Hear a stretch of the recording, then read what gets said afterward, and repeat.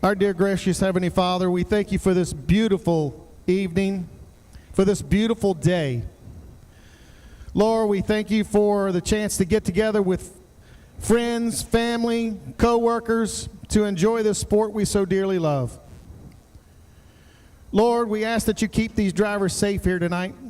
Keep your hand of protection on them, but give them the ability to put on one heck of a show for these fans. And when these fans leave, can you make sure you protect them on their way home as well? Lord, we want to thank you for the gift of eternal life through your Son, Jesus Christ, and we say this in his name. Amen.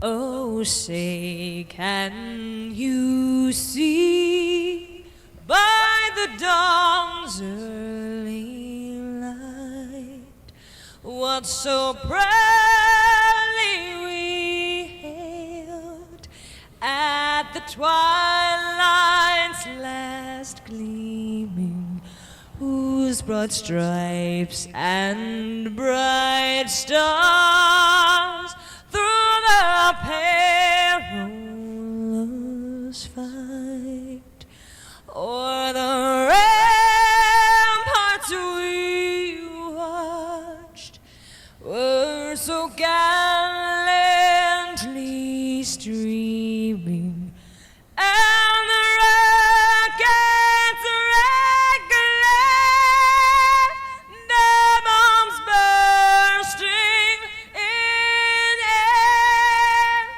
gave proof through the night that our flag was still there. Oh, say does that star-spangled banner yet wave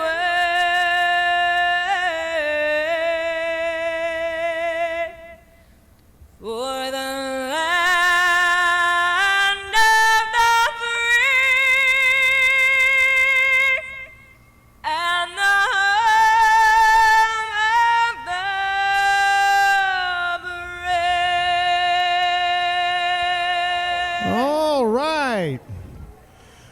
On the count of three, help me out. 1, 2, 3. Gentlemen, start your engines. We're going to hand it back over to Wesley Outland, the voice of the Modified Mafia Tour. Time for your work, Wesley.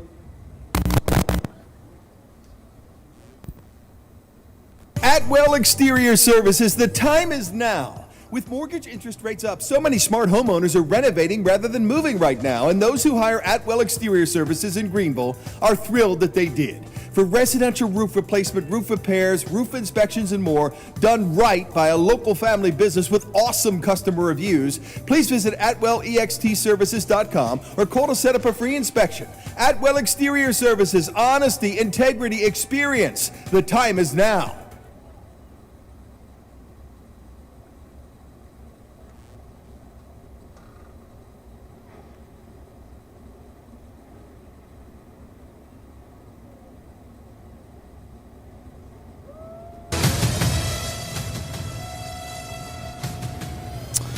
Just getting ready for night racing. Hey, you got a drone in front of you. Wave at it. There you go. Say hello. Right below the flag stand. Hey, hey, buddy, bring me some of that food. Chili cheese fries, cookies. He's got bottled water, though, right? I mean, got to have a soda of something. I don't know about eating snacks with bottled water. I mean, you got to stay hydrated, you know. I just can't eat a cookie and have a bottle of water with it, right? It's got to be a glass of milk or a soda or something, right? To each their own. Pixel Hunters Production CRN ready for heat number 1 for the Modified Mafia Tour.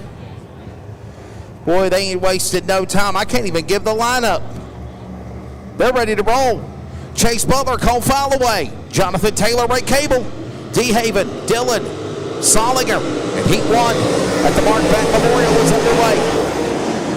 quickly, driver introductions has concluded, or the opening ceremonies have concluded, and we are going racing here. Heat number 1 for the Dirt Car Racing Modified Mafia Tour.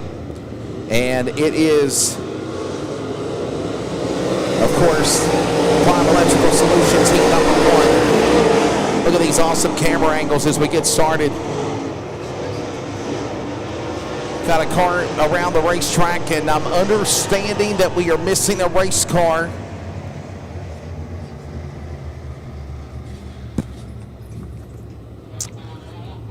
I'm understanding that we're missing a race car. Somebody was late for the meeting. They said they shut the gate on them, so this will bring out our Who's Your Driver caution period. And as I say that, Bradley Majors comes storming out of the pit chute in turn number 3. And we're going to try this again here. Colin Brown is in the house. I'm Wesley Outland. We'll be joined very soon by our driver analyst, Lance Grady Jr. for the Modified Mafia Tour A-Main. And how about this, Colin? Almost 40 modifieds here tonight for this show. Definitely bigger than what it was last year in August. Absolutely, Wesley. It's always great when you can top the car count that you had from the previous year. Yes, sir. You ran Yes, the sir. event. It's always an amazing accomplishment to have a higher car count the following year, Wesley. Yeah, definitely a fun time for sure. Looks like the flagman's going to show them the 1-to-go indication, and they're going to start this over again. So let's give you quickly the starting lineup for heat race number 1, presented by Prime Electrical Solutions. On the pole, Chase Butler. In the 11 machine to the outside, Cole Falloway from Owensboro, Kentucky, row number 1. Row number 2 is going to find Jonathan Taylor in the car number 5. Ray Cable in the car number 90. Then it's going to be TJ DeHaven, followed by Gary Dillon from Elm City, North Carolina. Then Jeff Solinger and Rick Holston, Mighty Mouse. Bradley Majors has finally joined the party, and so has Caleb Toole. Green out. We're underway. Heat 1 for the Mod Squad at Jamaica. Side by side, first 2 rows. Taylor down to the inside. Cable up the hill, so is Taylor at the crossover. They might stick it 3 wide. The man with the hot knife through butter is Cable, the Iceman, here in Jamaica. Staying focused on the top. Here comes now Taylor to the bottom, and we're 1 in. Taylor on the inside of Cable. That is for the 3rd spot. It looks like Taylor will complete the pass as they go off into 1. The great shot you see there by Pixel Hunters Productions, providing you with those great camera angles as we watch the field come through 1 and 2. Now down the back straightaway into turn number 3 and 4. There's Chase Butler, who looks like he's under fire from the 5 as they come out of 4. Look at these awesome camera angles for the pre-recorded production from Pixel Hunters. Thank you to Ryan Smith and all the awesome crew. And you see them sliding their way off the corner out of turn 2 to the back straightaway. All the while, currently still out in front, it is Cole Falloway, driver out of Owensboro, Kentucky. The first ever winner for the Modified Mafia Northern Tour last year at Bloomington Speedway in the Hoosier state of Indiana. Right now, these guys, Willen and Dillon, I'm loving that camera angle right there off of turn number 1 and 2. And quickly, you watch him slide. And we got one going around. Solinger, turn 2. Caution out. That's going to bring out, of course, our HoosierDriver.org caution flag in heat number 1. So the caution coming out for the 77 of Jeff Solinger. And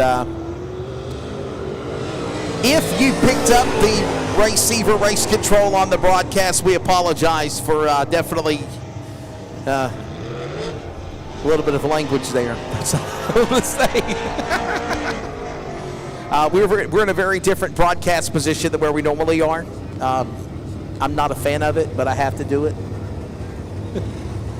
And I think these other people along beside us aren't a fan of it either, right? HoosierDriver.org. Choose a sober driver and buckle up. Again, that's brought to you by the Virginia Department of Transportation and the Ad Council. And the Modified Mafia Tour on Pixel Hunter Productions, as well as live on Dirt Car on CRN and Mixler. We're going to stack them up side by side here after the choose roll. VP Race Fuel making power pointing. Oh, Taylor's in trouble. Up through the middle is Gary Dillon. Excuse me, coming through. 3 wide, not wasting any time, charging to the front. Time is of the essence. Oh, and they make contact coming out of 2. Got a problem. TJ DeHaven's in trouble. He was a late arrival because he had mechanical problems, had problems last week at Potomac, and now he is way off the pace. The Winchester, Virginia driver behind the wall, side by side. This is Taylor and Cable, the Iceman, and look at Gary Dillon way up the racetrack. Taylor's got nowhere to go. He's in the middle again. Taylor in the middle, 3 wide down the backstretch into turn 3, side by side, as they battle for position coming through turn number 4. Another great battle working off the corner again as they close in onto turn number 1 and 2. Galloway up and gone, the Kentucky driver. Behind him, of course, watching all this is Chase Butler. He was fast qualifier in Group A, but not fast enough. And we got a car spun around. Elite chassis number 82. That is Gary Dillon, spun at the bottom of turn number 1 and 2. He's playing sneaky peek with the tower because he's at the bottom of the apron there. And the caution will come out to bring out another HoosierDriver.org yellow at Virginia Motor Speedway column. Yeah, unfortunate there for the number 82 machine there on that spin. But it looks like he is going to rejoin the field from the tail end, I believe, for causing the yellow. Want to send a shout out to our County Line crazies at County Line Raceway. They're tuned in on CRN as well, listening to the Mark Batten Memorial, while we're also live on CRN from County Line Raceway. So you can go to wearecrn.com to follow the broadcast coverage at County Line Raceway, and of course Dirt Car on CRN by Mixler on your Apple iPhone, Android, tablet, laptop, audio cast only live. Of course, Pixel Hunters Productions will have a delayed broadcast that'll be coming up very soon as the races conclude. Gallo, going to try this again and go back for a restart. VP Race Fuels making PowerPoint when they come back to the line. Getting ready to come to the firebox. It's Cole Falloway ready to bring us back to the lead again. Chase Butler on the outside, single file. Cable and Taylor. Remember, back underway, top 2 transfer to the Atwell Exterior Services climb to the pole. Butler with a good run down the back straightaway, going into 3. Here comes Solinger going around. It looks like, I believe that was maybe 4 machine potentially coming around. Caleb Toole. Caleb Toole. Yep. So Jeff Solinger trying to make up some of the ground that he lost from that first spin. Yeah, trying somehow to make this all work itself out and stay in contention here as they work the back straightaway. That's the 5 of Jonathan Taylor. He is the man that's trying to get into those final spots. Cable on the outside looking in as they come to the line. White flag is in the air. 1 more lap to go. Top 4 transfer to the A main. Top 2 are going to the Atwell Exterior Services. Double hundreds climb to the pole, $200. And right now, Cole Falloway works off turn 4. He'll take the checkered flag and win heat race number 1. Ever Prime Electrical Solutions, heat number 1. Ray Cable to go second. Got around Chase Butler at the line for the number 2 spot. So listen to me. Falloway and Cable are transferring to the Atwell Exterior Services climb to the pole. For the Mark Batten Memorial, it is double, $200 to win. 8 drivers. Those 4 rows will be decided later tonight in the final preliminary of the evening. Everyone else, Falloway, Cable, Butler, Taylor, they transfer to the A main. They're in the show. Everyone else on back will have to go through 2 last chance qualifiers, Colin Brown. Yeah, Wesley, you definitely want to make sure you are in the A main because you don't want to be fighting and scrambling back there trying to get through the B main. Yep. Because you don't want to have to tear up any of your risk tearing up some equipment that you might need later on during the year or potentially at the next upcoming few races for the Mafia Tour. Yeah, you're exactly right on that. Thanks for everybody that's joining us, listening, or watching the delayed coverage of Pixel Hunters Productions. If you are watching the delayed broadcast, you need to make a trip to come out here and join us at Bill Sawyer's Virginia Motor Speedway. This is a beautiful crown gym. Remember, the Modified Mafia Tour presented by VP Race Fuels will be back later on in the summer, August the 17th.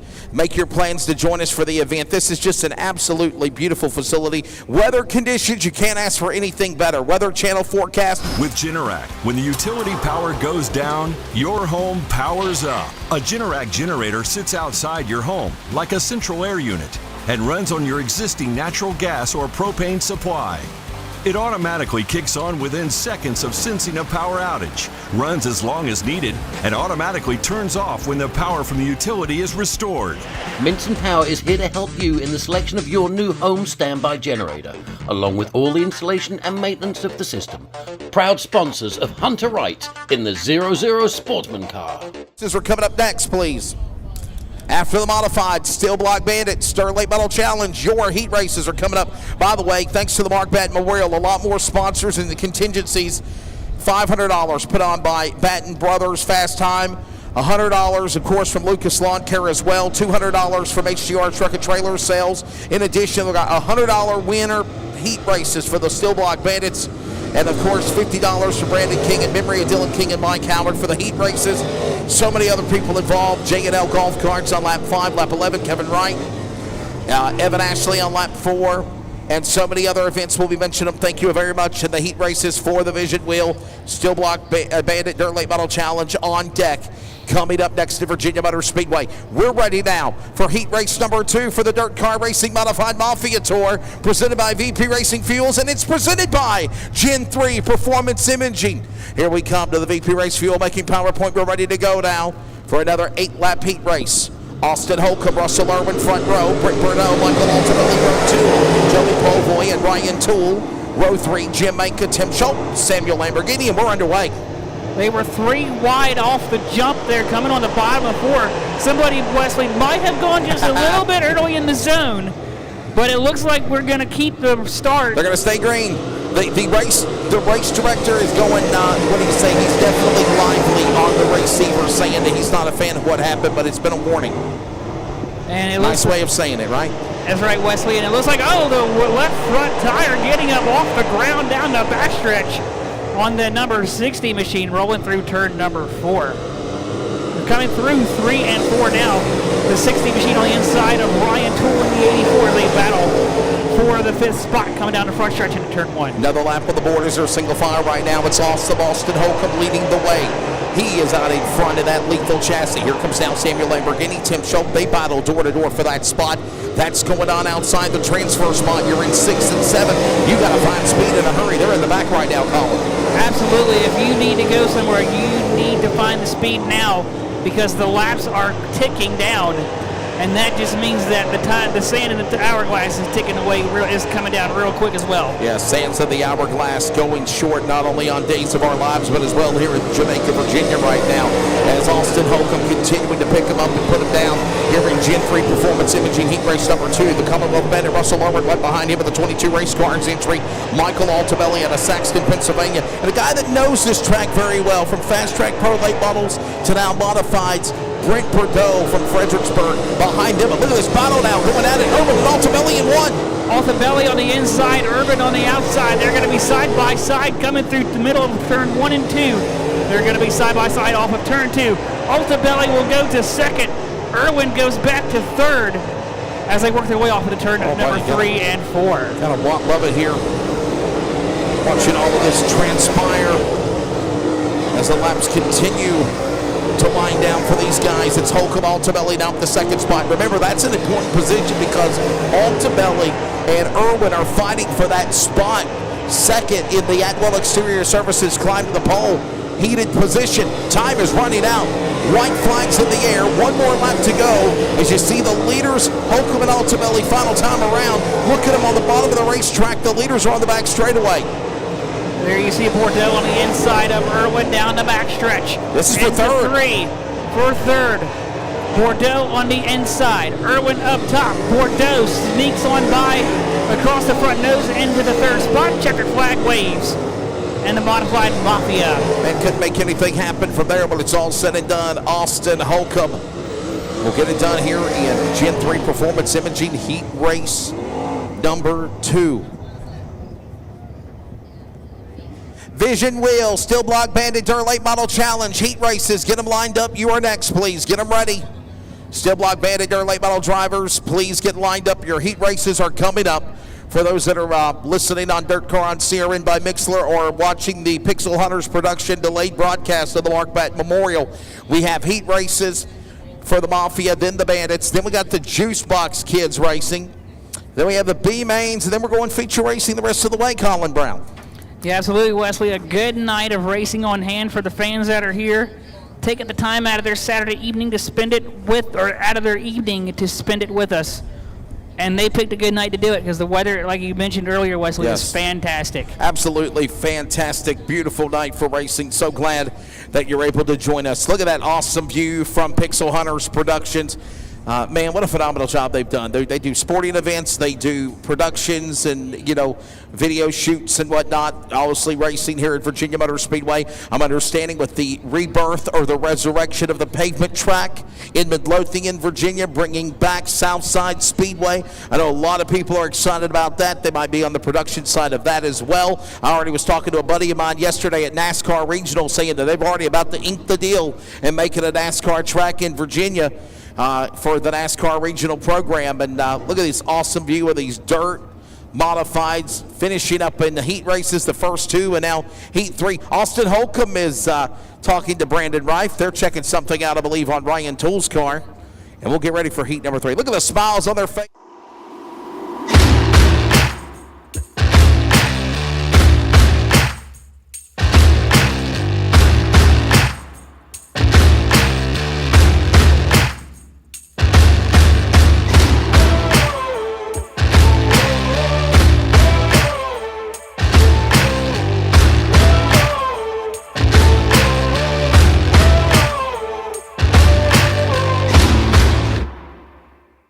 They can to help out raising money for the children. Again, that's presented by Trucking Thunder. And a big thanks to Trucking Thunder for being the entitlement sponsor of the 3rd Annual Mark Batten Memorial here tonight from Bill Sawyer's Virginia Motor Speedway. Hey, Wesley. Yes, sir.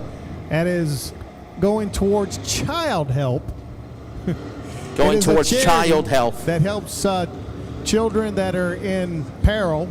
Let's just say that. It's for the kids, right? It is for the kids. For kids that need it. For kids that need it. Helping hand for kids. The Mark Batten Memorial presented by Trucking Thunder. Yes, sir. All right, ladies and gentlemen, it's time now to get you set for the Modified Mafia Tour and Heat Race number 3. Heat Race number 3 is presented by Down East Metal Fab. Not only the Fast Time Award sponsor, but also Heat number 3. Let's give you the starting lineup for Heat Race number 3 as Michael Pappas will be on the pole in the 2.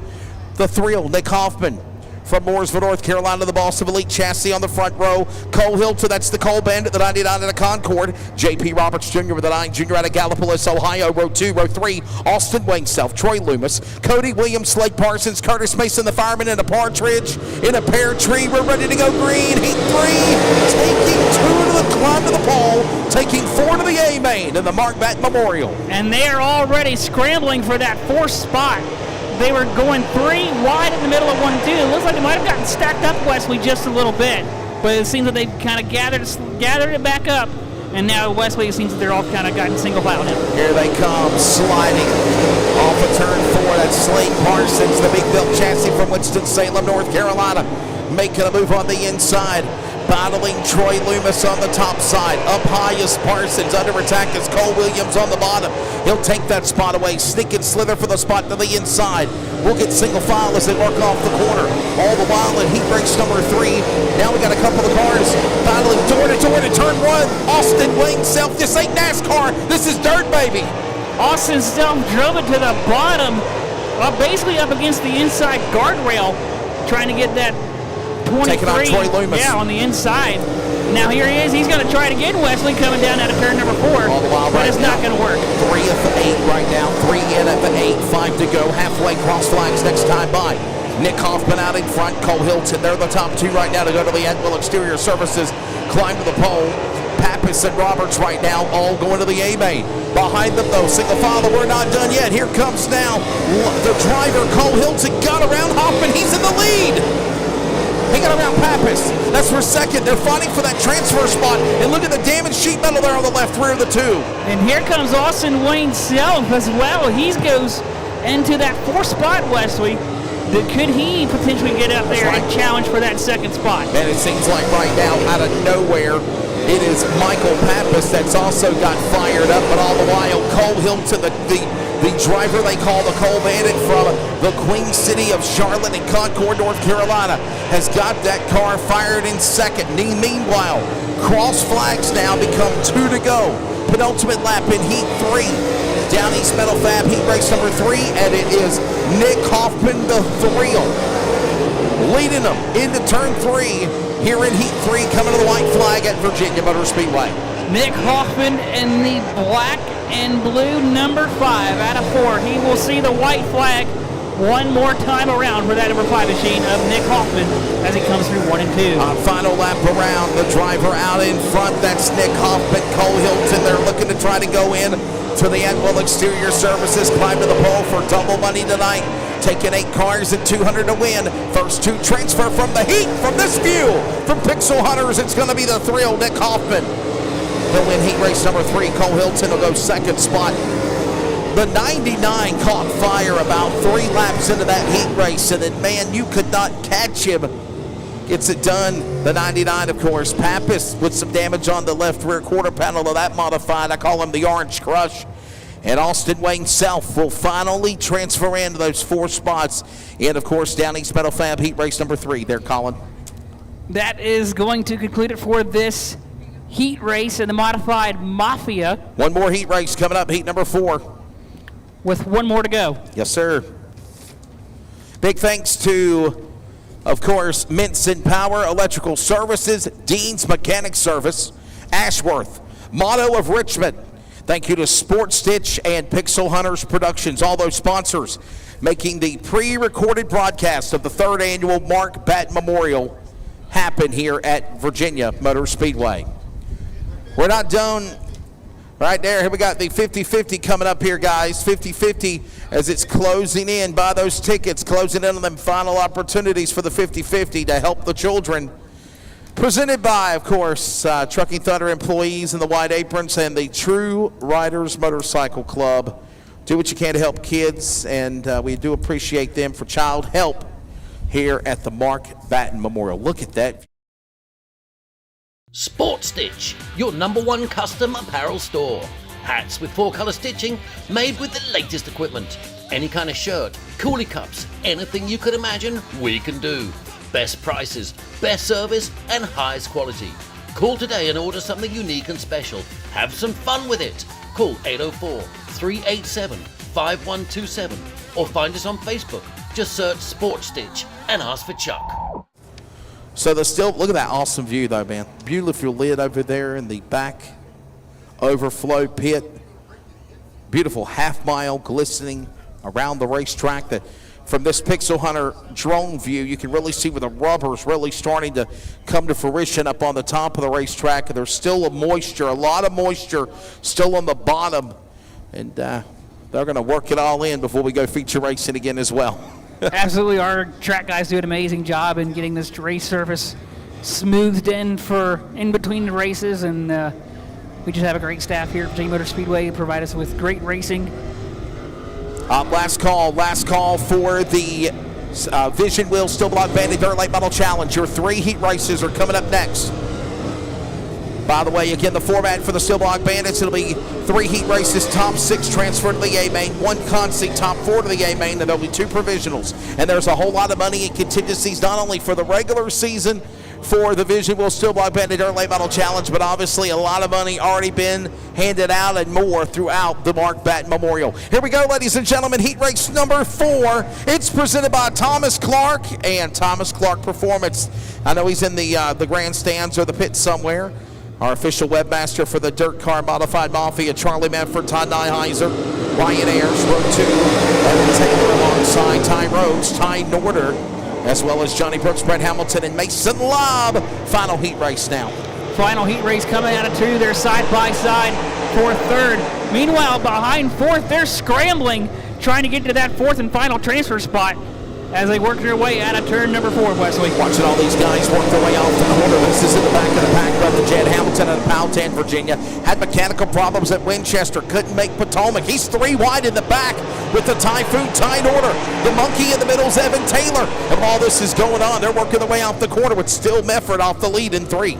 Off of 3. Oh, we got one the racetrack a little bit in the middle of 3 and 4. He's going to fall back with the clutches of 2 quiet behind him. Yeah, that's Evan Taylor and the other Taylor as well of the Johnny Brooks. And, man, a little slip there for Ty Rhodes just a moment ago as all this goes on. Top 4 going to the A main.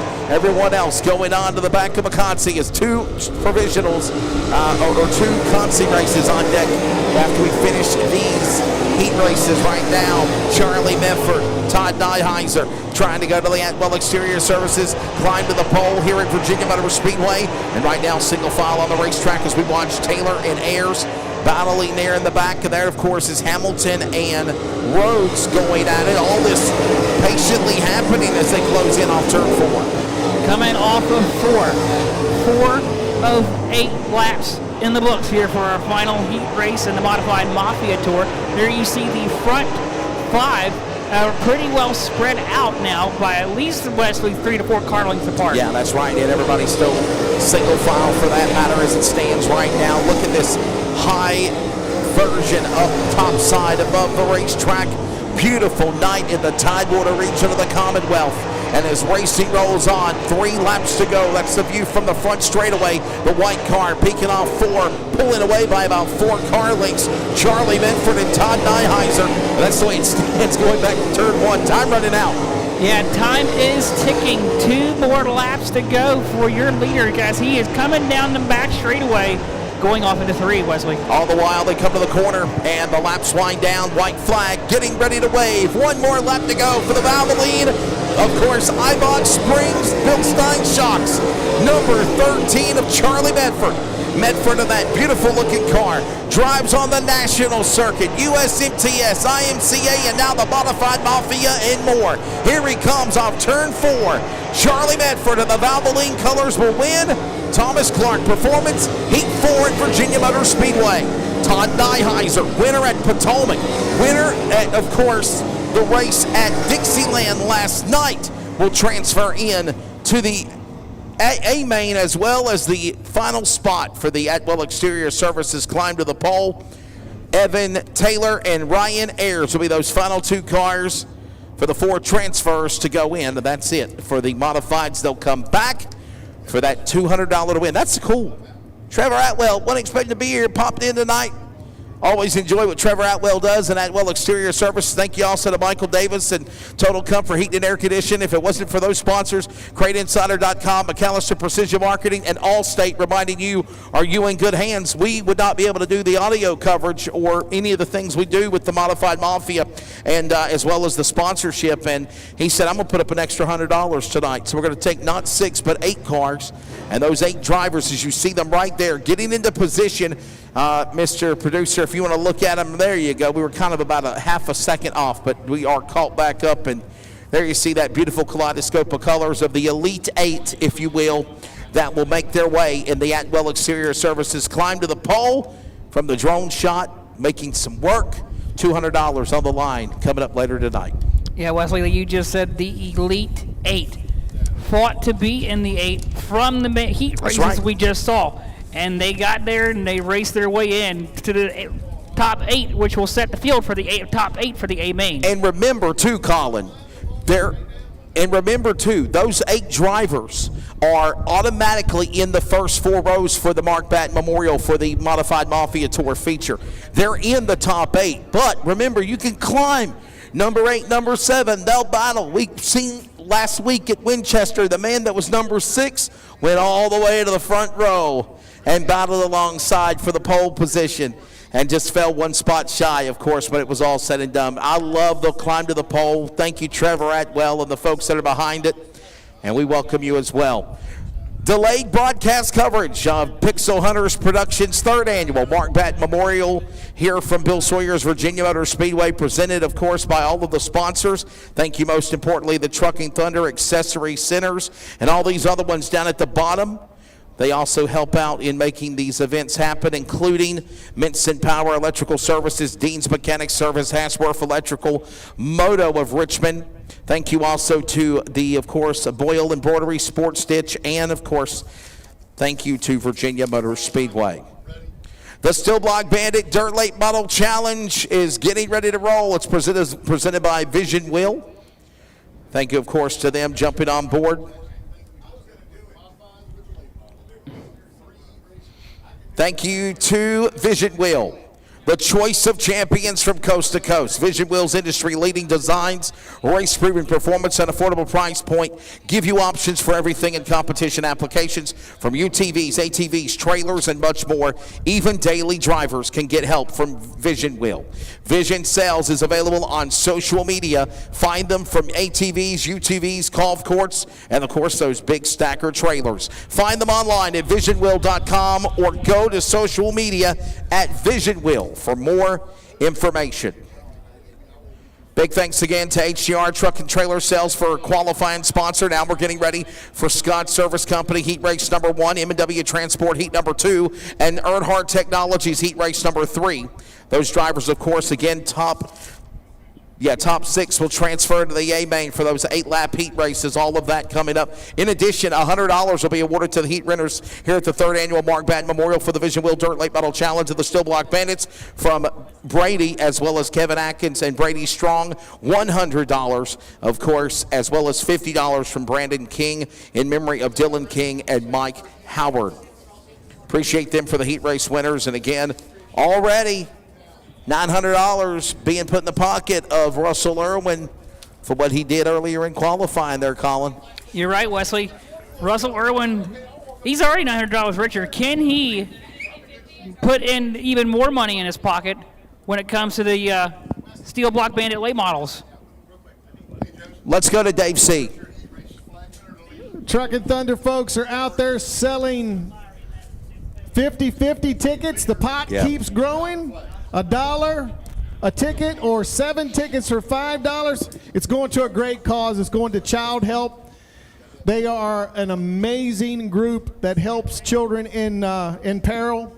So help us out with this 50-50. Also, juicebox competitors, get ready, because after these 3 heats and then the climb to the pole for the modifieds, we will have your little races right after the modifieds finish their climb to the pole. Last I was told, Dave C., $2,000 in the pot for the 50-50 there. $2,000. Big thanks again. Coming up, the kids' juice box races. Big shout out to Andy Newsom, my buddy from Richmond, Virginia. One of the best darn photographers in racing, from NASCAR to grassroots. And he always does a phenomenal job. Hunkered down in his van, flag with a smiley face. And of course, they call him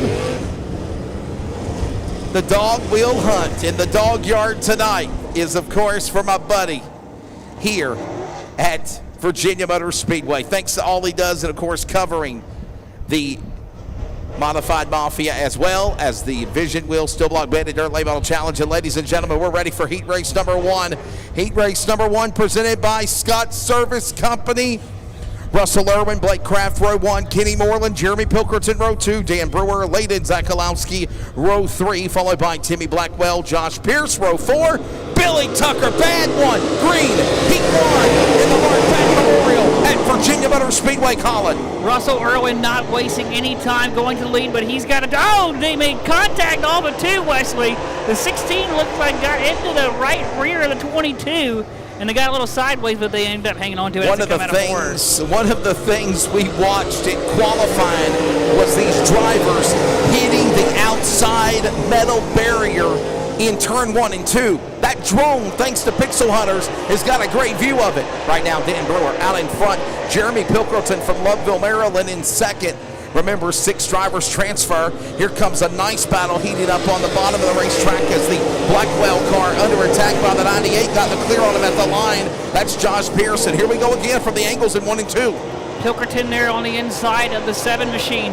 Down the backstretch, the 7 with a run off of Pilkerton.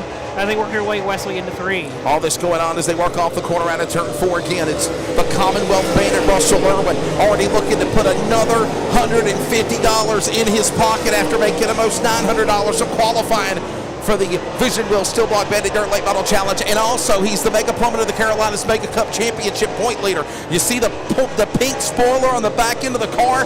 That's for the signification to let our people know that he is the points leader. That pink spoiler shows the man out in front, thanks to, of course, Donald and Gina Bradshaw and Mega Plummet of the Carolinas. There's Dan the Man Brewer, the professor, whatever you want to call him, the Loveville, Maryland driver. That is, of course, the man behind him, Jeremy Pilkerton, a guy we know well from Virginia Motor Speedway, fast track racing, former weekly national champion, really trying to get into this big Bandits feature tonight. Yeah, he is trying to work on that number 7 machine. Because that, Wesley, is, I believe, the transfer spot Numbers where the top 6. The top 6 go. So they are essentially locked in That's right. now to the main event. Right now he's in the show. Irwin, Kraft, Moreland, Brewer, Pilkerton, as well as 𝗧𝗪𝗏 𝗪𝗡. Driver formerly out of Waxahachie, Texas, now resides in Union, South Carolina. We've already got the white flag in the air. One more lap to go in victory. Scott Service Company heat number 1. $150 also up for grabs. Thanks to, of course, in memory of Brady from Kevin Atkins and Brady Strong. Also, Brandon King's putting up $50 in memory of Dylan King and Mike Howard. So in addition, $150 for winning an 8-lap heat race. And Russell 𝗪𝗏 just gets it done here in heat number 1. Russell 𝗪𝗏, like you mentioned, he's already cashed in about $1,000 from getting on the pole for this. Yes, sir. Could he potentially cash in more in the main feature with $10,000 on the line tonight? What a job indeed. When it's all said and done, it is the driver there of the number 22, Russell 𝗪𝗏, the Commonwealth Bandit. Taking, of course, heat race number 1 for the Vision Wheel Steel Block Bandit Dirt Late Model Challenge here at Virginia Motor Speedway. They got to go to the scales to make it official. And they put themselves in the A main when it's all said and done. That includes Russell 𝗪𝗏, Blake Kraft, Kenny Moreland, Dan Brewer, Jeremy Pilkerton, and Landon 𝗧𝗪𝗏. There will be one B main last chance qualifier later tonight that'll be taking the top 4, 2 provisionals for the Vision Wheel Steel Block Bandit Dirt Late Model Challenge to make it into that big 10,000 win. Mark Batten Memorial. Hey, Trent Liz, thank you very much. Hope you're doing well. Thank you to Trucking Thunder Accessory Centers for sponsoring the Mark Batten Memorial here on Pixel Hunters Productions at Virginia Motor Speedway. Colin Brown, I'm Wesley Outland, Dave C. And we're getting ready now for heat race number 2 coming up for the Bandits. And that it will be presented by M&W Transport. Getting those ready to go. Juicebox division drivers, kids for the Juicebox. Get it ready, kids for the Juicebox. Thank you. With Generac, when the utility power goes down, your home powers up. A Generac generator sits outside your home like a central air unit and runs on your existing natural gas or propane supply. It automatically kicks on within seconds of sensing a power outage, runs as long as needed, and automatically turns off when the power from the utility is restored. Minton Power is here to help you in the selection of your new home standby generator, along with all the installation and maintenance of the system. Proud sponsors of Hunter Wright in the 𝗧𝗪𝗧 Sportsman car. Lightning in Design, Penske Racing Shocks, P&S Power Source, Ralph Fine, Scott Service Company, VP Racing Fuels, Midwest. Thank you also to MD3, Maximum Performance, XS Power, Race City Performance, J&J Supply of NC.com, and Racing Radios. There you see the 8 drivers that have made it into the Atwell Exterior Services double climb to the pole, $200 going to the Bandit Ida. That's on deck next after we finish these heat races. Coming up, here is heat race number 2, Colin. Heat race number 2, Wesley. If we saw some action like we saw in Heat 1, you know we're in for a show, Wesley, in Heat 2. I think you're exactly right on the pole. Winner last night of the Longhorn D8 machine out of Pine Level, North Carolina. That's the Kamikaze Kid, Dustin Mitchell, of course. He'll be on the pole for heat number 2, presented by M&W Transport. On the outside from Milton, Delaware, that's Robbie Emery in the 9E. That is Derek Quaid and 𝗧𝗧, couple of Virginia drivers. Turbo Tyler Arrington on the other side of the mountains of Honaker, Virginia, in the 002. Matt Glandon from Maryland, row 3. Matt Cochran, Doug Penny, Josh Harris. 9 cars. Top 6 go to the A. Heat 2 is green off 4. Coming off of 4, they see the green flag, and they all storm off into turn number 1. And that, by the way, is the VP Race Fuel making PowerPoint, not only for the Modified Mafia Tour, but the Vision Wheel Still Block Bandit Early Late Model Challenge Series is right now. Quaid up high. 𝗧𝗧 pie. We're 3 wide. Look at this, like a hot dog flying out of the bun. Turbo Tyler Arrington up the track. 3 wide. That 002 machine was not wasting any time in trying to squeeze the gap between the two of what he had as they go off through turn 1 and 2. And we got a caution flag on the racetrack as well. There's a car that is stalled in turn 3. There it is right there. Zoom in, guys. Turn 3, bottom of the racetrack. He's playing sneaky peek with everybody. Peeky Boo, I see you. 43 Harris around. And he's in the wrong direction. That puts us under another HoosierDriver.org caution flag here, Colin Brown. Yeah, Harris is facing the wrong direction, and it looks like he might be having trouble getting that 43 machine refired. And I'm understanding he is going to need some assistance, as that will put us under the yellow flag here in heat number 2, presented by M&W Transport. We're also at the top of the hour. We'll pause for 10 seconds of network and station identification. This is Dirt Car on CRN from Virginia Motor Speedway at the Mark Batten Memorial. Moto Richmond are power sports enthusiasts. Experience fun and adventure. Triumph with the all-new 400s. KTM, the dirt bike legend. Italian elegance with Moto Guzzi, Piaggio, Vespa, or genuine scooters. Our friendly staff in sales, financing, service and parts are the best in the business. Call 804-230-1000 to find out about our deal of the week. Up to $1,250 Triumph cash on select 2023 models. Wow.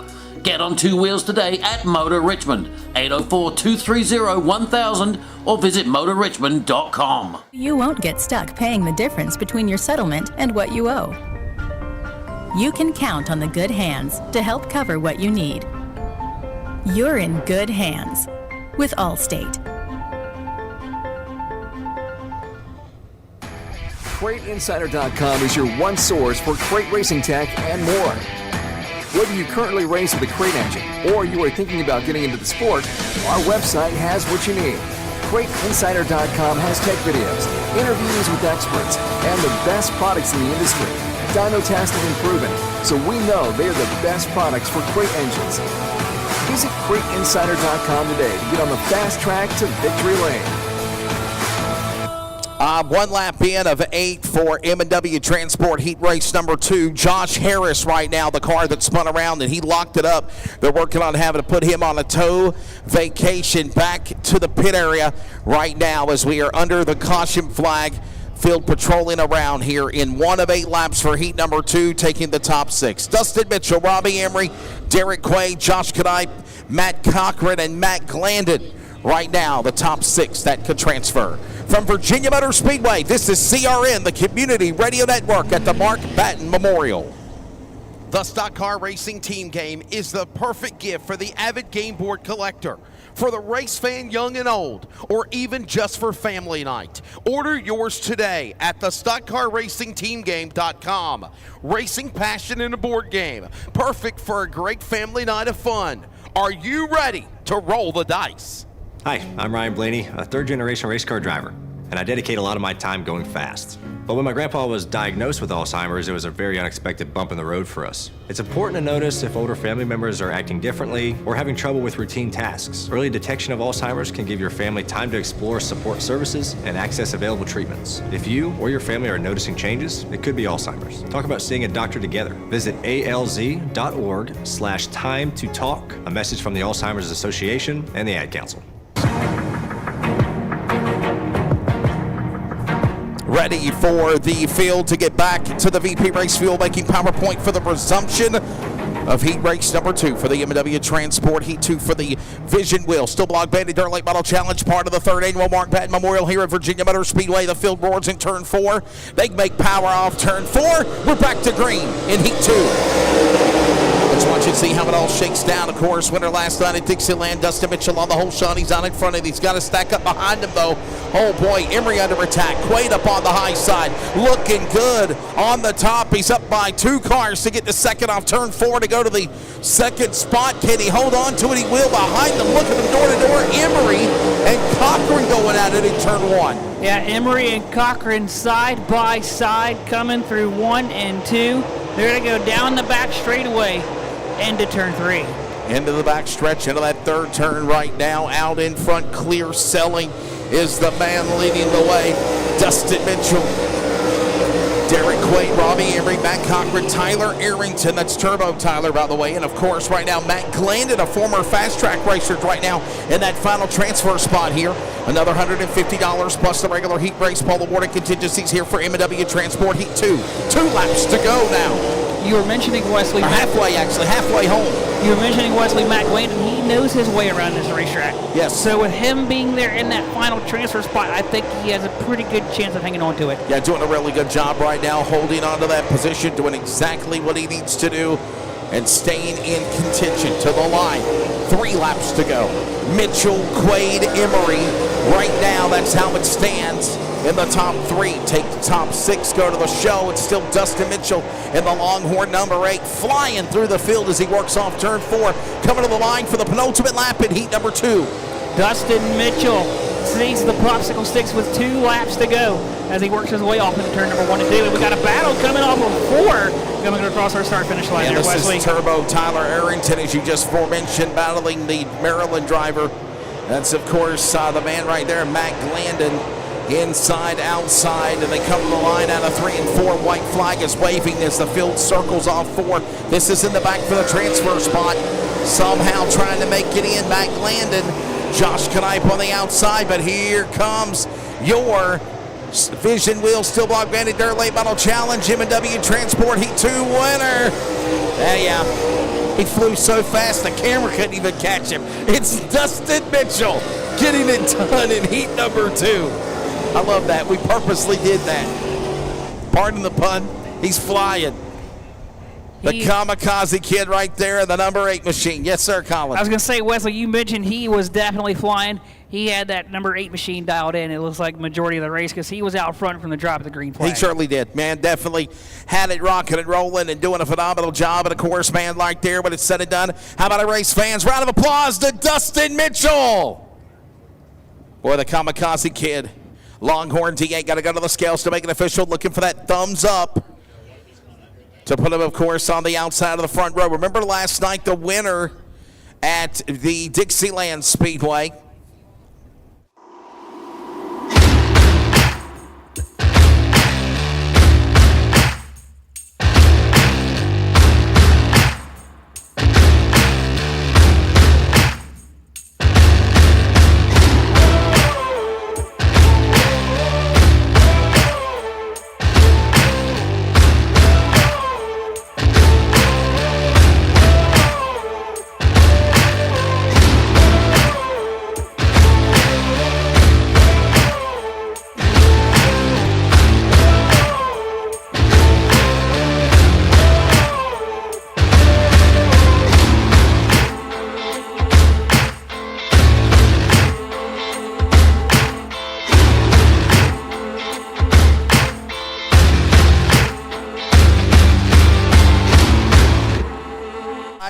And I've got like 3,922 names that I got to narrow down to 33 looking at rosters for. So, yeah.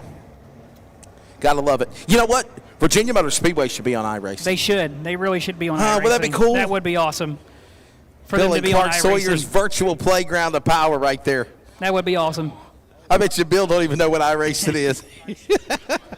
It's crazy, this simulation world that they've got of the dirt tracks. And a lot of people that I talk to, they say, man, yeah, we go to the simulator getting ready for East Bay and Knoxville and Eldora and Charlotte. We practice our cars. You know, NASCAR drivers use the simulators, you know. Maybe one day we'll vouch for VMS on iRacing. What do you think? Absolutely, I agree 100%. They would be an amazing addition to the iRacing platform. Heat race number 2, presented by the fine folks at M&W Transport. We do appreciate them. Other sponsors for the Vision Wheel, Steel Block Bandit, Dirt Late Model Challenge, including Arizona Sports Shirts, Bobby Taylor Oil Company, Carolina Concrete Finishing, East Coast Towing, Gen 3 Performance Imaging, HST, HGR Truck and Trailer Sales, Hoosier Racing Tire, M&W Transport, Mega Plummet of the Carolinas, MJ Price Construction, New Point Lighting and Designs, Penske Racing Shocks, Power Source, Raffine Transport, Scott Surface Company, VP Racing Fuels, Midwest Sheet Metals, MD3, XS Power Batteries, Race City Performance, JJ Supply of NC, Racing Radios, Receiver, Outside Groove Racing Show, and Cars Racing Show in January in Hickory. Virginia's Tyler Bear, Michael Batten, North Carolina in the 32. Jamie the Jet Latham, Hunter Conroe 2. Derek Rankin and Ricky Wells, Woe 3.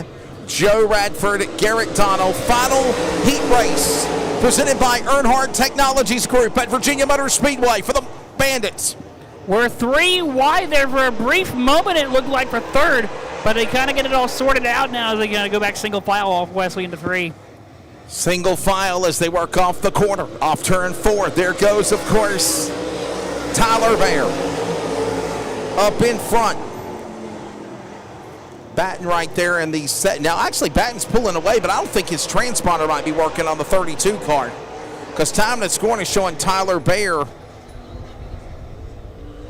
It's not picking up on my race pass as they come across the line. Bear and Latham now battling for that spot. That's for second position, as right now Michael Batten is being the leader. Michael Batten in the 32 did really good last night in that Corky Williams Motorsports entry. We'll see what can happen. This will set him up for the third starting spot. There's that blue and neon number 48 machine. Currently looks like sitting in the 4th spot, Wesley. He's under heavy fire from the 72 machine coming off of 2. And time to score and finally updates. It's Earnhardt Technologies heat number 3 as the wheel running right on the rat again is right now Batten, Bear, Latham top 3. Con, Rankin, Wells are the drivers currently to go in. Closing in on the halfway mark. 4 down and 4 to go. Everyone is all single file as they work their way with Batten still the big man up in front in 3 and 4. There's Con, and there is also Rankin, 4th and 5th. Ricky Wells is trying to get in this battle right there, closing off 4. Yeah, Wesley, that looks like to be where the action is right now, is for that 4th spot. We see him right now going through turn number 2. But right now, you're looking at the leader, Wesley, coming out of 4. Michael Batten and that Corky Williams Motorsports entry number 32, picking him up, putting him down, rocking and rolling. Here in the Commonwealth of the Tidewater region at Jamaica, white flag is about to unfurl. There's Con, there's Rankin. That's 4th and 5th. White flag is out. 1 to go in the final heat race for the Vision Wheel Steel Block Bandit Dirt Late Model Challenge in the Earnhardt Technologies Group heat number 3. It is Batten out in front, back straightaway. Final time in 3 there, Colin. Here comes your leader, the 32, through the bottom of 3 and 4 with the left side tire in the air out of 4. He'll see the checkered flag and pick up the win in our final heat race. So Michael Batten from Elm City, North Carolina, getting it done. Heat race number 3, Earnhardt Technologies Group heat number 3. Tyler Bear in 2nd, Jamie the Jet Latham 3rd. Hunter Con, Derek Rankin, Ricky Wells, those drivers, along as the other 6 of the other 2 heat races, are going to the A-Main for the $10,000 to win. 3rd Annual Mark Batten Memorial presented by Trucking Thunder. Are we doing the climb to the pole now and then doing the other stuff? Last call for the participants of the Juicebox Kids Divisions. Get them ready, please. Juicebox Kids Divisions, please get them ready. We're on a very tight clock. Dave C. will be down there with you. The Petey's Radiator Surface Juicebox Division. Leslie, you got them bringing them over the guardrail now. Don't tell them to bring Guys, not yet. We're not ready for you yet. Just be ready. You're next after the climb to the pole for the modifieds. I didn't say that it was time for you now. I said be ready. You're coming up next. No, that was the parents. Juicebox division coming up after the 𝗧𝗪𝗪𝗡 Exterior Services extended climb to the pole. $200 going to the driver that can get it done. Here's a word from our sponsor. It is next at Virginia Motor Speedway. 𝗧𝗪𝗪𝗡 Exterior Services, the time is now. With mortgage interest rates up, so many smart homeowners are renovating rather than moving right now, and those who hire 𝗧𝗪𝗪𝗡 Exterior Services in Greenville are thrilled that they did. For residential roof replacement, roof repairs, roof inspections, and more, done right by a local family business with awesome customer reviews, please visit @WellEXTServices.com or call to set up a free inspection. 𝗧𝗪𝗪𝗡 Exterior Services, honesty, integrity, experience. The time is now. 𝗧𝗪𝗪𝗡 Exterior Services is your #1 residential roofing specialist in Greenville, North Carolina. Also specializing in any and everything from roof repair and placement, metal roofing, roof maintenance, roof inspection, gutter installation and cleaning, replacement windows, siding, and so much more. Service area from Greenville and a big radius between Elm City all the way to the Crystal Carolina coast. Trevor Atwell and 𝗧𝗪𝗪𝗡 Exterior Services is a residential home exterior improvement and consulting company with a focus on residential roofing. Trevor has... With Generac, when the utility power goes down, your home powers up. A Generac generator sits outside your home like a central air unit and runs on your existing natural gas or propane supply. It automatically kicks on within seconds of sensing a power outage, runs as long as needed, and automatically turns off when the power from the utility is restored. Minson Power is here to help you in the selection of your new home standby generator, along with all the installation and maintenance of the system. Proud sponsors of Hunter Wright in the 𝗧𝗪𝗧 Sportsman car. At 252-304-6229 or find more details at @WellEXTServices.com. That's @WellEXTServices.com. And also find them on Facebook at @Well Exterior Services LLC.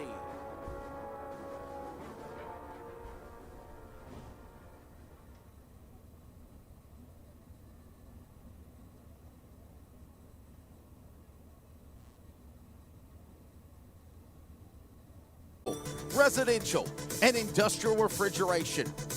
Total Refrigeration and AC Services proudly support all of Eastern North Carolina, from the Triangle all the way to the Crystal Carolina coast. And they service air repair, also for all brands of refrigeration, ice machines, heating and air conditioning equipment, and so much more. Located in Elm City. Contact Total Refrigeration and AC Service today at 252-315-1482 for immediate service for 24-hour emergencies, or contact the office directly at 252-650-4061. They're also available online at totalcomfort123@yahoo.com.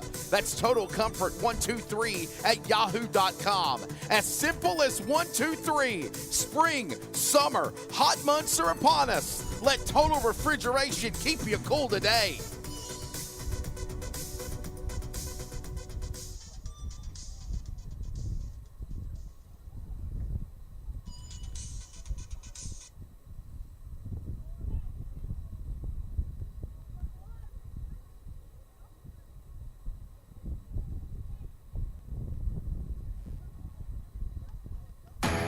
CrateInsider.com is your one source for crate racing tech and more.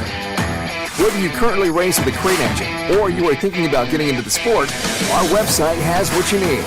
CrateInsider.com has tech videos, interviews with experts, and the best products in the industry. Dyno tested and proven, so we know they are the best products for crate engines. Visit CrateInsider.com today to get on the fast track to victory lane.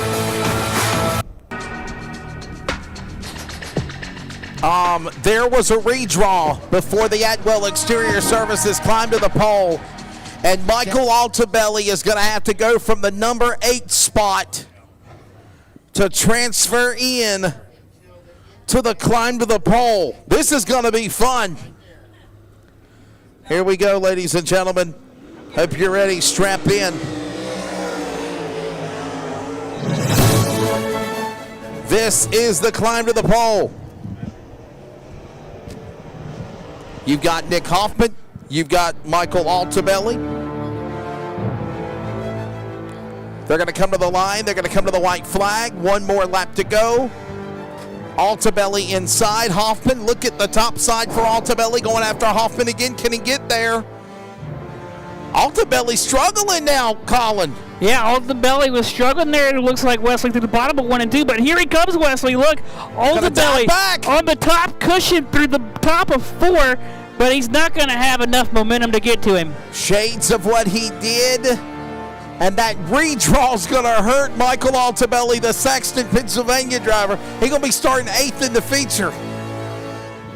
Oh, man, he literally won one of the heat races. He would have been starting 3rd, I think. And then he turned around and redrawed and drew an 8, loses the climb to the pole to Nick Hoffman, and now he's going to start the feature in 8th, Colin. Well, at least he's going to be in the feature, so that's, I guess, one of the positive sides that you can look into. One of the perks of it all. Is that you will be in the feature. Okay, ladies and gentlemen, so number 8 seed 𝗪𝗡 is down, and now number 7 seed Nick Hoffman will take on number 6, driver of the number 72, 2 wins this year at Potomac and last night at Dixieland to Panama City, Florida. This is Todd 𝗪𝗓𝗧. Cheer them on. How about it, race fans? Cheer them on as they come to green out of turn 4. 𝗪𝗓𝗧, Hoffman, underway at the box. Green flag in the air. They hit the start-finish line. 2 laps, that's all they get. Dead even through 1 and 2. Hoffman on the outside. 𝗪𝗓𝗧 on the bottom. It's 𝗪𝗓𝗧 down the back straightaway as they go off into 3. Inside, 𝗪𝗓𝗧, normally guy that likes riding the top side. It's Hoffman now going really, really high. He'll eliminate him.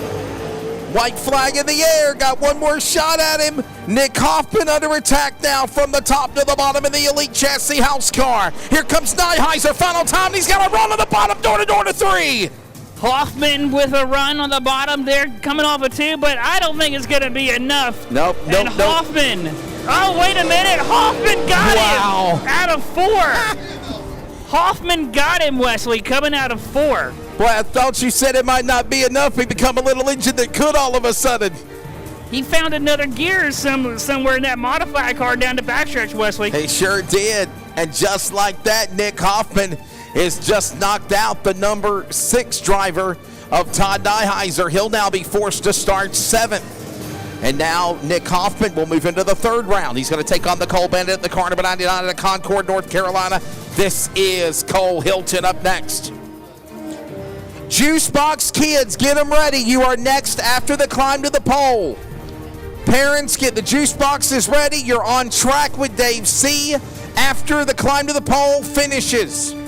This is number 7, Nick Hoffman, number 5. Cole Hilton, we're underway.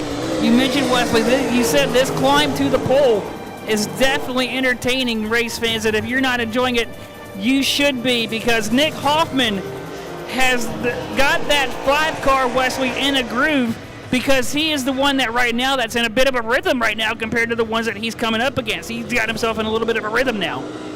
Something happened big time to Cole Hilton as he jumped the cushion there off the corner into turn number 2, or 3 and 4 actually. He's going to have to pick it up, no doubt. Hilton after him down the back straightaway, all the while the number 5. Nick Hoffman trying to go for $200 of Trevor Atwell's money at the Mark Batten Memorial. Atwell Exterior Services climb to the pole, and he wins round number 3 on to the next round. Not a surprise there, is it, Wesley? It was not. No, sir. These 2 cars going at it. Going to talk about the holidays. They ain't leaving no crumbs or chicken on the dinner table for anybody when this climb to the pole is over, man. They're taking every advantage of this racetrack. And actually, Nick Hoffman has now got to wait for awesome Austin Holcomb, driver of the car number 8A entry. Lethal Chassis is out of Elm City, North Carolina. Awesome Austin, runner-up in the inaugural year for the Modified Mafia Tour North and Southern Championship. Chris Arnold from Atoka, Virginia, was able to be in attendance earlier today, and he was the inaugural North and South champion. Let's see what these guys can do to the quarterfinals. We roll. Hoffman and Holcomb know each other very well. We're green. Let's see what happens in 2 laps. Holcomb on the bottom. Holcomb with he goes. No! Hoffman's gone. Hoffman's eliminated from the game.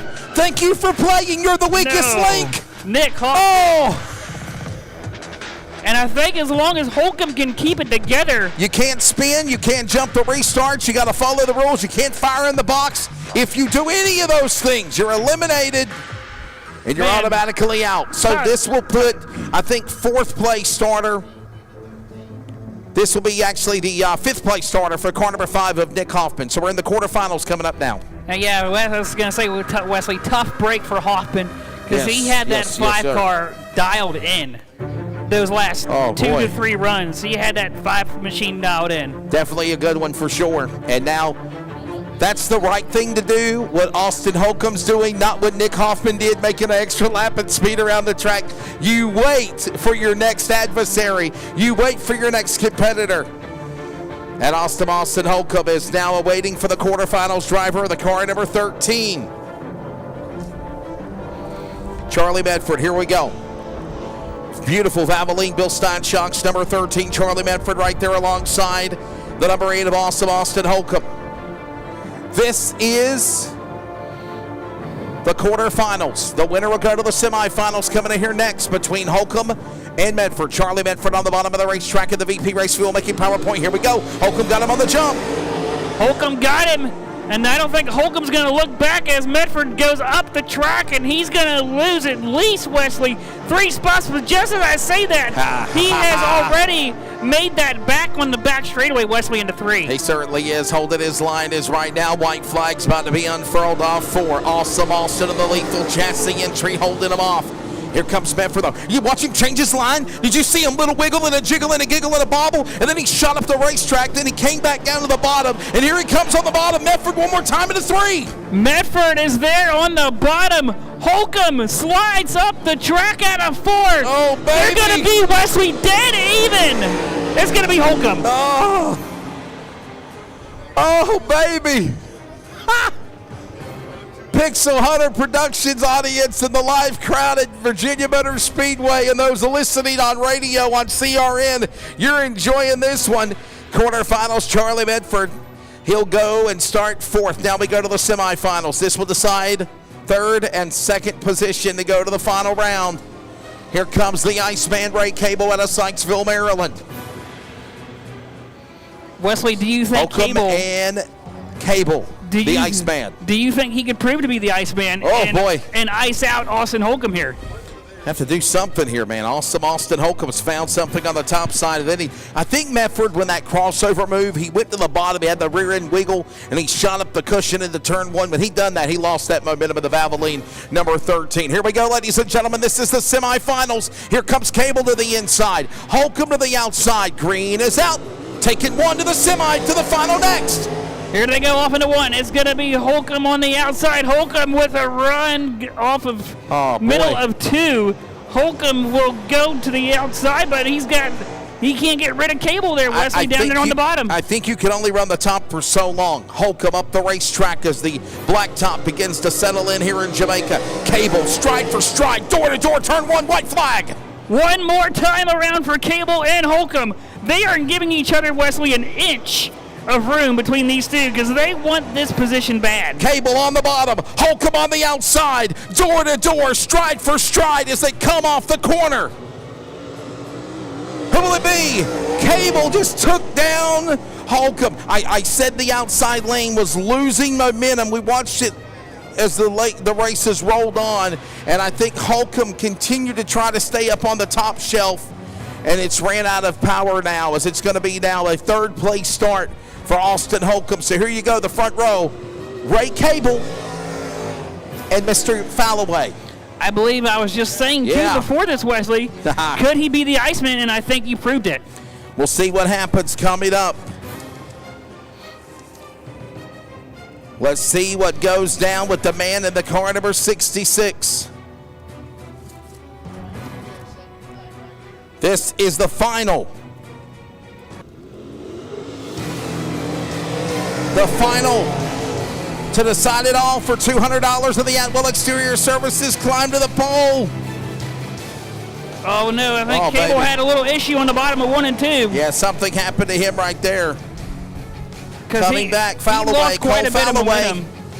Cole fall away to the line, fall away, white flag. He's up in front. Cable's got to get him back one more time. Here we go. Cable cannot mess up this corner. He has to nail it as he comes through the 1 and 2, and I don't think he's going to get anything else out of it, Wesley. I think the outside had momentum, and now Fallaway knows he's got to stay to the bottom. He pulls away from the Iceman Ray Cable. $200.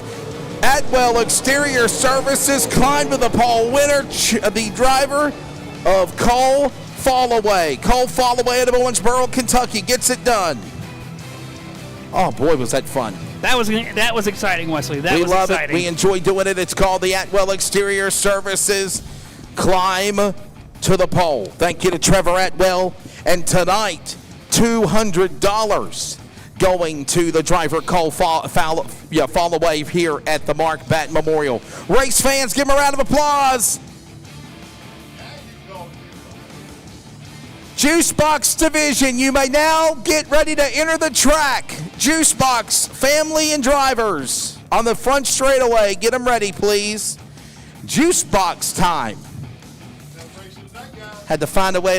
A guy behind me says best race of the night. Got to let the kids be involved in the sport somehow, some way. And this has been a fast-growing, entertaining program. I see it at tracks across the country. Okay, it's down in Texas, it's down in Florida, it's in the Carolinas, here in Virginia Motor Speedway. To tell you more about it, let's bring in Mr. Dave C. Dave, good evening, sir. Let me get past this. We'll wait for you to cross the, we'll wait for you. I turned you down. I know how that is down there. Wait till you get down the stairs. We'll get into Dave C in just a moment to kind of hype up these kids. We got 2 B mains, or 3 B mains, 2 of the modified B mains, 1 Steel Block Bandit B main, and then we go feature racing the rest of the night here from Virginia Motor Speedway. Let's go down to Dave C. Hey, Wesley, we're not going to have a B main for the Steel Block Bandits. We had 2 cars drop out, so that means everybody starts. Nobody gave me the memo, so no B main for the Bandits. That's awesome. And you know what? This is a momentous day for us because we actually have our first 4th generation driver that will be competing here tonight. He's going to be driving the B8. Another bear. Speaking of food, what do they have up there?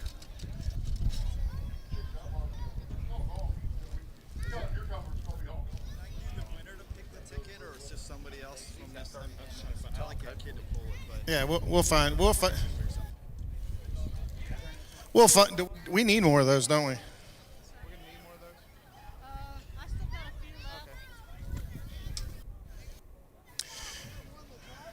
This is actually, I mean, I know we were taking a little bit of time, but they're going to work on the corners a little bit, do some track prep while we do this. But folks, cheer as loud as you can when these kids are out here, man. They are excited to be out here on the big dirt track.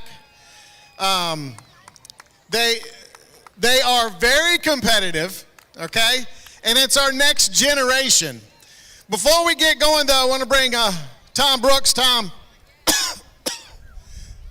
which one, version 2 or version 3 going to talk to me? Is version 2 or version 3 going to talk to me? I can't hardly talk.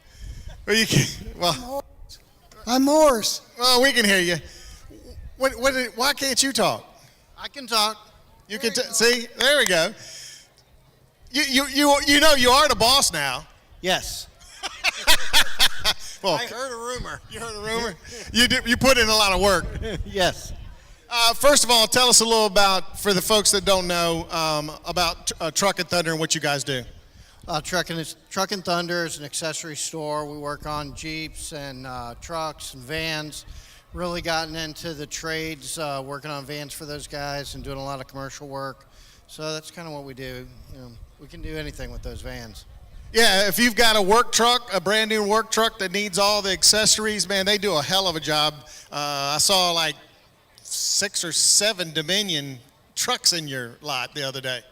Yes, 600, 700. No, I don't even know how many there are. They keep coming. Well, tell them where they all are. No, how about I do it? You want me to do it? You want me to do it?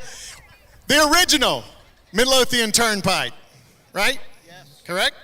All right, and then there's Broad Street. Right. All right, then there's Ashland, and it's Ashland Hitch. Yes.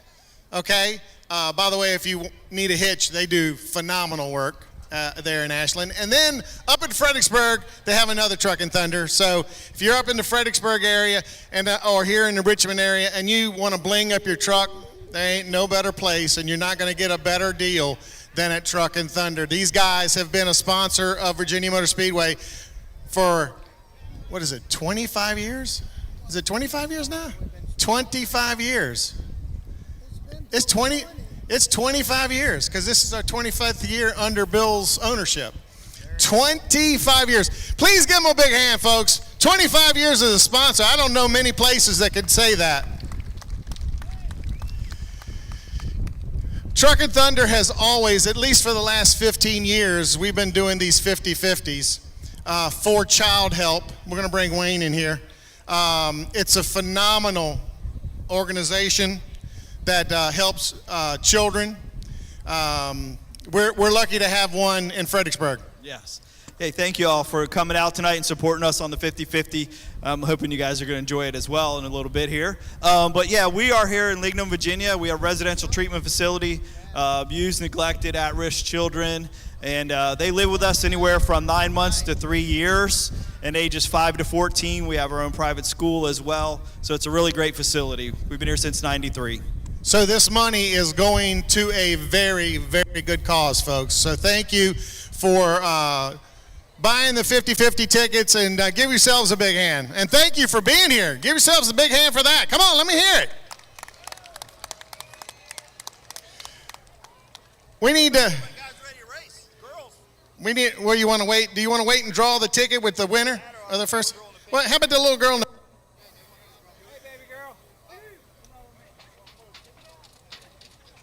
All right, here we go. This is it Ryan? Is this Ryan? Ryan, this is Ryan. Say, everybody say, hey, Ryan.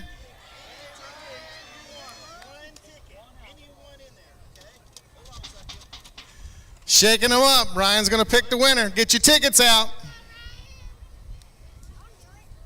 Aha! Oh, no, somebody else read it. No, because I got tickets. Somebody else read that. I don't want to think. 3760911. I definitely didn't win. Mine starts with a 7. 3760911. What is it? $1,344. If you won, say something.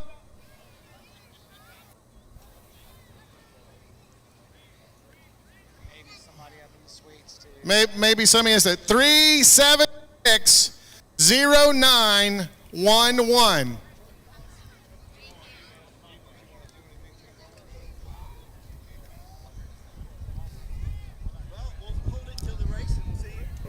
Well, did somebody win? We got a winner? Come on down, get your money. Got a winner. I'll tell you what, y'all want to go to the program started. Thank you. Appreciate it. All right. You. My young division out first. All right. What is it? I also want to thank Virginia Motor Speedway. You guys are awesome. Thank you so much. Let's see. 3, 4, and 5, right? 3 and 4s. 3 and 4-year-olds. 3 and 4-year-olds. You got. By the way, you got to watch it. You'll lose an ankle in this joint.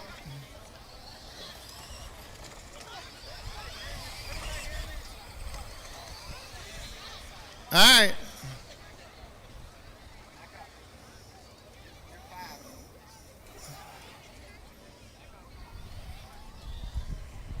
3 and 4-year-olds. The next generation, some of these helmets. The 3 right here has been pretty fast every week. We got a 4th generation right there. Another bear behind the wheel. Custom-built JDS machine. Got a custom-built JDS machine. All right, everybody, that's the flag man up there. Hold your hand up there, Brian. See him? When he drops the green flag, you go. We're going to run 5 laps. Whoa, whoa, whoa. Tyler, jump the start. Tyler's, it's just like a bear, they jump the start. All right, watch the flagman. On your marks, get set, go! I'm getting out of the way because you will lose an ankle.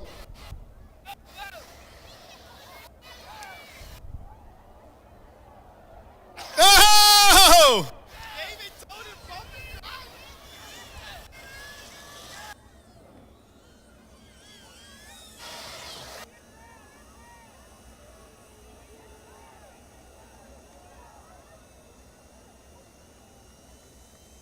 You can see this.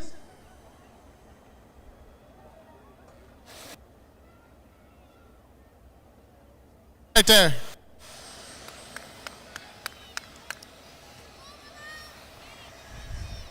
How many laps? We got to keep this. This is.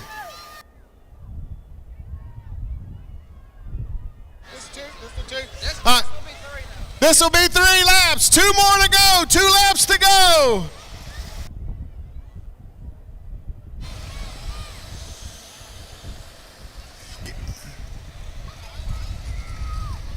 Come on, cheer them on, folks. Come on, they can hear you.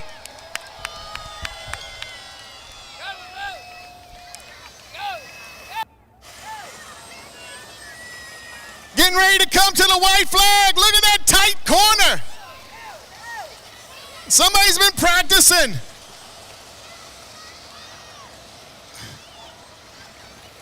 This is 5 right here. Right here. This is 5. This is 5 right here.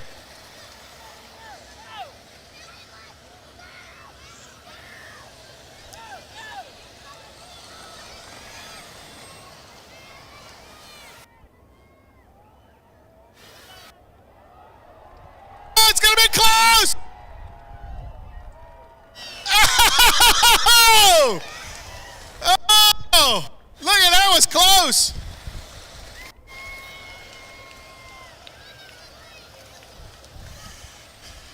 All right.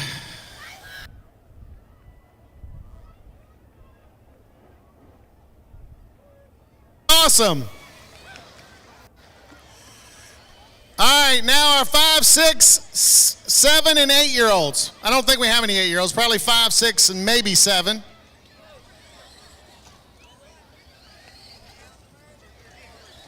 Everybody line up.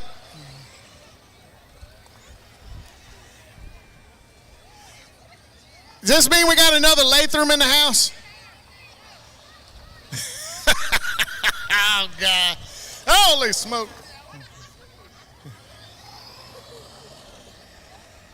All right, now it's time for our 5, 6, 7, and 8. I don't think we have any 7 and 8s. I think we mostly 5s and 6s and maybe a 7. 5 laps, and then we're going to get back to racing.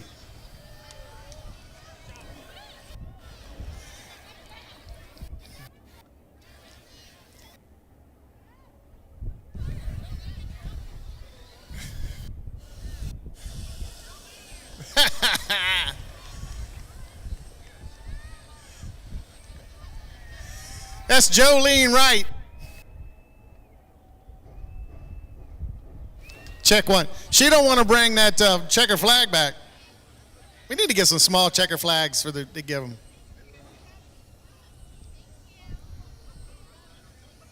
All right, our last group. Give them a big hand.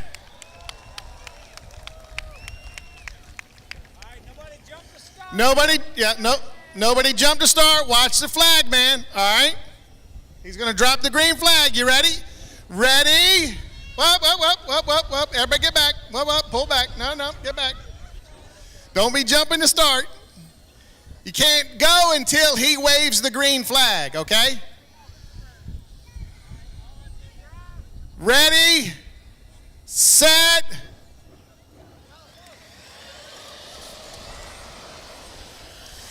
And they're all heading into the first turn. Oh, it's tight. Oh, it's 3 wide headed. Oh, 4 wide heading into the corner.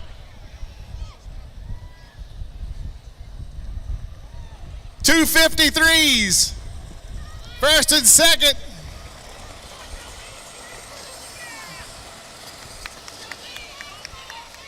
One lap, 4 to go.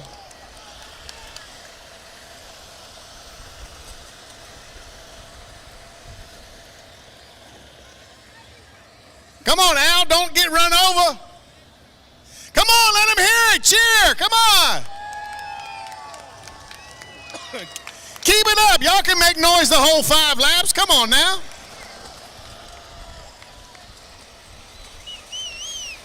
Two laps.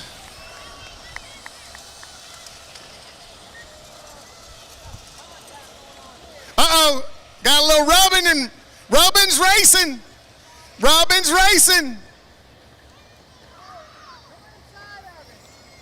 I thought he was going to do a slide job on him. Getting ready to finish lap number 3. Lap number 3 is finished.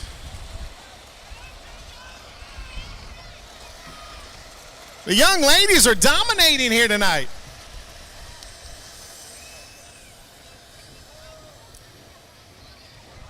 Coming up to the white flag lap.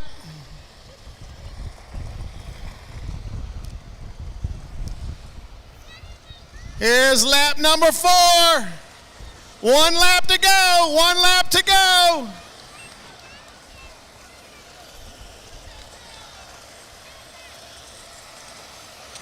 And they come across the stripe. I want to hear y'all scream.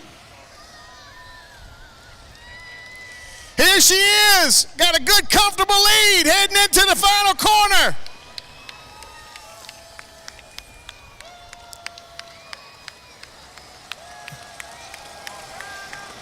And the ladies take 2 tonight. The ladies take 2. Boy's bumming. Yeah, the little boy's bumming in second. Yeah, he just got beat by a girl. He's going to chase girls all his life. All right. Give him a big hand, folks. That is our PD's Radiator Service Juicebox Division. Take you a victory lap. There you go.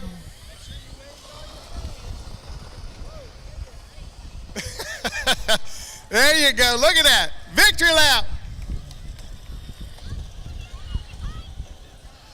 Give them another big hand, guys. Come on. They can hear you. What's up, bud? Yeah, I got that transponder down there too. Oh, okay. That's good. We know where you live. By the way, this is our Brian Doby. He's a Boston Bruins fan. I'm sorry about that. Another year. The boss with the hot sauce. She's on her 3rd victory lap. Oh, she's on the 3rd victory. Yeah, she's taking 3 victory laps. She don't stop. There you go. Awesome job.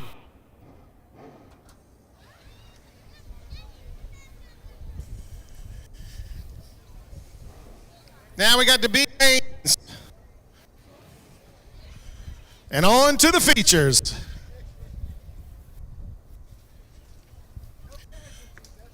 Yeah, nobody lost an ankle this week because I'm going to tell you, you got to be careful. You got to watch what you're doing or they will hit you in the ankle. I thought you were going to say another word, Dave. I really did. All right, you go ahead and take it back. That's fine. They're Go ahead. going to hit you in the. They will knock you on your, you know what. I love you, Dave. We've been working together a long time. They'll knock you on your hee-haw. Oh, Donkey Kong, right? Race fans, you're having a good time at the Mark Batten Memorial. How about it? Yeah. Here's the off button by Dave C. Appreciate him handling the juicebox division. Well, ladies and gentlemen, I'm understanding that the B main is a scratch for the Vision Wheel Steel Block Bandit Dirt Late Model Challenge. Had a couple of cars fall out. So Colin Brown, they are going to go to the A main. But we have 2 last chance qualifiers for the Modified Mafia Tour. This should be good. And Wesley, if we've seen the action that we've seen and the hunt the flag qualifying that we just had format, yeah, I can only imagine how they're going to go after it for these last 2 chance races. You mean climb to the pole? Yeah, that's it. Yeah, it sounded too much like hunt the front. I don't want to make the powers that be mad at us. No, I get it. Yeah, I couldn't think of the name of it there for a moment. Yes, sir. Had a brain block there for a minute, but Lance Grady Jr. They are looking for you in the booth. A lot of these people know you. Like obviously, 𝗧𝗢 Virginia's Lance Grady Jr. He's going to be our driver analyst, and if he wants to start making his way up to the tower, he'll be our guy joining us here for a perspective of working and calling the races, and it's really fun for sure. Yeah, that'd be cool to have a driver's perspective. Well, you have us as the play-by-play colors, and then you bring in a driver analyst, and they can give you a different painting of a picture. According to Dave C., we're bringing up the Dirt Track Jesus. That's what I call him. He's the Dirt Track Jesus. Dirt Track Jesus, Lance Grady Jr. Please report to the tower, to the press box. He ain't answering his Facebook. He knows how to get around this racetrack, too. A former weekly series driver here. Dirt Track Jesus, I love it. I love it. I love it. With that, let's take a break. We're going to go to the the B mains for the modifieds. It is next. Virginia Motor Speedway, the Mark Batten Memorial on CRN. 𝗧𝗢 is your one source for crate racing tech and more. Whether you currently race with a crate engine or you are thinking about getting into the sport, our website has what you need. CrateInsider.com has tech videos, interviews with experts, and the best products in the industry. Dyno tested and proven, so we know they are the best products for crate engines. Visit CrateInsider.com today to get on the fast track to victory lane.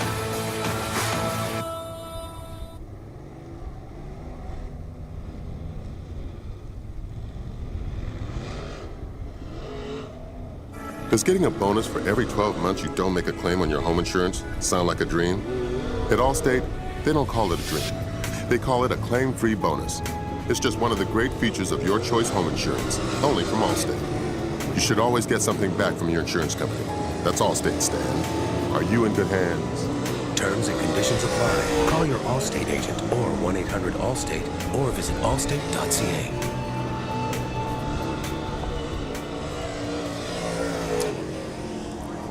Two last chance qualifiers for the Modified Mafia Tour.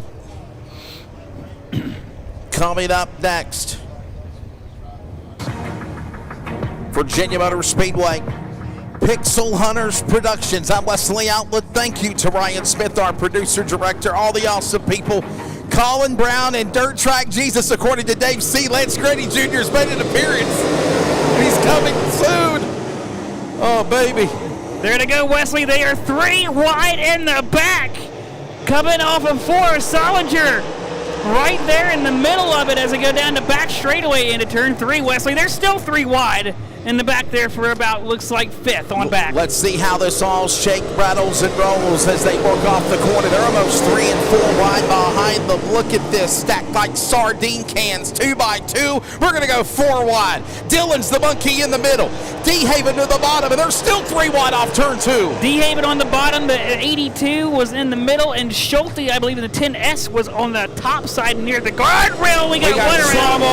Bradley Majors, Tim Schulte, Lamborghini, high, wide, and handsome to keep it off the metal barrier in 4. Caleb Tool around, and caution out Oh, boy, oh, boy. I believe the 10S of Schulte is involved. The 04. I believe the 04 is involved. The 1. And the 82 are those involved in this incident.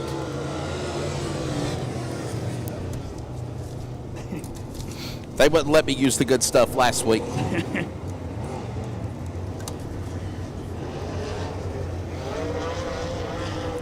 Well, according to Dave C., you are the dirt track Jesus. He is our Modified Mafia on CRN driver analyst from 𝗧𝗪𝗓, Virginia, Lance Grady Jr. Good evening, buddy.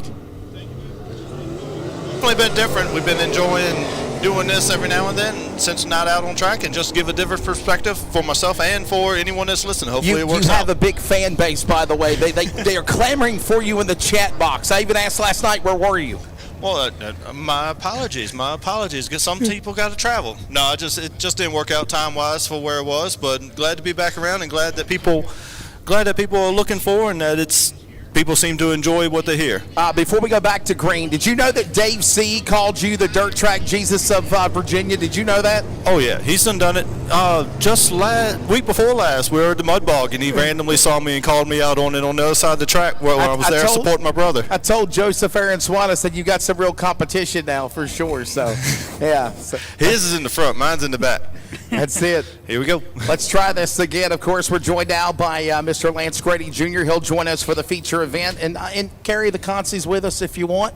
We'll get ready to come back for the VP Race Fuel making PowerPoint as we're going to try this again. 1 in of 8, top 3 go to the show.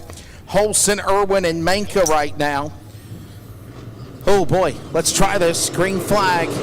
Mighty Mouse under attack. Jim Manka, Lance, Jim Manka's carrying a lot of momentum, being the winner at Georgia at Golden Isles last week. He just got that motor back, he said, and he's really been enjoying it. The car's been looking good, a lot better than he did. He finally got it fine-tuned how he likes. He's a fast driver. He sometimes gets over his head at times, but he's always fast when he gets his stuff together. Very comfortable ride, very comfortable car. As they work their way back into the corner for the first consi of the race. This is presented by VP Racing Fuel. Up the high side. Here comes Russell Irwin of that 22 race car's entry.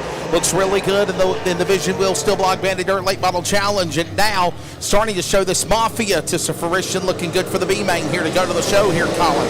Yeah, Wesley Irwin, like you mentioned, he's already about $1,000 richer in the pocket from the Steel Block Bandit Late Model qualifying. Sure. Now he's pulling away in that number 22 machine.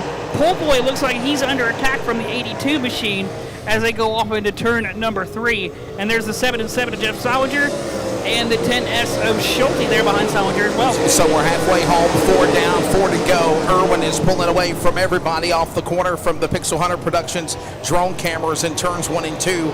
You see Mighty Mouse sets, of course, Rick Olsen back to second, but third is contested big time. Lance. Oh, the leader stands! Oh, no! Trouble. Irwin goes around in 4. Everyone locks up, finds their space. That's the leader, Russell Irwin, spinning. That's random. Oh man, what heartbreak. Man. Tough break for Russell Irwin, that 22 car. The good news is, Lance, he didn't damage the car any. Try to get him back in the rear and try to get back going here for the restart, but he's only got 4 laps to go here in the consi. 4 laps is not a lot, but hopefully, is this one still double? Are we close enough for it will be double. So he does get a chance. He's it close. Will be double file. Yes, it will be the choose roll. Yep. He gets a chance to be able to be a little bit closer to the leader.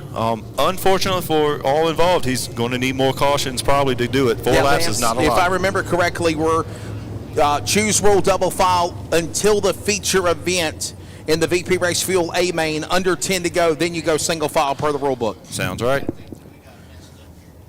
Thank you very much to Pixel Hunters Productions. The camera angles, the drones, the juicebox cameras was fun. That drone followed them kids running around the little track there. It did. Now, Lance, yeah. Lance, when you were in the modifies, what lane did you always want to be in on these restarts? Everything changes. It's all what you as you saw. Russell found something on the top, and he was pulling on the top. No one else seemed to venture too much. Now, granted, he slipped a little bit on the other end. But it's one of them to really pay attention to what you just feel like. Cars, sometimes you'll set up for the bottom, you set for the top. And Irwin's going to have to go to the tail of the field. They're going to get stacked up 2 by 2 by 2 again as they go stride for stride back to the VP Race Fuels making PowerPoint restart zone in VP Race Fuel B Main 1. Let's see how things go here. Got Mighty Mouse, Glen Burnie, Maryland's Rick Olson on the inside, down to the outside lane, and they're sending somebody to the rear as well. Who else is going to the rear? I think it's a shift in position. I think the 51 ended up 1 row ahead of where he was supposed to be. So Pole Boy's got to get in front of D-Haven, or D-Haven in front of Pole Boy? I think that's correct. There you go. And D-Haven come from the rear too. He had the throttle cable, the throttle rod fall off the carburetor in the heat race. They had to change carburetor before they got here to the track, and it just didn't quite get tight, and it come back and bit him, but I'm glad he's able to rebound from it. And that's going to wrap up another Who's Your Driver caution flag here at the Mark Batten Memorial. 𝗧𝗢𝗪𝗡.org. Remember, if you do consume any adult beverages, please be 21 or older, and please have a designated driver for you to travel near or far after your visit at Virginia Motor Speedway. That message brought to you by the track, the Ad Council, and obviously the Virginia Department of Transportation. As we get ready to go back to green, Holson, Mighty Mouse on the outside, back to the VP Race Fuel making PowerPoint. Manka trying to hug the line, and there's contact. Dillon about slammed into him, and then he hit the gas. Rinkin Georges did a Manka. He's going to make a move on D-Haven and up here, and here we go around. Lamborghini spins. This about happened when they come back to the restart zone because you bottlenecked everybody coming to the line in a moment. It looked like Wesley, right when Wesley got into the restart zone, it looked as though there might have been a little bit of mind games going on as they got into the restart zone. And I think the race director, Don Mercer, Lance Grady, is on the receiver telling these guys that you need to be a little more courteous coming to the box. Yes. There are games. This is your warning. There are games with it, because if you wait a little bit late, sometimes you'll get that little shot in the rear, and 2 things happen. Yeah, that gives you that little bit of a bump forward, but it also breaks the momentum of the man that touched you a little bit. So when you feel that, even if you won't plan to go, you can just rock it right then because you know you broke the momentum of the man behind you. 4 of 8 right now. 3 cars go to the transfer spot. It's Irwin, Holson, and Manka. Will it be that way at the end? Because obviously Irwin's still being showed at the rear because he spun. So it's Holson, Manka, and D-Haven. And Brandon Reif is about to have a conniption there in the bottom of the racetrack at turn 4. For those watching the broadcast, Brandon Reif had to pop out of the box and tell somebody, if you don't get in line, I'm probably going to jump up and join the flagman, grab a black flag, and get you off the track. So looks like they got it sorted out, so there won't be any need in that, luckily. Yes, sir. Field is ready for the Dixie double file restart. They're going to come back to the VP Race Fuel making PowerPoint. 4 in, 4 to go. 2 last chance qualifiers here at the Mark Batten Memorial for the Modified Mafia Tour presented by VP Race Fuels, and the A-Main field will be set as they creek crawl, this time all the way to the box. They're going to fire as soon as they get to the end of the banner, and that's great. Here comes Holson. Mighty Mouse now battling Georges Manka. Here comes D-Haven, 3 wide behind them, as D-Haven about slammed the rear end of Manka's car, lands on the back straightaway. But look at Joey. Joey found something on the top. Joey is always quick here at Saluda, and he's found an extra groove, and it's working for him. And the question is, can Russell Irwin get back to the front? Right now he battles Solinger. This is now Gary Dillon. Gary Dillon on the bottom of the racetrack, stuck to the inside, trying to get his spawn into the show. 3 wide if they can. D-Haven backed off, made the other man check up behind them now, Colin. As the leaders go at it again, there's your top 3 and 4. Yeah, they were 3 wide there for both. Stollinger looks like had to take evasive action there in 3. It looks like somebody might have checked up in front of him, but he ran into the back of whoever that was checked up in front. Where did Joey Polvoy come, Lance? This guy has caught speed here in the last handful of laps on the half mile. So I think when Russell went high, he noticed it. He was one of the very few to actually venture a little bit as well and look for what's there. We're coming to 1 to go, and Joey's looking comfortable. Also for Gary Dillon. Lamborghini off the pace. He'll go behind the wall. White flag in the air. Final time. Gary Dillon fighting on Polvoy. Polvoy for the final transfer spot. Gary Dillon. Back straightaway, Polvoy up high. Here comes now Irwin to fight back into it. Here they come off the corner. Can he make it this time around? At the line, Rick Holson to win B-Main number 1. Manka and Polvoy will transfer in, holding off the likes of Dylan and Irwin, Lance Grady Jr. It was definitely fun. Russell made a huge effort. He probably needed one more for sure, maybe 2 more laps. He definitely found that car works well. They just brought that car out last night was the first time it showed up. And he's just been dealing with different things with it, and it's stressful for what he's doing. He's doing the double. So he gets out of that car now and gets in the late model, changes mindset, and get ready to restart. Now, Lance, what is the big difference between the modifieds and the late models and the handling aspect of the cars? Power. Power? It's power to tire. Your late models, these late models that are running here have pretty much the same engine. Both these motors make massive horsepower. The difference mainly is the modified does not have as much aerodynamic advantage. They don't have the aero grip. Right. They don't have the tire grip. Modifieds are running 8-inch wide tires. Late models are running 14-inch wide tires. So, I mean, it makes sense that you want more tire to get it to the ground. Front tires for steering and for rear. Lance Grady Jr., thoughts as driver analyst. We're also at the top of the hour. We will pause for 10 seconds of station and network identification from the Mark Batten Memorial. This is CRN, the Community Radio Network from Virginia Motor Speedway. With Generac, when the utility power goes down, your home powers up. A Generac generator sits outside your home like a central air unit and runs on your existing natural gas or propane supply. It automatically kicks on within seconds of sensing a power outage, runs as long as needed, and automatically turns off when the power from the utility is restored. Minson Power is here to help you in the selection of your new home standby generator, along with all the installation and maintenance of the system. Proud sponsors of 𝗧𝗪𝗏 in the 𝗧𝗪𝗡 Sportsman car. Broadcast at the Mark Batten Memorial.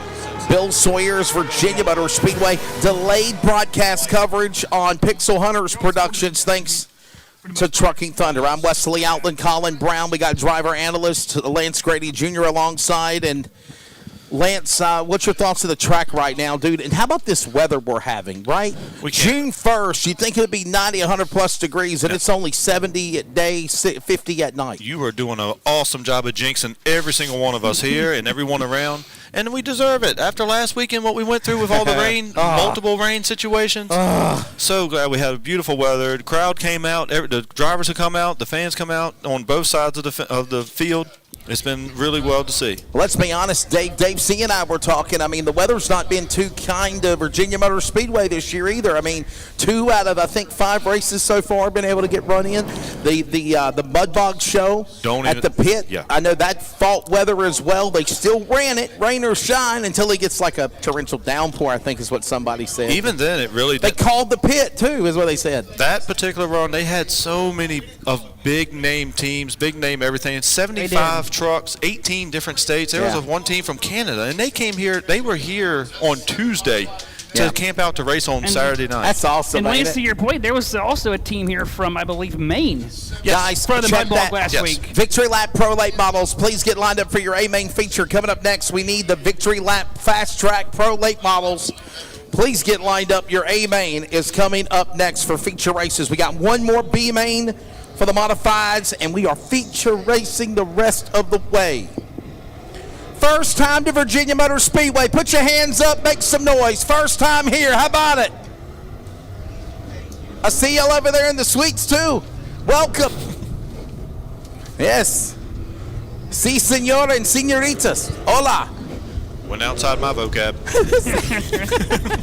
That might be the only vocabulary I have to get through the border, possibly, right? My high school Spanish, I'm sure, has worn off by now. I think my high school Spanish has worn off. Let's go, guys. Ladies and gentlemen, it is time down for B-Main number 2, last chance qualifier for the Dirt Car Racing Modified Mafia Tour. It is presented by, let's get it started with MD3 Performance. MD3 Performance Heat, B-Main number 2, ready to go. Let's take a look at the starting lineup for A-Main Racing the rest of the way. Taking 3, Ty Rhodes, J.P. Roberts Jr. front row. Ty in order, Cody Williams, row 2. Johnny Brooks, followed by Troy Loomis, Slade Parsons, Brett Hamilton, Curtis Mason Jr., Mason Lobb. We're underway.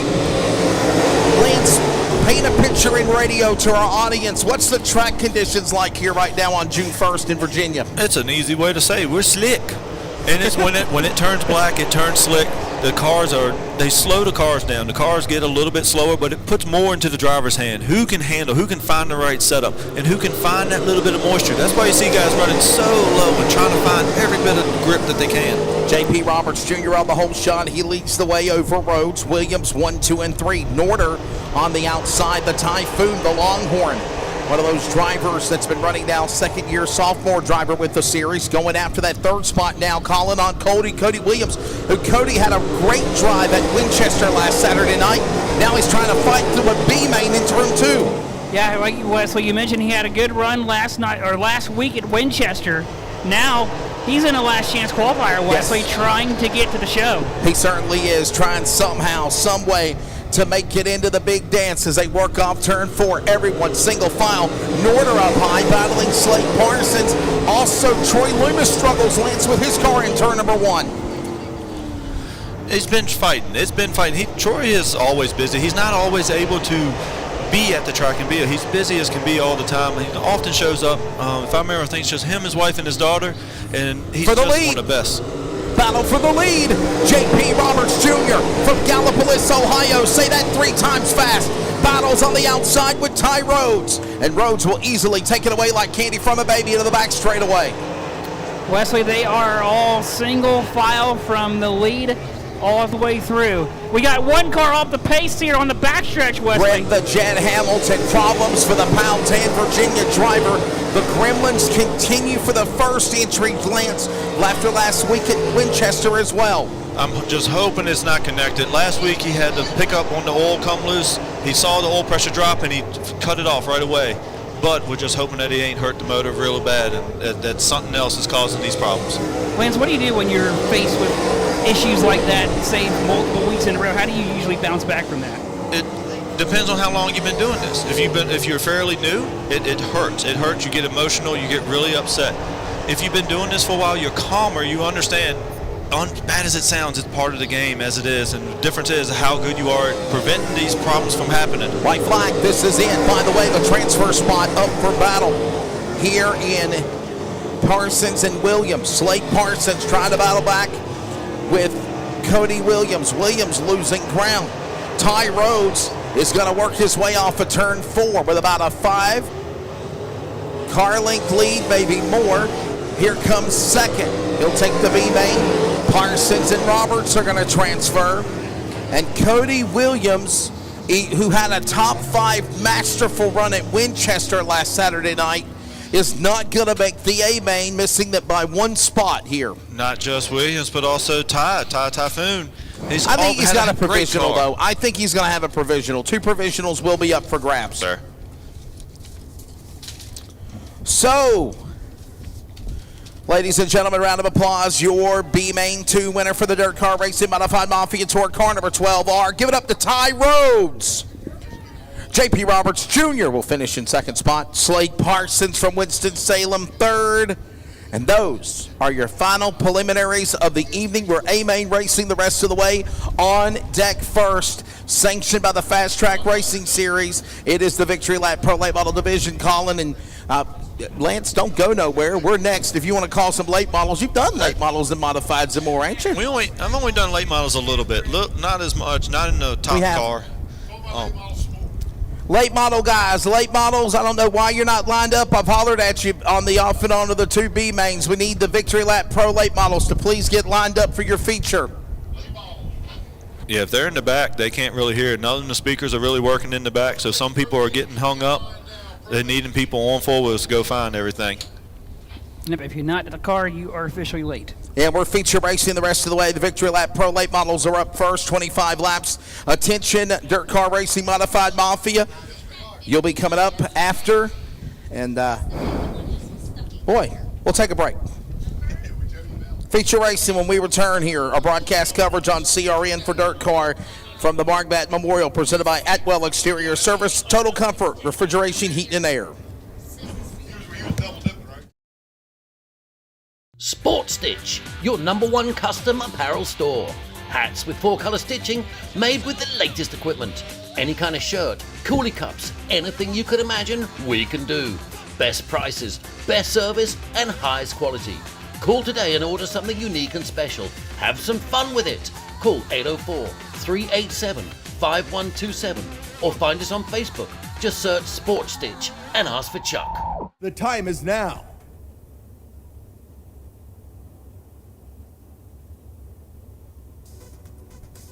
Total Refrigeration is your 24-hour emergency service with licensed and insured specialists that can take care of all your needs from commercial, residential, and industrial refrigeration.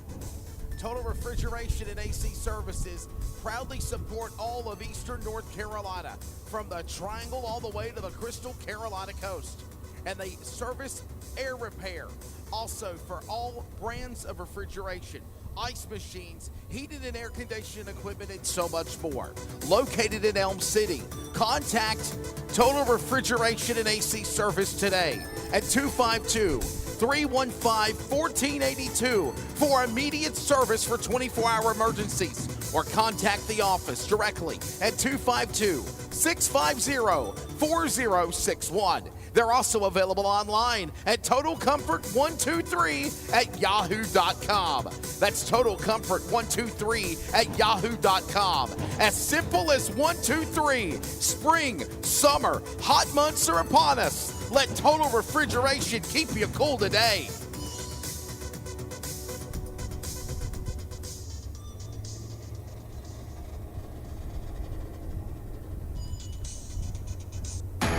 CrateInsider.com is your one source for crate racing tech and more. Whether you currently race with a crate engine or you are thinking about getting into the sport, our website has what you need. CrateInsider.com has tech videos, interviews with experts, and the best products in the industry. Dyno tested and proven, so we know they are the best products for crate engines. Visit CrateInsider.com today to get on the fast track to victory lane.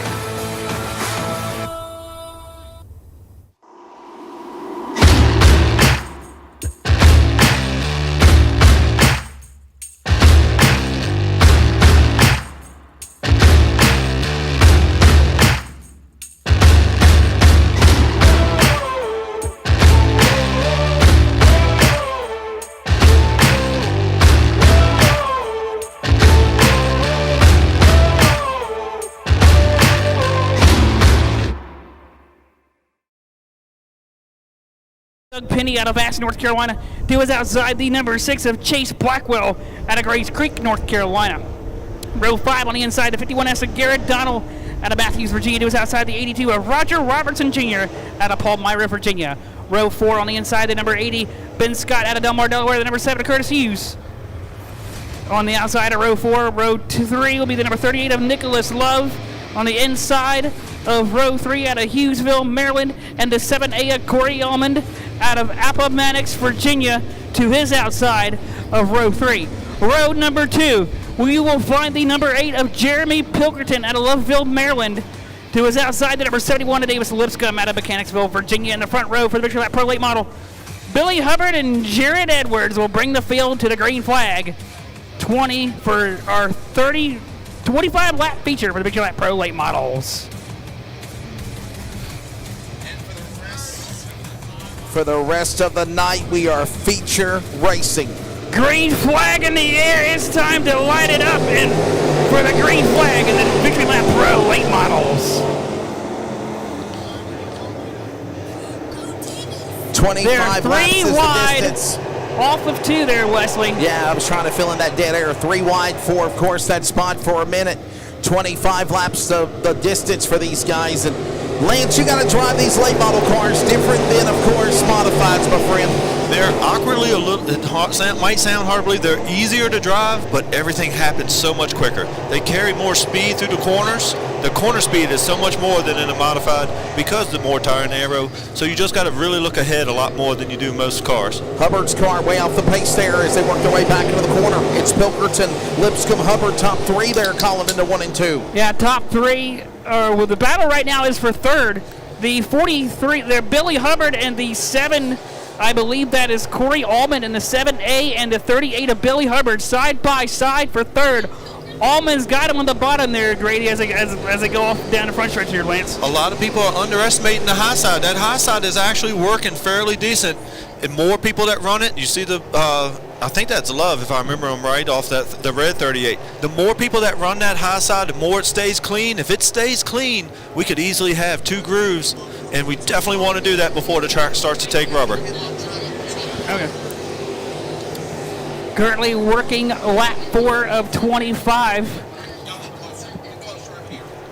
There you see the battle right now on screen, the number 6 and the number 4 of Doug Penny. I believe that is the number 6 machine of Chase Blackwell. Those two are side by side as they battle it out for position coming across our start-finish line over into turn 1. You see, Blackwells, they normally run down in southern North Carolina. They're normally very well known, and I haven't honestly seen them in a pro late. It is the same. Oh, yeah, Fayetteville and down a little bit county line Fayetteville back when Dublin was running. They are definitely have good speed most of the time. I honestly have never seen them in a crate, though. Billy Hubbard is under fire right now from Ben Scott in that black and blue number 80 machine. Scott will complete the pass as they come off of 2 down the back straightaway. Just finding that grip, finding every bit of moisture. These cars are looking around. The bottom seems dominant, but everyone's slowly moving up off that bottom a little bit, looking for something a little different. We saw the 7, the blue number 7 there. Curtis Hughes came into our picture. There's the black number 4 of Doug Penny. He's got the number 82 of Roger Robertson behind him. There is the number 6 of Blackwell. The 38 in front of him of Nicholas Love. But we go back to the leader, the white number 8 of Pilkerton, showing the way as they come through turn 4. Davis seemed to be in the spot he's not quite used to. That car's been fast all year. Corey's always quick, but Pilton, he's definitely got everything together and doing well tonight. And it's all hooked up. But they stay flag to flag. This is going to be a real good run for them. Here comes Pilkerton. Lance, he is now opened up now by at least a turn. Now separation between him and Lipscomb. So the question is if he's got someone spotting with him, and keep in mind there's no radio, so when I say spotting, it's does he have someone showing him sticks, giving him an idea of the distance and the gap that he has. If he knows he has a gap, this is when you can start to conserve a little bit. You want to save tires, save engine, just make sure you take your time and hit your mark so that you're consistent. Yeah, you're right, Lance. As you mentioned, these guys do not have spotters, so it's all about basically feel, or just kind of when do you feel that you could probably get off a little bit. You don't have official spotters. A lot of people will, if you look around, sometimes you'll see people holding these 2 random sticks, normally really bright colored, and that's a coded signal that people give each other. On the monitor, you see one man there. Oh, no, we're off the screen. Oh no, he's back. But those bright sticks that you can give codes of what your gap is, where the people are running behind you, where the people are running in front of you. There's a lot. Some people have a massive list of communication that driver and one person in the infield is able to do, and it does help a lot. And honestly, I feel like it protects cars at times. It can be blocking. You can do a little bit different, but like anything, everything that's good, you're going to have a couple negatives as well. Absolutely. With anything, there's always a negative to it, as there we see right now on our screen the white number 8 of Pilkerton out front. There is Colby Bradshaw in the 17, I will running second. There's the 71 there, Lance, of Davis Lipscomb on our screen coming down the back straightaway. And guys, I'll tell you what, Jeremy Pilkerton, this is a guy that I've known for about the last handful of years from Loveville, Maryland. We're seeing these other drivers working off the corner. Look at this battle now, the 80 machine. That's Ben Scott trying to go after Jarrett Andrews. There's Ray Love, of course, in the 38, or Nick Love. Nick Love in that 38. Ray Love, concrete injury. Would you see the fire pop out of the header on that car? He worked off the corner. He had a little backfire coming out of that I number loved 38 it, Larry machine. Lance. I loved it. When you turn up the fuel, a lot of time the fuel's turned up, they run these cars, well, these may be a little different, but when you have the motor running a little rich, the extra gas gets built up in the muffler, in the pipe. Was So you when going to you let say off in the the gas, chip? Was you going to say in the chip? Probably in the jet. Yeah. Goes the jet, but it gets built up inside of the exhaust pipe, and then when you let off the gas, that cold air comes in there and it ignites it actually inside the pipe, which does a lot of that backfire. Asphalt guys do it all the time. It's neat to see we it talk on about that rev dirt. limiters ripping the chip. hitting the chip in those pavement pro late model cars, obviously. And these are crate cars, obviously, too. So looking now at this battle, this is the leader going after lap traffic, actually. Pilkington's flying around this place. He is, Wesley. Pilkington, he knows how to get it done around this racetrack. He's been to victory lane a few times here. So he definitely has the good idea as to what is the right line, as he is currently right now coming up now on lap traffic. I believe that's the 7 of Curtis Hughes that is just in front of him, battling with the 4 of Doug Penny that are for position. And Pilkington out front showing the way as where you are watching the field come through your screen there in turn 4. Everybody so far single file. There's Nicholas Love in the number 38 and Billy Hubbard in the 38B. 2 38 cars there battling side by side. Love a little sideways, but he catches it there coming off of 2. Billy Hubbard in the 38B is starting to pull away now from Love as they work their way to 3. By the way, 21 of 25 laps, under 5 to go. Pilkington, Lipscomb, Holcomb, Edward Scott, top 5. And moving through lap traffic one by one, driver analyst Lance Grady Jr. racing dirt track Jesus, as they call you. It's I'll different never everywhere. forget that, right? It gets changed here and there.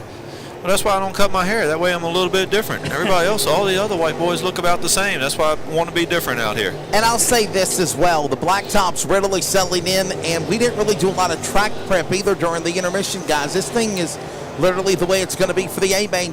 You might want to set yourself in for obviously the track really changing. No moisture, and you can see a best line appearing around this track now, Colin. Yeah, that black line, that's where it's rubbered up nice. Yeah, the black line is where you see a lot of the guys are starting to come through that groove.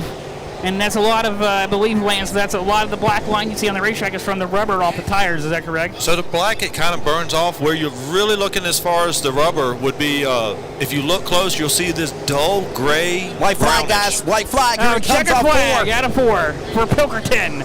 Takes it home. I would love to continue this driver analyst banner, but the race was over. White flag was flying. When you get a flag-to-flag race like that, it goes quick. It does go No, quick. we want that to happen. We're trying to make up time. I know. Clark Sawyer's happy because he wants to make up the time there.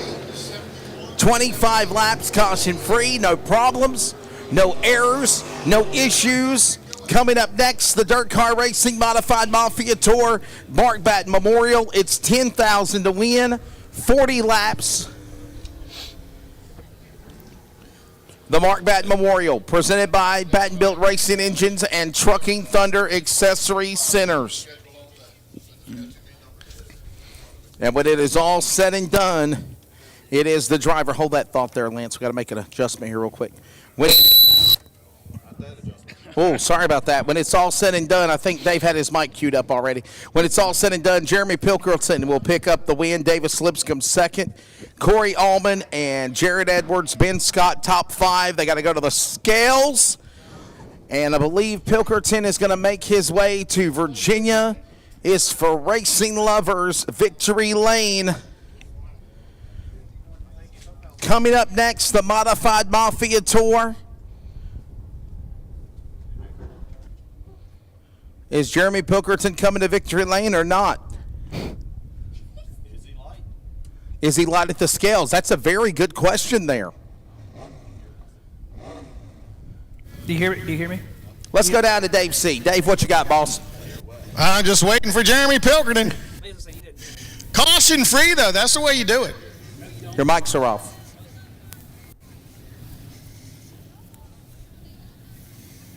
Pilkington's car is pulling away, and we're wondering if it's going to head to Victory Lane or not. Davis to Lipscomb, Corey Allman, 1, 2, and 3. Wow. I'm understanding that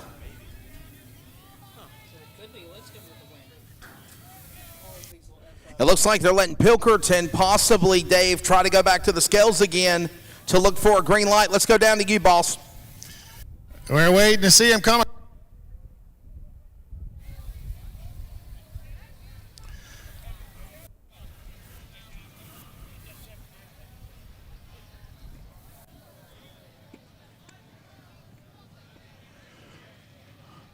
Right now, they're just trying to see. Dave, they're saying the 𝗧𝗢 𝗘𝗩𝗘 Rocket XR1 is 7 pounds light. The Davis Lipscomb is going to win this race unofficially by the scales. The 71 is heading to your way to Virginia. It's for racing lovers Victory Lane. Per the Fast Track National Rule Book, and you know this because I've been the announcer for 15 years, you're allowed to be light at the scales. You're allowed to back away, reset to recalibrate the scales, and try to meet weight again. Both times, exactly 7 pounds light. Here comes Davis Lipscomb. Make some noise, Jamaica. He come flying through the pits, Colin. He did. Lipscomb came flying through the pits, and here he comes in Victory Lane. Dave C., this is going to be a happy man right here. Take him as you can. A win is a win. Wow.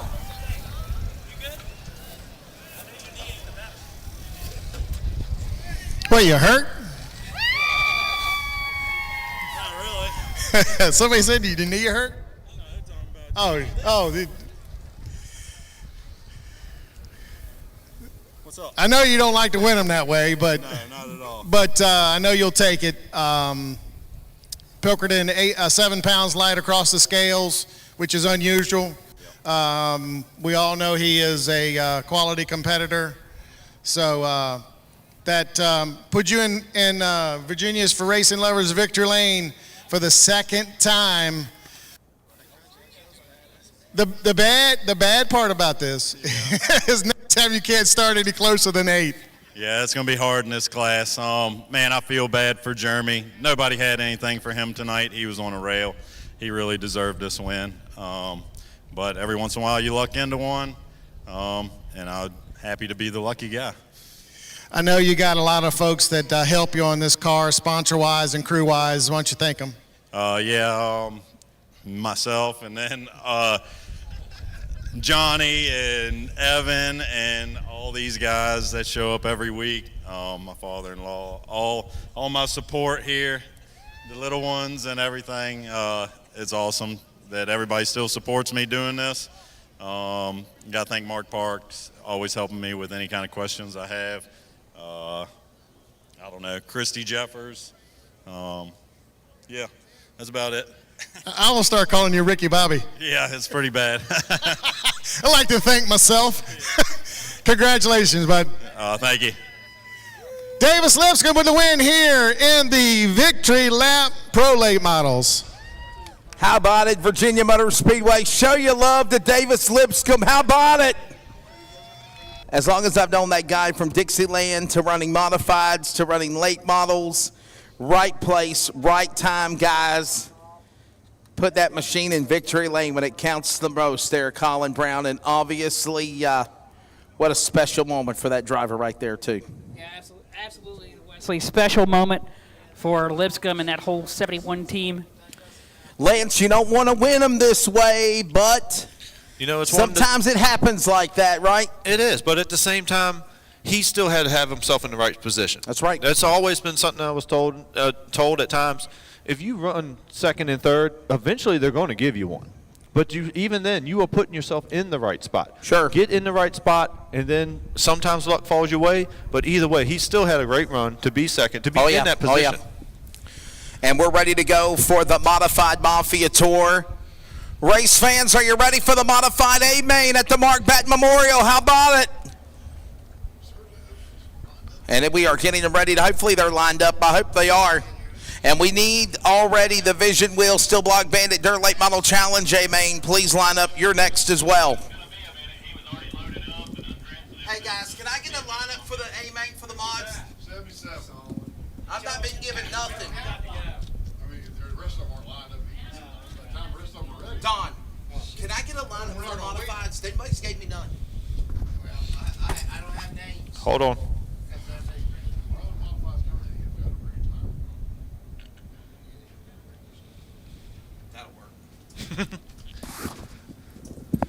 Oh, fun. All right, having to look on a cell phone to find the lineup thanks to my race pass. Cell phones might be better than a piece of paper these days. All right. So the feature race is about to get set up. And even that's not even being posted yet. Yeah, it's only showing the top 16 from the heat races. So, oh well. Once we get them lined up, we'll have it. We'll get back to everybody. It's a long night. I'm not getting, definitely we're a lot busier than usual. Going from 37 mods down to 24, Colin. That's definitely With Generac, when the utility power goes down, your home powers up. A Generac generator sits outside your home like a central air unit and runs on your existing natural gas or propane supply. It automatically kicks on within seconds of sensing a power outage, runs as long as needed, and automatically turns off when the power from the utility is restored. Minson Power is here to help you in the selection of your new home standby generator, along with all the installation and maintenance of the system. Proud sponsors of Hunter Wright in the 𝗧𝗪 Sportsman car. Advise to make things work and then go to the next person. I forget who we went to right after that, but someone else. Something small, just set up things and adjustments, questions, and everybody working together, but it's been a very busy day tonight. It's Modified A-Main time, presented by VP Racing Fuels, reminding you, making power. VP Racing Fuels on social media for more details, and the starting lineup looks like this. 40 laps, $10,000 to win. Finally got a lineup here, guys. Provisionals on the pole there from the back, starting in the 25th position, car number 77. That's, of course, going to be Jeff Solinger there in the 77. Starting in the 24th spot, car number 82, the driver out of Elm City, North Carolina. That's going to be Gary Dillon in the 82, starting 23rd in row 12. Car 2T out of Mooresville, North Carolina. That is the Typhoon Ty Norder. Moving on to row number 11, starting on the outside of the 22nd spot. That's the driver to Winston-Salem, North Carolina, Slade Parson. Slade Parson in 96. Moving to the inside of his position, of course, in the car number 5 machine. That is the driver number 5 of Mr. Taylor, Jonathan Taylor. Moving on to the top 10 starters on the outside of row number 10 and 20th, car number 9 entry, the 9R. That, of course, is the driver of J.R. Roberts Jr. J.R. Roberts Jr., of course, comes to us out of Gallipolis, J.P. Roberts Jr. out of Gallipolis, Ohio. To his inside, winner at Golden Isle Speedway last Saturday night. Driver of the car number 60 entry out of Rincon, Georgia. That is the driver of Mr. Jim Manka. I call him the Don of Modifieds, Jim Manka, the car number 60. And actually, he now ready to go on the Longhorn. Row number 9, started on the outside of row number 9 to the 18th spot, car number 12R. And car number 12R is going to be the driver, of course, ready to go to his inside. From that driver will be the car number 18. Let's see what these guys can do here as this driver gets into position. Top 16 rows. Let me get that app back from you from my race pass again. Tired of playing the numbers game. Let's go to the top 16 starters. Moving on to the A-Main feature. Starting 16th in car number 6 out of Newton, North Carolina, Flying Ryan Ayers in the number 6 entry. Starting 15th out of course, Lake Aston, North Carolina, car number 84. That's the Tool Man, Ryan Tool. Moving on to row number 7 on the outside of the 14th position, car number 23Z, former driver of the NASCAR Craftsman Truck Series out of Statesville, North Carolina. That is Austin Wayne Self. To the inside, starting 13th, car number 5T. That is the Salzburg Express of the Pennsylvania driver, Jonathan Taylor. Moving on to row number 6 on the outside, starting 12th, row 6, outside 7T, Evan Taylor out of Salzburg, Pennsylvania. The Taylor family right there. Starting 11th, Brent Bordeaux, the driver currently leading the Dynamic Drivelines Rookie of the Year for the Modified Mafia Tour, presented by VP Racing Fuels out of Fredericksburg, Virginia, and a man that knows this track very well here in Jamaica. He'll start 11th in the 40. Moving on to your top 10 starters, these are your 2 heat race winners as well. Driver of the car number 10, car number 2, starting 10th out of Berkeley Springs, West Virginia. That is Michael Pappas. Michael Pappas in the number 2, starting 9th in the Heat 1 winner, driver of the car number 11 machine out of Mechanicsville, Virginia. The B-Main 2 winner, that is Chase Butler. Let's go down to the top 8 starters from the climb to the pole, and starting in the 8th position, Winner last week at Winchester. Long-time wins of the Modified. To the car number 95 to Sexton, Pennsylvania. That is Michael 𝗧𝗪𝗡. Michael 𝗧𝗪𝗡 in 95. Starting 7th. Winner last week at Potomac. And last night at Dixieland. Driver of the car number 72 entry out of Panama City, Florida. That is the high side Floridian Todd Nyheiser in 72. Moving on to row number 3 in the 6th position. It's the Cole Bandit out of Concord, North Carolina, car number 99, and that is Cole Hilton. Cole Hilton of the 99.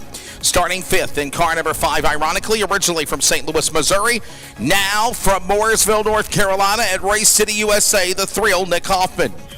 The Elite Chassis, number 5. Moving on to row number 2, starting 4th from Belton, Kentucky, car number 13, the Valvoline Express entry, that is Charlie Medford. Inside of the front, row 2, starting 3rd. Car number 8A entry, of course, out of Elm City, North Carolina, Awesome Austin Holcomb. Awesome Austin Holcomb in the car number 8. And your front row, ladies and gentlemen, for the Modified Mafia Tour, $10,000 to win, twin 40-lapper for the Mark Batten Memorial out of 𝗧𝗪𝗏, Maryland. The Iceman Ray Cable in the car 90 and on the pole, ready to lead him with a green flag out of Owensboro, Kentucky, in the car number 66, Cole Falloway. Also the At-Will Exterior Services climb to the pole winner.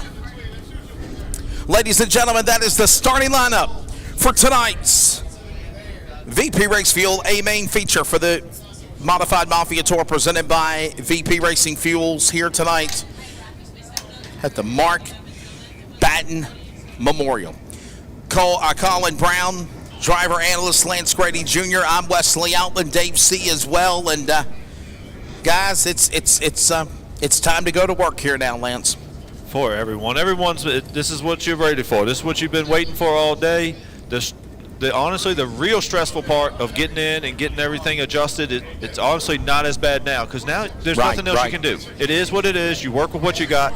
Now it's time to just make the most out of whatever you have. I was about to say, whatever you have, Colin, you've worked on this since daylight. Now it's nighttime. It's cool conditions, by the way. And this is what we're going to have for 40 laps. And got some really good talent on this track right now. Yeah, Wesley, we got a lot of really good cars here. And they are all going to be going for it. We've got $10,000 on the line tonight. 40 laps. But you also, Wesley, a lot of these guys, they've been working hard on these race cars, as we've been mentioning, for them all day long, and you've been waiting for this race. But also, you guys were just racing last night down in North Carolina. You guys were just racing last night at Dixieland. So could the wear and tear start to play into factor? Yeah.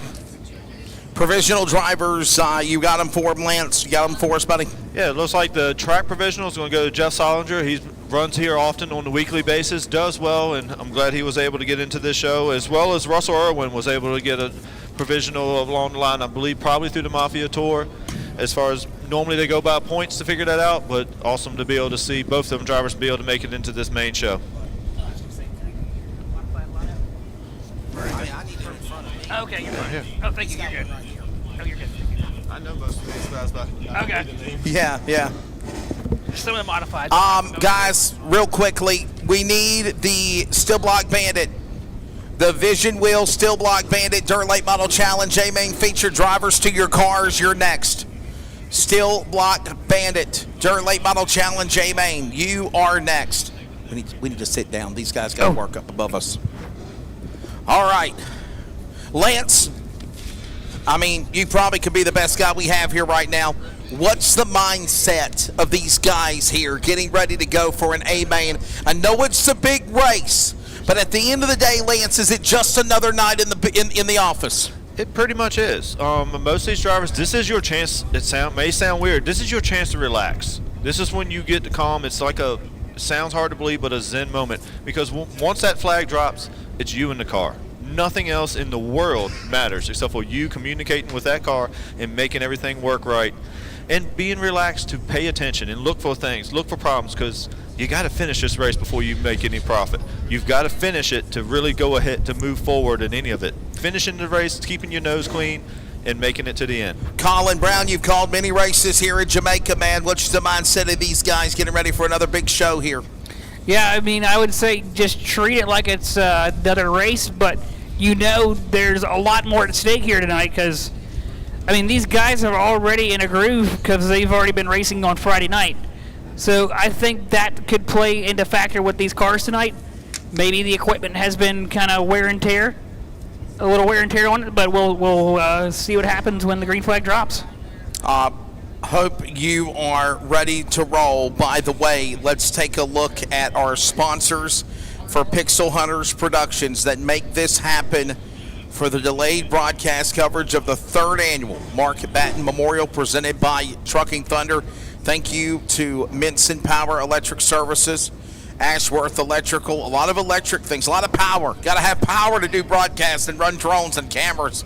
We appreciate both of them. Dean's Mechanical Service, Boyle Embroidery, Sports Stitching, and Motto of Richmond for our coverage. Ryan Smith behind us on the production, all of our amazing crew. Thanks to all of our cameras, the drone operators, so many folks that are making it happen. And for those listening on CRN, I can tell you this, as soon as we are done with the entire night's program, is what I've been informed, this entire race broadcast will go out.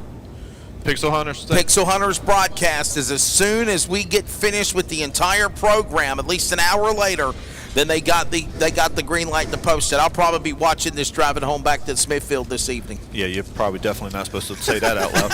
But they do an amazing job. I do have a phone mount, right? I do have a phone mount. Yeah, I'd like to see that. I want to make sure you're recording when you explain that to the officer. Exactly. But they do an amazing job, and I love to be able to bring them on for everything. I know they have a contract and have everything with Virginia Motor Speedway. We talked a little bit last year, myself, Brandon, and Sean, I believe is who I was talking to with Pixel Hunter Deal, of have them follow the tour and follow everything. It's a hard schedule, and I think something in that held them up, but it would be awesome to see a whole lot that goes into behind the scenes because they do an amazing audio, video job as far as live streaming, recording, getting the product out. And with the tour traveling so many places, it'd be neat for more people to see the country because these guys travel so far. Certainly do. I call this the calm before the storm. The calm before the storm as the field is literally getting assembled, ready to get things started here. Remembering the life of one of the greats, Mark Batten, not only in the racing industry in the Carolinas, but on the regional level. Created an amazing family heritage, Batten-built racing engine, still going to this day. Never did it for the business, never did it to try to profit and have a career. It just kind of fell upon it. And now they still build them to this day. Mark Batten, truly one of the nicest men I ever known as long as announcing racing, knowing him on the racing tracks and County Line in Fayetteville and Clary's and all the places around, and the Batten family. And this event, 3rd time, first 2 years at Halifax County Motor Speedway. The Modified Mafia will be there back in July, 4th of July weekend on July 6th. But this is the first time ever this A-Main and these events ready to roll are here at Bill Sawyer's Virginia Motor Speedway. Yeah, Mark was an amazing man. He always worked out for the small man, the big teams. He can make amazing product as far as amazing engines and everything for everyone. In a nutshell, if you tell him hey, this is all I can work with, he would work with you and everything. Bring you into the garage, show you what we're doing, why you're doing it. Definitely is somebody that a lot of people miss, but I'm glad it's able to be remembered. Ladies and gentlemen, we want you to get on your feet. We started from 37 drivers, answered the bell, and made the grade is down to 24. For the 3rd Annual Mark Batten Memorial, here they come. This is our 4-wide salute to you, the Dons of Open Wheel Fury of Dirt Go Fast. We present the legends made of the dirt car Modified Mafia at the Mark Batten Memorial. Make some noise, Jamaica, 4 wide. Salute is one of them tracks where we have plenty of room. You can really spread out and make this look pretty. It's an amazing sight from up here. Oh, you gotta love them. We're gonna keep them in order is what I'm being told by my boss in the background. We're gonna keep these cars at 4 wide. So if you didn't get out your flash photography, or you didn't get a video or a camera shot, you get to try it 1 more time. But fans, I need your help in the grandstand. Let those drivers hear you from the roar of the crowd from the back straightaway. Are you ready?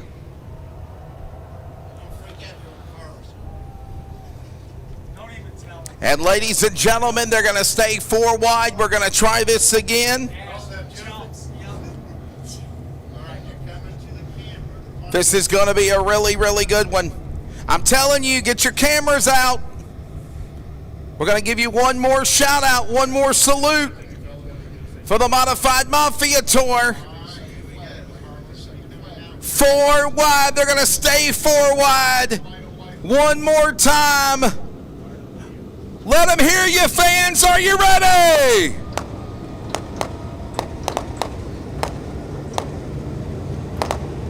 Oh, Lance Grady, that's got to be one of the most beautiful sights in motorsports right there. Not only with the pyro and the fireworks and all the hype, but that 4 wide salute to say thank you to the best dirt racing fans of the world here at Virginia Motor Speedway. Thank you for being here. It's one that I hope always gets translated to the fans, that they all know that, yes, that is the 4 wide is their thank you to the drivers. That's why most everyone has hands out the window. We're trying to wave you, thank each and every one to be out here. It's something small, something different that we kind of take pride in being unique in the process of doing. Got the American flags, got the checkered flags, got their salute in some shape or form to get ready for the A main feature. Strap in. We're going 40 laps. Coming up next, broadcast coverage presented by Atwell Exterior Services. Here's a word from our sponsor.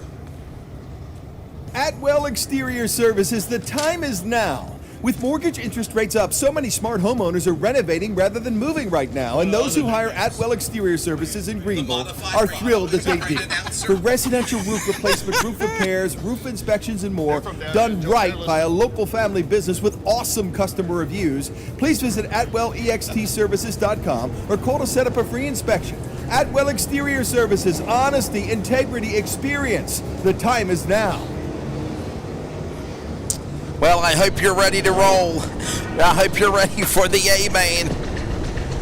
40 laps. By the way, Still Block Bandit Dirt Late Model Challenge drivers, your feature is coming up next as well. Please get them ready to go. 40 lap A-Main coming up next. All right, let's try this again, shall we? Lance, Colin. It's showtime, letting them get a little warm up, let the engines come to temperature, clean the tires, right, Lance? That's what we're doing right here on the clay in Jamaica right now. A little bit of shake, make sure everything feels right, a little bit of chance to get a little bit of heat, what you can. There's a couple tricks that everybody does as far as getting heat in the tires. Heat in the brakes is a big thing that gets forgotten about as well. Get all these cars ready because we're going to push them to the max performance here shortly. It's going to be a fun time, ladies and gentlemen. For the benefit of everybody that was in attendance, we ask in the grandstands that you please sit down so everyone can see the show. But here we go. Your flagman's about to wave the white flag up in the northeast. Not only does it mean 1 to go in racing, before the green, it means 1 to the start, Colin, and we're going green next time by. 1 more to go until we let them all loose. And when they all get loose, they are going for $10,000, I believe that, right, Westlake? $10,000 twin, 10,000 to win races. Coming up next, it is go time. Vision Wheel, Still Block Bandit, Dirt Late Battle Challenge, A-Main, please get lined up. You are next. Jamaica, you ready? Ready to go. Here we go to the VP Race Fuel making PowerPoint. It is time to rock and roll. You have a race at the Mark Batten Memorial. $10,000 going to the winner. Cole Falloway on the whole shot, leading them. Up high, Charlie Medford opens the door to Nick Hoffman. Nick Hoffman on the inside, giving plenty of room on the bottom. Austin Holcomb right there behind them. Look at this, like a pavement race, if you will, Lance, as we put a lap on the board here. There's, to an extent, everybody's still searching. Up high in the middle, they're starting to multi-groove out. The biggest thing is where that rubber is. If the rubber has been laid down, it don't look like nobody's devoted to one line, so the rubber's not quite all the way laid on the ground yet, but it could easily be coming. And that's the thing, Colin. Not only is the track rubbered up, but it is 3 lanes wide. Look at the back. Look at this gaggle of traffic going into turn 1, coming at you from the drone view. You were 2 and 3 wide, man. Pick a spot. Yeah, Wesley, you were just mentioned there's still 3 wide. Back there with 𝗧𝗪𝗓. They're still all bunched up there battling for that position as they come out of turn number 4. There you see the 99 of Hilton. There's Altaveli looking to the bottom of 𝗧𝗪𝗓 in the number 72. And all the while, back straightaway into turn number 3. I'll tell you what, Lance, boy, this man out of Kentucky, 𝗧𝗪𝗪𝗡, showing the quick opportunity of the lead. Right now, he has opened it up to 2 seconds back on Ray Cable. Here's Holcomb and Nyheiser and Altaveli battling here in the top 5 into turn 3. And he was fast last night. He's just carrying it on, like you said earlier, about having that momentum, multiple races on the weekend. That's what gets these guys from coming multiple states away. They get a chance to run 2 races not far away, and it keeps them in the rhythm and it keeps them going. Keep this momentum rolling as they're stacked up, working in the back of the pack. All the while, it's 𝗧𝗪𝗪𝗡, the leader. 𝗧𝗪𝗪𝗡 up in front. Everybody for the moment trying to calm down, single file around the racetrack. At one time they were 2 and 3 wide. But Lance, driver analyst, this is the right thing to do, right? I mean, this is a long race. You don't need to tear your cars up out of the gate quickly here in the feature. Well, you don't want to tear them up at all. Out the gate or later on, either way, but it's starting to find. Let me retract. You don't want to be so aggressive in the opening laps of this feature is what I meant. Yeah, you got to find your spots and pick your spots and find the grip and watch how the track's going to change, because the track it's black now. It's still just black slick. This is Эрwin and Polvoy battling just off the turn 4 you saw a moment ago, and meanwhile we're trying to pick back up the leaders, and they're about to run down lap traffic here, Colin, out of 3 and 4. Yeah, they really are, Wesley. Now, there is the C of 𝗧𝗪𝗪𝗡 in the 66. The leader's in 2. He is catching this gaggle of cars in front of him. Oh, and we got 𝗬𝗪𝗓 up in the fence in the top of 3 and 4, Wesley. Trouble, the 77. 𝗬𝗪𝗪𝗡 in trouble. Caution will come out. That's our first 𝗧𝗪𝗓.org. Yeah, I think he was just called out on a lot. He got the last-minute call that he had made the transfer through by the provisional, and I don't think he had a chance to set the car how he wanted. He was fighting a loose car most of this race, and it seems like it finally caught up to him and bit him in turn 3. Look at the monitor, though, Lance. He's got tire damage, car's all messed up, and there's a lot of steam coming from the front of the engine on the radiator. She might have been warm, might have been hot, just because of everything. I don't know what he did to the front, but the front definitely does not look good. Look at the pieces on the race car, too. Look at what's left of the car. There's metal Nerf bars on the racetrack up in the top of turn 3. That's rear bumper, it looks like. It looks like he's got the right front wheel turned one direction and the left front wheel turned back the other direction. So looking at the tire tracks and the fluff, it looks like the right front probably hit that wall and actually broke something in that right front. The left front was where he was turned left to try to keep from hitting the wall, and so it just looks, I'm wrong. The left front was what broke. The left front's broke. The right front's turning as he turns the wheel. For those watching the broadcasts on the Pixel Hunters delayed Mark Batten Memorial, it's literally turning the wheel, and the left's not turning. He's not getting something going there, Lance. Most likely it looks like broke tie rod in or center drag link, obviously just something in the front steering, which is a hard break. Definitely a rough break for him. Jeff, I'm sure he was surprised that he made through and was happy, and then just got caught out by something that happened in the loose dirt up top. Attention in the pit area, the Vision Wheel, Still Block Bandit Dirt Late Model Challenge, A-Main feature, VP Race Fuel feature. Get lined up. You're next, please. Get them ready for the Mark Batten Memorial. 10,000 to win, late model feature coming up next. And then Moto Richmond are power sports enthusiasts. Experience fun and adventure. Triumph with the all-new 400s. KTM, the dirt bike legend. Italian elegance with Moto 𝗪𝗧𝗪𝗡, Piaggio, Vespa, or genuine scooters. Our friendly staff in sales, financing, service and parts are the best in the business. Call 804-230-1000 to find out about our deal of the week. Up to $1,250 Triumph cash on select 2023 models. Wow. Get on two wheels today at Motor Richmond, 804-230-1000, or visit motorrichmond.com. A long way of racing for a lot of these drivers. I think they're happy that they got a caution here because Cole 𝗧𝗪𝗪 was opening it up, big lead on the field. He was about to catch that lap traffic, as you mentioned. Yeah, he was. 𝗧𝗪𝗪, he had about a straightaway gap between him and second there, Wesley. Interval before the caution was 2.5 seconds, almost. Okay, 2.5 seconds, about a full straightaway gap. He was gone. He was pulling away out. from the rear end of the field as well, from the tail end of lap traffic. You're exactly right. But I think if we would have stayed green a little bit longer, I feel like that lap traffic was definitely going to play a factor in him keeping that lead because second place was coming. That, and there were so many cars. And like we had a situation at Winchester, it's still them lapmen's opportunity. They're not a lap down yet. They don't have to get out of the way. And they were racing for position. And it just makes it very difficult. As much as I hate it for Jeff, it was definitely what 𝗧𝗪𝗪 really wanted to see.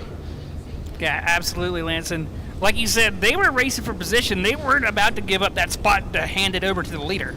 And the worst part is in the process, if you try to be courteous and you want to hand it over to, you don't want to be a person that messes up with the leader. But you also don't want to be the man that does that and then gives up 2 or 3 spots because the guy behind you didn't. And it doesn't get retracted.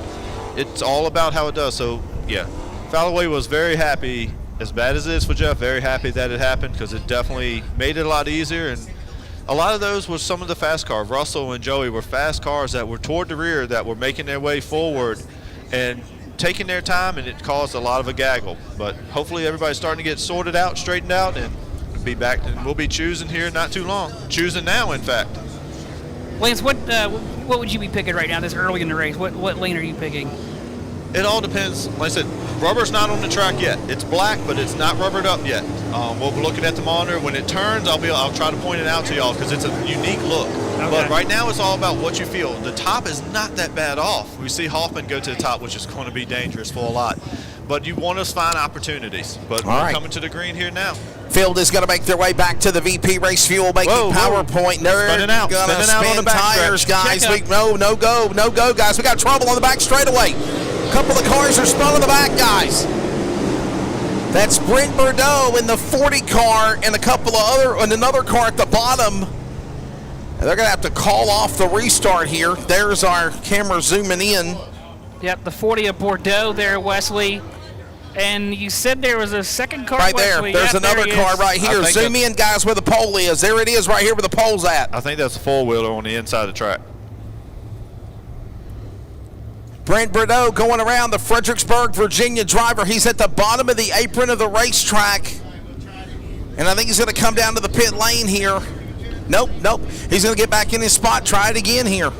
So a lot of time, if that happened, it's possible. It don't look nothing on the back. It looks like it in front. Somebody might have just accordion effect. Lance, you were literally saying, oh, here we go, because you could tell that it was a chain reaction happening from the front to the back. And people have a pace, and you see everybody clashing up and get up tight with each other. If you misjudge that a little bit, you can't see the guy in front of you that well. These cars are tall compared to where the driver sets, and you might just got caught off guard. But we're coming to green now. Still block Bandit A-Main late model feature coming up next. Drivers be lined up and ready. We're back to green here at the VP Race Fuel. Making PowerPoint of the Mark Batten Memorial. Back underway. Look at Cable. Look at 𝗧𝗪𝗪. Look at Hoffman. When's the last time Nick Hoffman raced a modified? It's got to be over a year. Or at least when he ran February in the Dirt Car Nationals. That's about it. I believe so. That car is brand new off the jig. If I remember right, they finished it Sunday-ish this past weekend, got body and all on it, out the door just a couple days ago. And the car owner, Jerry Foster's, talked Nick into, hey, let's just shake it down. Drake Troutman, who will probably normally be running that car, is out at the 100,000 to win race. I forget where that was. Mississippi Thunder in Wisconsin. Yep. Here we go. Off the corner out of turn 4, Altabelli. Taylor. Medford, look at this awesome racing color. We got trouble in turn 4. Car going around. Two cars around in turn 4. Yeah, the field's going to work off of turn 2, and there you see Gary Dillon and Jim Manka going around, man. Jim Manka. Another Who's Your Driver.org. Caution. Understanding that Gary Dillon is a secondary caution, he'll get his spot back. Jim Manka is the cause of the yellow. So Jim Manka, the cause of the caution, he'll go to the rear. Dillon will get his spot back there. It's one of the best things they do, because what happens in that situation, Gary sees the situation, stops the car. Sometimes you got to spin the car out just to stop. And it's courteous to give it back to the man, because all he spun out was to prevent caution, to prevent more damage, honestly, to his own car too. But it just makes it a lot better for everyone. And so the biggest courteous thing is to make sure he gets his spot back for that situation. Well, we'll see what this does to the driver's momentum. Like you mentioned, Wesley, they had a 7-lap green flag run, and now within the span of not even maybe a lap, we've had 2 cautions now. You're exactly right. So the problem comes is I know I talk about it a lot, but it's more of a factor than I think people realize. It is tires. That long run, you start to get, most likely everyone's on a hard tire, and that takes a little bit to get warmed up, and you get it up and it's starting to work. And then after a little bit of that time, these cautions, you worry about if it cools down. And if that tire gets really hot and it cools down, it will literally no longer work. You might as well put a plastic tire back there. It will not do anything. So those long runs and then a lot of cautions really puts a lot of pressure on the driver to make sure they take care of their tires and take care of everything. Now, Lance, what would that do to you think the driver mentally with all these constant green and go restarts here?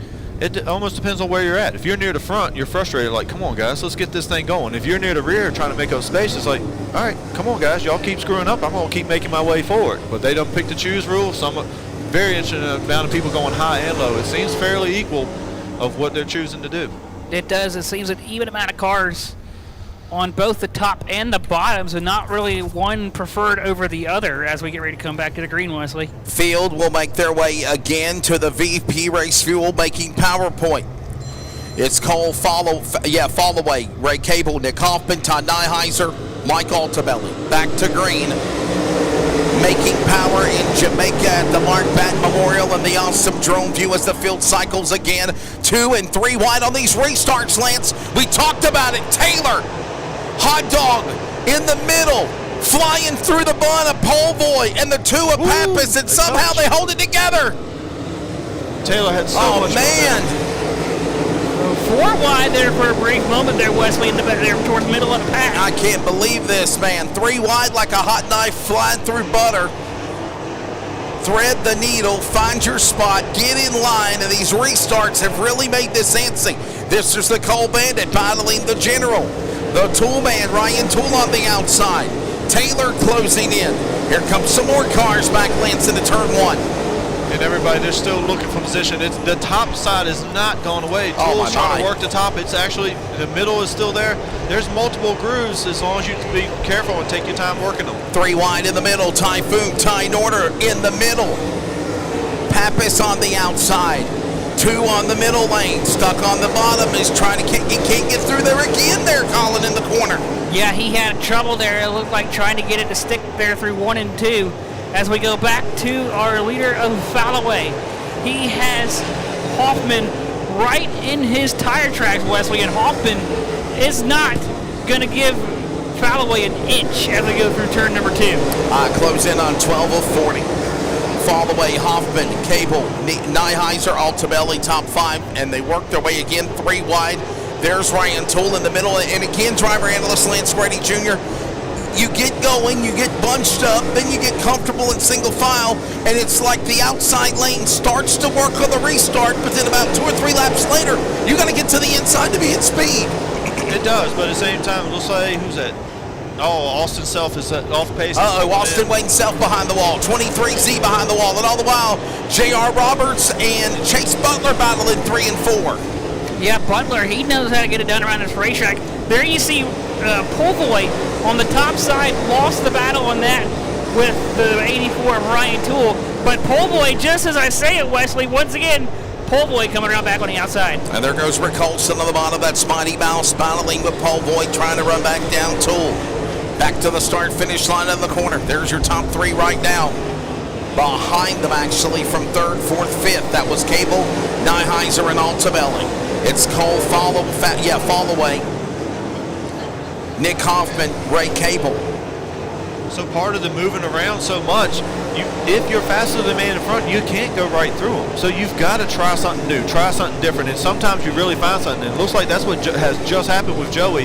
Yeah. As Joey's working great on the top, as long as Rick finding a little extra on the bottom, he's going in a little bit lower than almost everyone else, and it's working. And look at Norder on the monitor here, Lance, going to the inside, battling that 12 car, trying something on the bottom of the racetrack on the inside, and now up top, Ty Rhodes, Joey Povoy in this mix, Rick Colson, big stack of traffic there a moment ago as we watch him work off 4 again, Colin. Yeah, speaking of big stack, Nick Hoffman and `𝗓𝗪𝗓. Wow. They're coming up on lap traffic, Wesley. Again. And there he goes, using the lap car as a pick to go around to let Hoffman leave Hoffman in there in the dirt. Hold that angle because you're seeing him now. The leader's working into 3 and 4.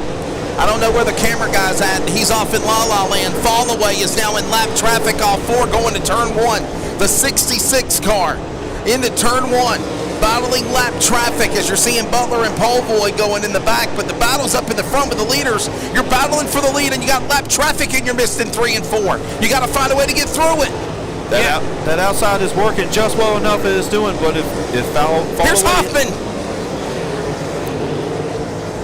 Finding the groove, finding the way around the lap traffic, but also preventing and holding back the likes of someone like Nick Hoffman is a massive challenge. Pappas on the bottom, Menka on the bottom, Fallaway on the outside, and again trying to hold off the likes of the middleman of Hoffman, trying to get right on the rear end of that number 66 entry. One wrong slip and he's there into turn 1 and 2.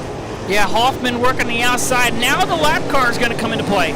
The lap car now is going to be in the middle of this battle for the lead between Fallaway and Hoffman. Hoffman goes around the top side, but Fallaway in that black and green number 66 there, Wesley, has got it dialed in. And when we said earlier in the race he was green, and that caution came out to keep him from going into lap traffic, here he is again in the lap traffic. And we just passed halfway as well. Right now, 22 of 40.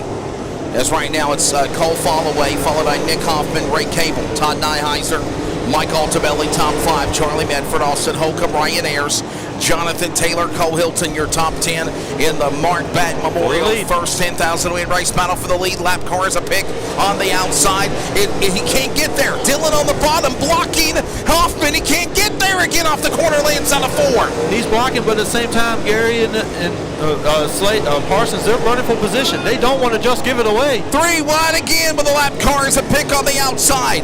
Nowhere to go for Hoffman. Up in the fence now. Fallaway still holding on that spot again as he lost ground. And here comes Hoffman again into turn 4. Fallaway on the inside coming out of 4. He is in the lead, but Lance, how frustrating is it when you're fighting for the lead like this? How frustrating is it, Lance, to be battling with lap traffic like this? They're not too much in the way. They're not causing a lot of problems. They're doing where it gets tricky. Look at this, guys, but you got to watch the monitor. Look at how these guys are so close to making contact and taking each other out, and there's a caution. I knew it. There it goes. Trouble. Neuheiser, a top of 2. Todd Neuheiser, the man who won Potomac last Sunday night, the one who won Dixieland last night from Panama City, Florida. That's rubber. So if you look on the monitor, that slight brownish, grayish tone, that's where rubber's starting to get laid down on the track. That change in tone is what you got to start looking for as a driver, because that's where your tires are really going to work. We've got really lucky. It's a wide patch, so there's still 2 grooves of rubber, which is rare, but very beneficial for the racing event. How hard is that to see when it gets to kind of like that in the sort of, with the lighting kind of reflecting off the dirt like that? The quality of your shield and the helmet comes into play. You feel it first. You feel it, and it's like, rubber's down. Sure, and you're looking, you know it's coming, but then once you feel it the first time, you perk up and you look a little bit farther, and once you find it, you grin a little bit, but you also got to take care of the tires because it will heat a tire up quick. And I got to say this as well as just a thought. A lot of big late model races, if it's a modified late model combo, normally the late models go first before the modifieds.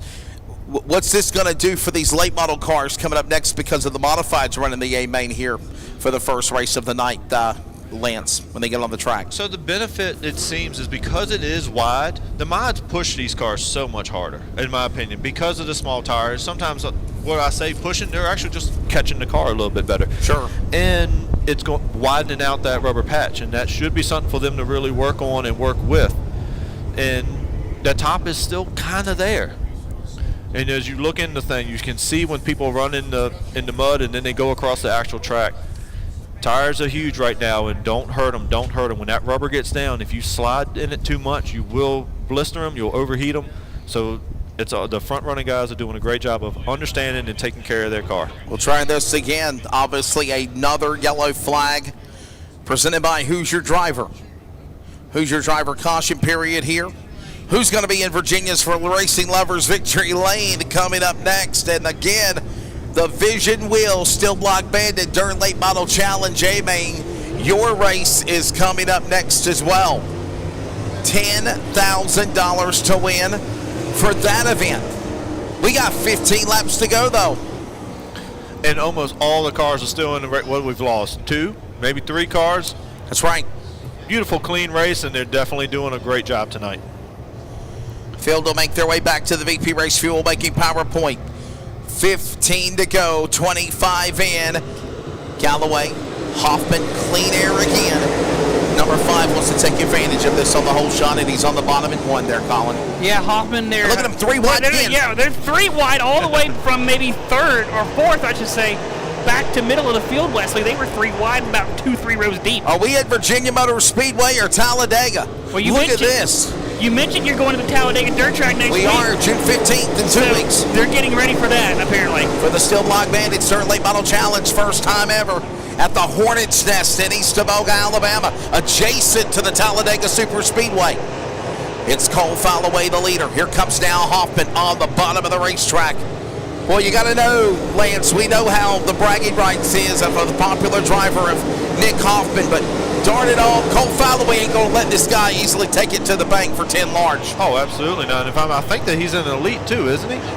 So that's a customer car in front of Nick. 3 wide, Cole Hilton in the middle. Battle for the lead off turn 4 going to 1, guys. Look at this. As Brent Bordeaux goes in the corner, he's behind the wall. They're battling for the lead. Hoffman on the outside, crossover. You're missing it. They crossed it up, and clean air is very important. That's one of the biggest things right now is getting that clean air. Nick pulls down, get that air on the nose. Guys, we got a problem. Back straightaway. Cole Hilton's car off the pace, the 99. In trouble while they battle for the lead again. Tough break for the 99, but here they come down Alpha 2 as they blow past the car there slow, trying to lip his way, Wesley, to the infield. Yeah, I think he cut a tire down. Cole Hilton, the Cole Bandit from Concord, in trouble. Problems for him. And we'll stay green. 10 laps to go. Interesting enough, Falloway's running in a little bit even higher and making great progress with it. The top is coming in. It's great for the rest of this field. Everyone's able to run anywhere they want, basically. This is where you set yourself up for the finish of this race, no doubt. And obviously, all the while, up in front, it is the driver of the number 66, Cole Falloway.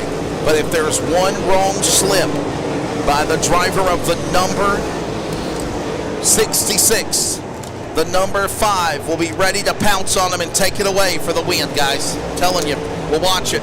And if we remember, Falloway started this race on the pole. Yes, sir. And I believe he's been on at the point all night long. I don't think he's relinquished this lead once tonight. But Hoffman started 3rd, and he is right there on Falloway, just right there in his tire tracks, just waiting to pounce. I'm telling you, one wrong slip, he's going to have it right now. Single file on the corner. Laps winding down. Closing in on the finish of this one. Also have Charlie Murphy. He's come out from out in the Midwest a little bit, trying to work his way into the top 5 on Austin Holcomb. Him and Austin are great buddies. They take some really 2 cute pictures together. Like literally, Austin holding him up and like carrying a little baby. But they're having a great run with each other. And this time around, when they come to the line, you've got, of course, Medford and Holcomb battling. But when they come to the line, this is 5 to go for the lead. Look at them battling side by side at the stripe. That is the driver of Cole Falloway up high. Yeah, there you go. Come on now. boy, Nick Hoffman trying all he can to go to the top, to the bottom here as they work off the corner. Under 5 remaining. 4 to go, baby. Side by side. Hoffman, the thrill to the inside. Got the run on 𝗘𝗩𝗪. He hit the go button. I think he said, I've had enough of being held up there, Lance. About 4 laps ago, Nick settled down. He gapped himself back. He could have been just cooling the tires down a little bit to make one good last lunge with 5 to go. But traffic is there. Traffic could be a big factor. Boy, oh boy. Oh, we got one in the wall before in front of the leader. Parsons in the wall, tire down to the 96 out of Winston-Salem, North Carolina. Slade Parsons, there you see him right there on the monitor. Will that and be the a caution is out with 3 to go. Are you serious, Jamaica? Man. Oh, baby. Just when it was getting good at the front, the caution comes out. Yes, sir. And throughout, Charlie had just got past Austin as well, but because of the caution, we go back to the last completed lap, and Austin, it looks like we'll get a spot back, but we'll find out for sure in scoring. Oh, boy, oh, boy. Wesley, how do you think you reset yourself now after that intense racing for the last maybe 10 to 15 laps, and now a caution just comes and interrupts it there? If there's only one positive from everything here, Hoffman lead at least 1 lap in front of Holloway, so he will be on a single file restart per the Dirt Car Modified Mafia rulebook. It'll be a single file restart with 4 laps to go now, and they're still going to say Hoffman's in front. It'll be a single file, though, Lance. You got clean air for the 5. See, that's a big, huge factor. And you say good, benefited, but that all depends on point of view. That's true. Because Holloway is saying, hey, I don't think we completed that lap. We need to back it up a hair. But that's definitely all part of it, as good or bad as it Hoffman could at be. least led 1 lap around before the caution fell, and that Elite chassis, brand new car. What did you say? They got it built like, 2 days ago, 3 days ago? Brand new. That's going to be one that is Drake built for Jerry Foster, who's car owner. Drake Troutman typically would be driving that ride. Yes. Drake is out in town. He's racing at that 100,000 win race. Foster was able to talk to Nick and get Nick to shake the car down. If I remember his post correctly, is literally, well, let's just go to Virginia to shake it down, and it seems to be shaking pretty good. And what a shakedown would be for a 10 large payday at that for the driver that they call the Thrill. Oh boy, Colin. Wesley, Lance, talk about that. You just said this is a shakedown for the 5. Yes. So imagine going back to the race shop saying, hey, I shook the car down for you. Here's $10,000. Yeah, that part, I don't know what they agreed on, but I don't know if as a driver. 50-50, you get 5, I get 5, something like that. It's interesting how they would do on it. Nick honestly probably takes this truly as a test session. He's always thinking, he's always trying to figure out how to make these cars faster. There's a reason that those top 3 are all elite cars. That now 4th and 5th, 1, 2, and 3 are Nick's cars.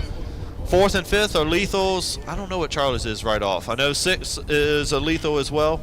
And so you got a battle of these chassis manufacturers going on as well. That's a whole different thing that mostly just the drivers know about. But if you look a little deeper, it makes it interesting as well of the extra details that go into all these cars. Flagman will show the 1 to go indication. The wheel and engineering lights will be illuminated around the racetrack, and we will try to go back for restart with a 4-lap shootout on the way. Before we go back, Green Lance, what do you do if you have your 2 own cars, Wesley, right behind you? Sure. I mean, it's kind of like almost a give and take situation, but then again, you want the $10,000. You know? I would say more give right now. Exactly. More take than give, actually. I retract my previous statement. Is it, or you want to make sure they know who's actually the boss of this operation? Exactly. You want to make sure whose car are you driving, right? Here we go. 4 laps to go. Field will make their way single file to the VP Race Fuel making PowerPoint. Mark Batten Memorial to the home stretch we roll in Jamaica. Hoffman on the whole shot leads them. Second, again, is Holloway. Here comes Ray Cable now up to second, or trying to get to that spot with 3 to go into turn 3 there. They were 3 wide there for a brief moment for 5th. Here they come out of turn 4, side by side for the 2nd spot. Hoffman and Cable side by side. It is Holloway and Cable side by side. They're coming down the front stretch now. They go into 2 in their single file. Oh, you gotta love it. 2 to go. Hoffman in the black and blue number 5. Penultimate lap. of the race. 2 remaining. 2 more to go to be $10,000. I'll tell you what, Lance Holloway, I think the car might have went away, and Hoffman was playing possum, waiting for that right time to go after it. That's exactly what he's doing, man. Coming to the line. White flag in the air for Hoffman. 1 more to go and a 10 grand payday at the Mark Batten Memorial. And like always when we say a little bit farther back, 𝗧𝗪𝗘 looking for that podium finish, working underneath Cable. Yeah, 𝗧𝗪𝗘 on the bottom, but here comes your leader out of turn number 3, Wesley. 𝗧𝗪𝗘 and Cable battling behind them for second, but meanwhile, here comes the driver, Nick Hoffman. The thrill. Hasn't been in a modified since the Dirt Car Nationals at Volusia. He wins the Mark Batten Memorial for the Modifieds in Jamaica. What a great race. Wow. That was some great racing tonight. Hold on, 6, 7, 8, 9. And what a shout for Ty Norley. Ty, if I remember the lineup, he started back there in the back, 23rd. If I'm counting real quick right, I want to say that's 8th or 9th. Great run through the field. Great run for Ty. Overall, and smart race. I'm going down there. Oh, go ahead. All right, folks. Joseph McCray, we have your debit card, I think. Yep. Joseph Nick's McCray, cleared we across have the your debit scales. card up here in the control tower. Joseph McCray, we have your debit card up here in the control tower. And we're going to use it if you don't come up. Also, folks, help us out. We have a small crew here at the Speedway. If you would take your trash with you when you leave and put there he is, folks. Give it up for your winners. Underneath the grandstands, be greatly appreciated. Wait till he's done. What's that?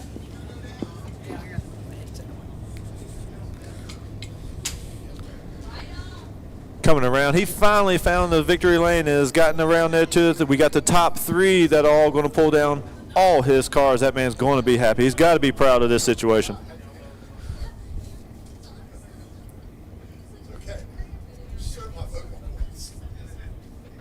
That probably might be the plainest car that Nick's driven, but yet the most colorful.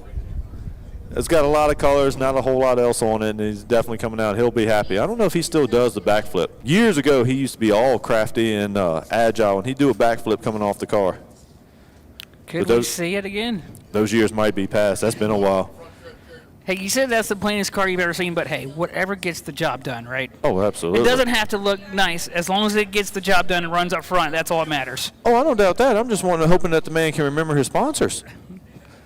That's the reason you have them on. Put them so proudly. They do so much for you, but at the same time, you want to make sure that you're getting the word out there for them. Sometimes you put a little cheat sheet on the back. You put the small sponsors on the back spoiler so you can able to look down and get a reference. I was going to say, Lance, don't you usually sometimes have like a little note card with you somewhere in the modified at times? We put the stickers on the thing. That way you don't have to worry about the sweat ruining the note card. Here he comes. He's coming on. I think he's coming out. No, that was someone else. Somebody come over there? Oh, no, that was 𝗧𝗪𝗘. Yep, 𝗧𝗪𝗘 came over to congratulate him on the win. Nice run by 𝗧𝗪𝗘, though, tonight. Absolutely. A little bit of a heartbreak, but at the same time, you know it was still a great one. Here you come. There's your winner, ladies and gentlemen, Nick Hoffman.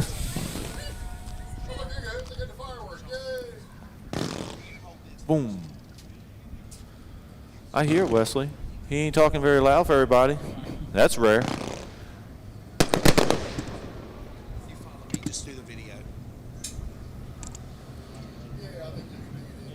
Take care of her, Wesley.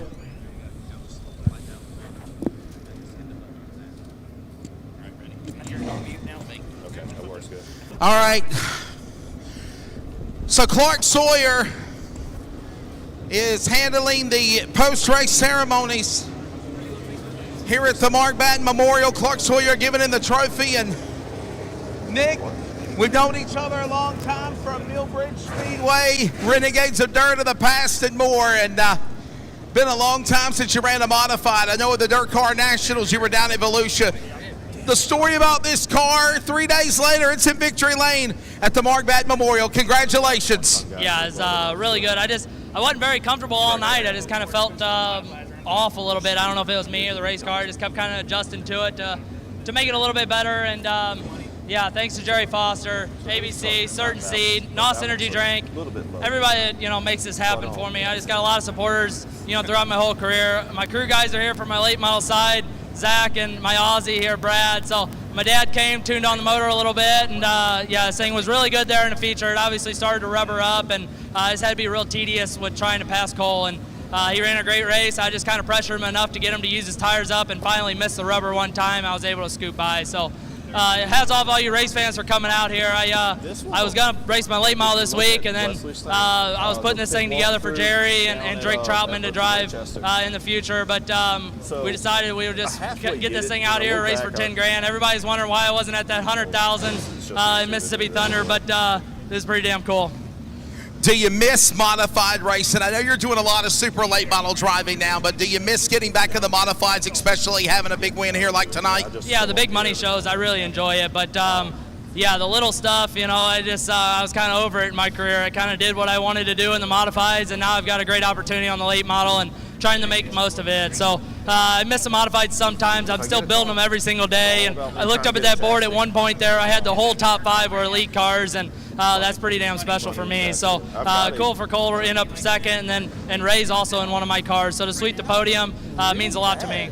The 3-0 Nick Hoffman, $10,000 at the Mark Batten Memorial. He's going to go through all 3 probably. All right, we'll grab second place now. 2 back-to-back weekends in second spot for the driver from, of course, Owensboro, Kentucky. Ready? Cole Falloway, and Cole. He was just doing that. Tires go away, handling go away, track change. What makes it be for you to have another night to be in second? Still a fun weekend representing the Buckeyes, the Bluegrass State. Yeah, it was rubbered there, and I kind of took off at the beginning, and I knew I was out a little bit, and I was just riding. And then when he got to second, he kept showing me a no. So I was back behind. Time, and I missed it one time down here in 3 and 4, and he got by me, and that was all I could do. Man, no, you run the. But where I found was funny. Try to make some more of these races down in the South for the Modified Mafia Tour. You know, you've done enough. That pay good me are fun to come to, and it's worth coming to whenever it's paid as good as it did this weekend. Good job seeing you. Thank you. From Owensboro, Kentucky, Cole Falloway. He'll finish in second. But then you realize how. And another solid weekend for Ray Cable, the Iceman. Ready? The Iceman, Ray Cable. And he'll finish in third when this race ends at the Mark Batten Memorial. Good, solid, consistent runs for the 90 out of Maryland, it seems lately. Yeah, I know. We're hoping for a win, but I mean, tonight I don't think I quite had anything for them. Maybe that last couple laps I almost got cold there, but I'm glad we're consistent and I'm glad we're competitive. I mean, these guys are the best in the country, so. Good solid run. How was the car? How did it change during the feature? My tires started going away there towards the end. I started sliding up, and I kind of got, you know, a little too hard on the throttle in the end and started sliding up, and Mike almost got me, but I was lucky enough to hold on. The Iceman, Ray Cable, finishing in third. Of course, Falloway in second. Nick Hoffman wins the Mark Batten Memorial for the Modifieds, and the Modified Mafia Tour now travels to Western Virginia next weekend in the mountains at Natural Bridge Speedway. Coming up, the Steel Block Bandits. Guys, back up to you. I appreciate it.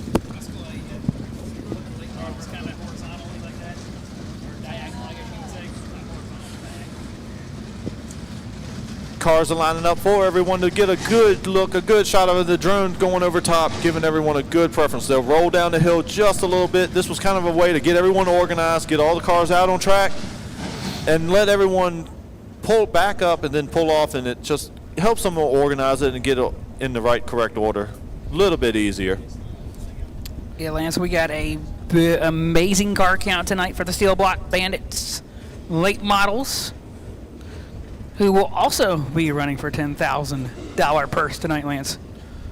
Yeah, definitely, and that's, I'm glad we had such a good crowd, a good show with the fans and show of the cars, and it makes a difference. It makes some of these big events happen time after time after time.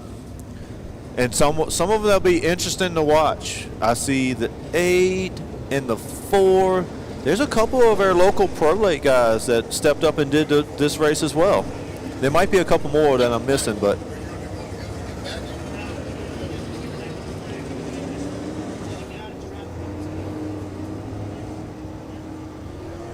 so I don't have no lineup, but if I remember, it should be 32s normally. Oh no, who's driving for Corky now?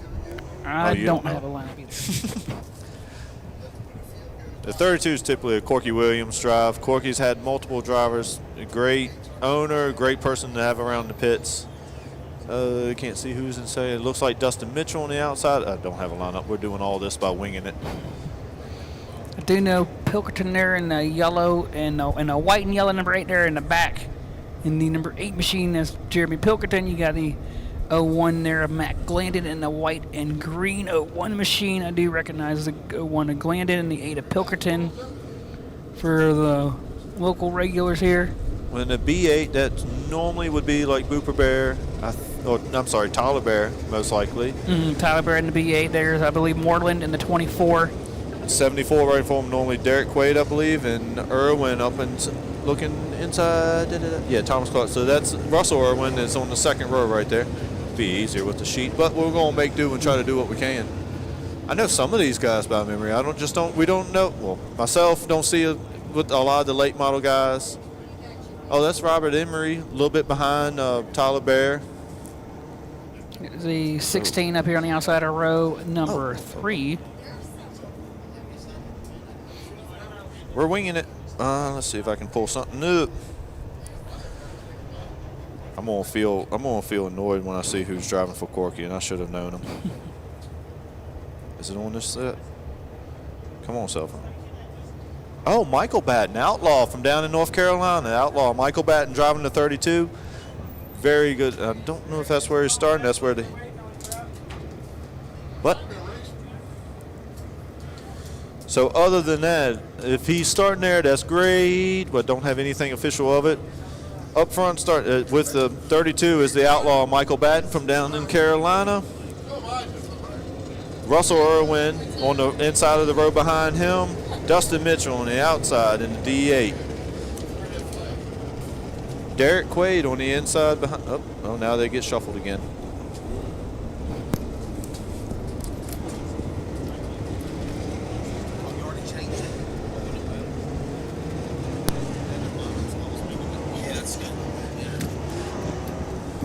So it looks like the only adjustment at the moment was going to be that Michael Batten falls back to inside of 2. Well, we are getting ready to go green. Thank you to Colin and Dirt Track Jesus, Lance Grady, for letting me do the doing the lineup. And now we're going to knock this out very, very quickly. Well, Wesley, we're getting ready to go green. I don't hear you. Oh. What'd you do different? I didn't touch it. We'll figure you out. All right. I didn't touch it. All right, ladies and gentlemen. Irwin Mitchell, row 1. Battencraft, row 2. Quaid Bear, row 3. Moreland Emery, row 4. Latham Brewer, row 5. Cochran, Kahn, Pilkerton and Arrington. Rankin, Zachalowski. Glandon Walls. Pierce Knight. Bradford Blackwell. Penny Tucker and Harrison, the 3rd annual Mark Batten Memorial for the Vision Wheel Steel Block Bandit Dirt Late Model Challenge is underway at Virginia Motor Speedway. Wesley, they're not wasting any time touching the fence coming off of turn number 2. We saw them do that a lot. 3. Practice. Oh, we got trouble, guys. 1 around and 4. Caution flag. Yep, for the caution's first time out. this evening, that'll be the. I'm trying to figure out what number that is. It spun in turn 4 here. I believe that's the 12 car that is around in 4. Give me a second.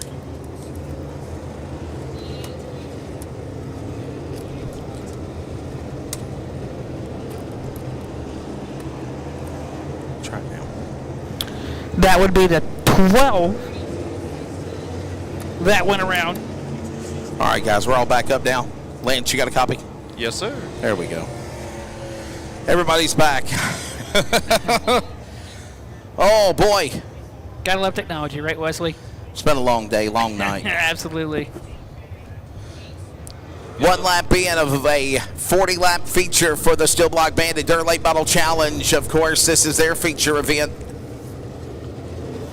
$10,000 going to the winner. By the way, we need the Sportsman feature and limited stocks to be lined up. I ain't gonna lie to you, it's a late night. As soon as this race is over and post-race has ended, CRN is going live off the air. We got to pack up and get back to Carolina. Then get a Twisted Tea for the rest of the night. Boy, yeah. A little Mountain Dew in there. Is that your party drink for post-race, Lance? After the race? Oh yeah. I mean, I've even got one of the Twisted Tea straw hats that we wear most of the time. Twisted Tea yellow. Who's your driver? Caution yellow. They just go hand in hand, right? That's why we do it after the race. That way I don't have that many yellows around me. Driver analyst Lance Grady for the Modified Mafia. He's going to stay and stick around for the late models now, the Bandits. We'll put him to work. Next week, by the way, as I mentioned, down trackside, Western Virginia, where we'll be next week. We're going to be at Natural Bridge Speedway. Then we travel to County Line Raceway in Elm City, North Carolina. Father's Day weekend, Saturday, June 15th. And then, of course, on the 16th, we will be at the Ultimate RV Motorsports Park in Elkin, North Carolina. This series, the Vision Wheel Steel Block Bandit Dirt Late Model Challenge, will be for the first time ever going to the Hornet's Nest in East Topeka, Alabama, just outside of Talladega, the Talladega Short Track. And it's going to be fun. It sounds like you got a big, busy weekend there, Wesley. A lot going on. One lap in, 39 to go. And Alabama, you on the Roll Tide side, aren't you? I am, Dan. Yes, always. Roll Tide. I know I'm in Hokie country or Cavalier world, but either way, Alabama till the day I die, baby. All right, let's try this again. So I believe the steel blocks, I don't know, do they do choose or do they? They do the same thing as we do. They do the leader and then they go inside and outside Dixie double file restart. Yep. So second place gets to choose. Everyone else has to fall in line. That's right. Little bit different, similar concept, little bit different of possible advantages you can get deeper in the field. Dustin Mitchell trying to sweep the weekend. He won last night at Dixieland. And as the field from the drone view, thanks to Pixel Hunters, makes their way back to the VP Race Fuel making PowerPoint, it is time to fill the thunder. 1 in, 39 to go. Back underway in Jamaica. Oh, boy, Derek Quay didn't fire. Something happened. Finally got going in the 74. Did you see that replay right there? I saw Pilgrim. Uh-oh, trouble. Turn two. Hold it together, y'all. There you go. Oh, we still got one spun, guys. It's Rankin. Derek Rankin spun around in the 72. You mentioned, Wesley, if we on the restart, I think I saw Pilkerton towards the rear. Yeah. Got a little sideways there on the start. And Quay didn't fire. Exactly. And then we go again. It chain reaction bottlenecks everybody behind them. And there's the caution in turn 1 and 2. Quay didn't go. People behind Quay had to check up, and then Pilkerton ended up having to try to take evasive action.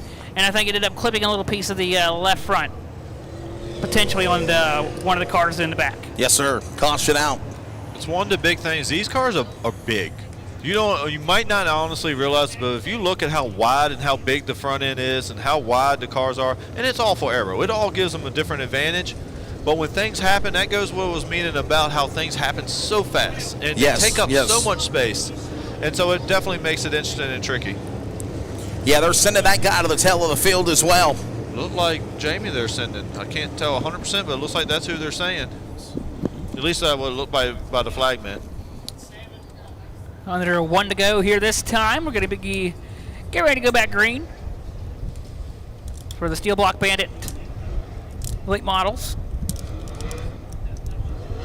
Currently still under yellow at the moment. Currently working our Who's Your Driver caution period flag here this evening for the Steel Block Bandits here at Virginia Motor Speedway. It seems like Moreland's trying to take advantage of something they had. They had to pull the hood off. Hopefully it's something that's small. They'll have debris somewhere. Oh, it looks like they're walking down turn 4, prod or something. But Moreland, hopefully that's something small, and I got the hood off, which isn't normally good, but they're taking advantage of these cautions. God, I wondered, did the debris come off of Moreland's car? That's possible too. It is bobbled up on that right rear corner a little bit. Got hit a little bit. Because that's right where the 24 went down pit road there, Lance. And it could be. It's hard to tell. It didn't look like that big of a piece, but it's hard to, no way to really be able to tell and see. Camera ain't showing it. We can't see. It's too far away to be able to see from up here. Well, here we go, Lance. We're getting the one to go this time as the field is going to get stacked up here down the back straightaway. We get ready to go back green. So Dustin didn't take off quite as hard as expected last time, and it held up Irwin, but Batten took good advantage of it. We'll see how they take off this time.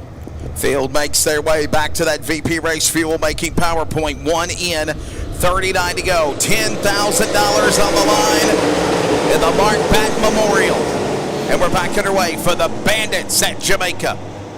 Look at now Batten on the high side. Irwin right there to the bottom. That's the battle going on now in the top three.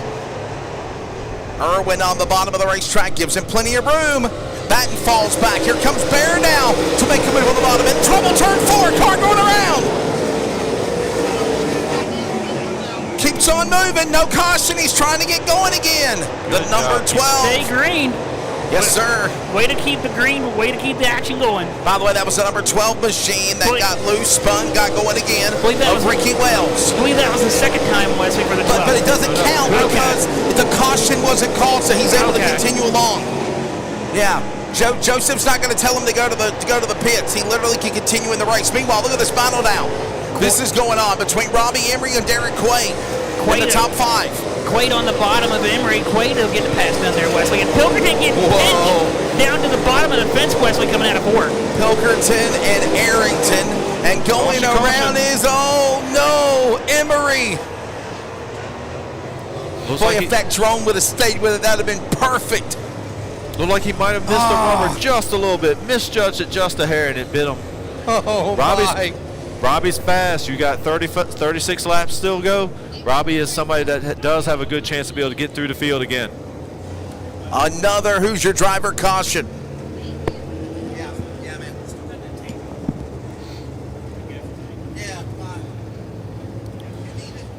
The battle up front of having between Mitchell, Irwin, and Batten.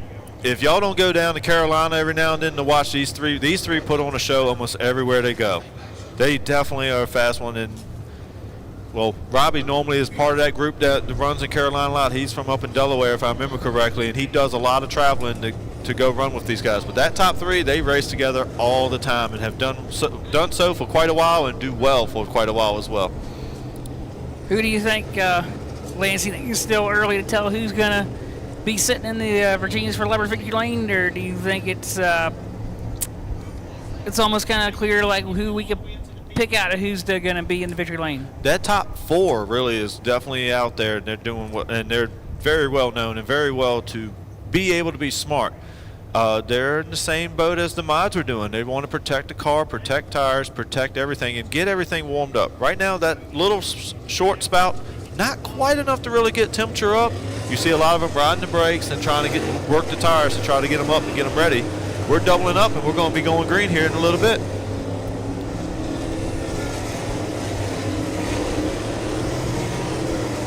We'll see who will be there in due time, but getting ready to go back green. The 8 is going to be leading us to the restart zone. The 22 and the 32, but they're in road number 2. Green flag in here, we're back underway. Back to the restart. And look at them 3 wide again. We saw that in the modifieds. We see it in the late models. You get stacked up 2 and 3 wide. Look at now the bottom, the 15. That's Jamie the Jet Lane from former winner here at Virginia Motor Speedway in the prestigious USA 100. Even more so, we see Jamie out in that great shooting some amazing gaps and making great speed. He was light on the scales, but he is upset about it. It looks like he's paying it all Guys, now. Look at Blake Kraft, Tyler Bear, Pilkerton, Quaid, Rankin, Tyler Arrington, Turbo Tyler, and there's contact. Hold it together, guys. In the corner, look at him dive on the inside, making a run there. And Holds it together. We stay green. That's Matt Cochran into 1. That crate car is up to 6. That crate car is passing for. Oh, he slipped, but he's making great run. There might be something wrong, but it looked like there was something wrong with the 𝗧𝗢 𝗘𝗩𝗘 because he had lost momentum coming off of 2 and fell back into the clutches of Bear. But now here comes the 𝗧𝗪𝗚𝗃 on the inside of Bear as they work their way into 1. Back to the corner again. 𝗘𝗩𝗘 driving the high side. By the way, he was in the Victory Lap Fast Track Pro Late Model running with the Bandits here. So was also Turbo Tyler Arrington, a former crate guy, running with these big boys. Cochran and Quaid there, finally. And you know, the thing is, driver analyst Lance Grady Jr., the track is rubbering up more and more and more. You hear us use the expression, the blacktop is starting to settle in. And this is kind of about the closest as you'll get to the likes of a pavement surface here. Oh, absolutely, and that's where, especially if you're able to see the on drone video and see the camera, that gray streak that's starting to form. You see it all black, and then you see this kind of brownish gray line. Yep. That's where that rubber is. You see that? That's where you want to have your tires, but you got to protect them because it gets hot. There's a lot of grip there. Because there's grip, that's going to work the tires harder. Staying in position with now 10 in of 40, 30 laps for the Vision Wheel. Still Block Bandit Dirt Late Model Challenge, a main feature. Kraft and 𝗘𝗩𝗘 battling here. Back straight away. Thanks to the awesome work by Ryan Smith, Pixel Hunter Productions, and they're going to go 3 wide again. Emery making a move on the bottom from the drone, and here comes 𝗘𝗩𝗘, Kraft, Bear, Quaid, and Arrington battle going back to turn 1 here on lap 11. Yeah, Quaid on the inside, and he's trying to find a little bit of grip there on the bottom, but I don't know if it's really working out that well at the moment because the 𝗧𝗪𝗚𝗃, I believe, cleared the 47 to Quaid there on that corner. Give him plenty of room, obviously, and again, I'll tell you what, Lance, things kind of settling down here. This is what we talked about. You gotta run some laps, let some time wear off, and let your car save equipment, save tires, save power before you make a run to the end of the push at halfway. It's a push and it's a conserve because at the same time you don't want to save too much because that man behind you, he ain't necessarily saving it. That's right. Here's on top of every bit of it as it comes through. Here at the Mark Batten Memorial, Virginia Motor Speedway, moving into the midnight hour. And rolling on here in this event. Everyone single file down, putting down lap number 15 of 40 on the board. 25 to go, 5 to the halfway mark here of this event. As it stands right now, your leader up in front is going to be Dustin Mitchell. And remember, he won $4,000 last night at Dixieland, carrying all the momentum of the Longhorn, still traveling here to Jamaica. And right now, staying with them in the lead. Russell Irwin, though, right there in second. And remember, Colin Irwin's car, Russell's car. Oh, trouble front straightaway. Almost. Harris got into Blackwell. How in the world did they not end up crashing below the flag stands beyond me, Colin? That was really close and great heads-up driving by those two to hang on to it. Keep an eye on those two. Oh, and around It's not over. Contact. Stay with the 17. And Harris. Blackwell and Harris not happy with one another here, Lance. And the leaders are coming up on this all too. That's when it really gets dicey. If you're a leader, oh, man. Wesley, if you're one of these leaders, what do you do when you see guys in the back, do you think like that? Duking it out for a spot. Yeah, you're exactly right. They're going to come to the line here. Yeah, we got one there up top. It is. There's a car. That's the bad one. The bad one, Mr. Tucker, putting us under the caution. The BD1 to be exact. And the caution coming out for Billy Tucker. There he is, the bad one. Simple Man, the bad one, Bad Billy Tucker, putting us under the yellow flag. That's presented by HoosierDriver.org, reminding you, choose a sober driver and buckle up. The Hoosier Driver caution. All right, Lance and Colin, man, I know the drone, they caught a glimpse of it and they went off in another direction, but keep an eye on the 17 and the 43. Yeah, that was very interesting just a moment ago. It was. It looked like Wesley. Blackwell and Harris is who I was talking Harris, about. It looked like Blackwell, and Harris, they got together here underneath the start-finish line, and then they went around to here and then came back over here in 3 and 4, and it looked like Blackwell might have gotten a little bit of a retaliation there on Harris for whatever happened here on the front stretch. Going into the corner, just let him know he wasn't too thrilled with it. That's right. Going to go back to lap number 17, 17 of 40, 3.5 Lance. The main one that I'm seeing and looking out is that number 8. That number 8, that's a crate car. He's not just a second car. That is the car you saw race a little bit earlier that is running with the steel block cars right now. And lost the race, being 7 pounds light at the scale. So what kind of a man on a mission bout might be the 8 from Loveville, Maryland, Lance, for Jeremy Pilkerton? And while he hates that he lost the one, he's definitely made it. If he can hold on what he's got, he's looking amazing, looking great. He can make up for what he lost a little bit earlier. And as we get ready to go back to the VP Race Fuels making PowerPoint, you're going to see now Mitchell, followed by Irwin on the bottom, Batten up high. That's, of course, the driver in the Corky Williams entry, Michael Batten entry from Elm City. Then it's going to be the 15 of Jamie the Jet Latham and then Pilkerton, and we're 3 wide again as we go to green. 3 wide. Oh, Pilkerton's free falling. Oh, Pilkerton. And then Pilkerton sailed it. Threw it into 3 and 4. And Rankin follows him. And there goes Tyler Bear. Bear went right on underneath Pilkerton like it was nothing. And Turbo Tyler Aronson says, I'll go with you. So will go Rankin. So will go Pilkerton. Monkey see, monkey do times 2. Well, you can see that's the problem with between the crate to the steel blocks. 3 wide again. The steel blocks just have so much power to come off. Oh no, the leader's in trouble, guys. Is that Mitchell? Yes, it is. Oh, no. Man. It looks like tire from the way it's doing. Oh, no. Dustin Mitchell, the leader, is in trouble in turn 2. Oh, tough break for Dustin Mitchell. Maybe not tire. The car looks up. Something electrical, potentially? That's weird. He seems to be, it's under his own power at the moment. It'll be a big tell if he turns into the back, if he comes down the pit road to try to get it serviced, or what he feels. Because he was dominant in the beginning part of this race. We'll find out. We'll see what the crew starts doing here on the Donnie's Body Shop entry, Longhorn number 8, as he comes down the pit lane to the attention of his crew.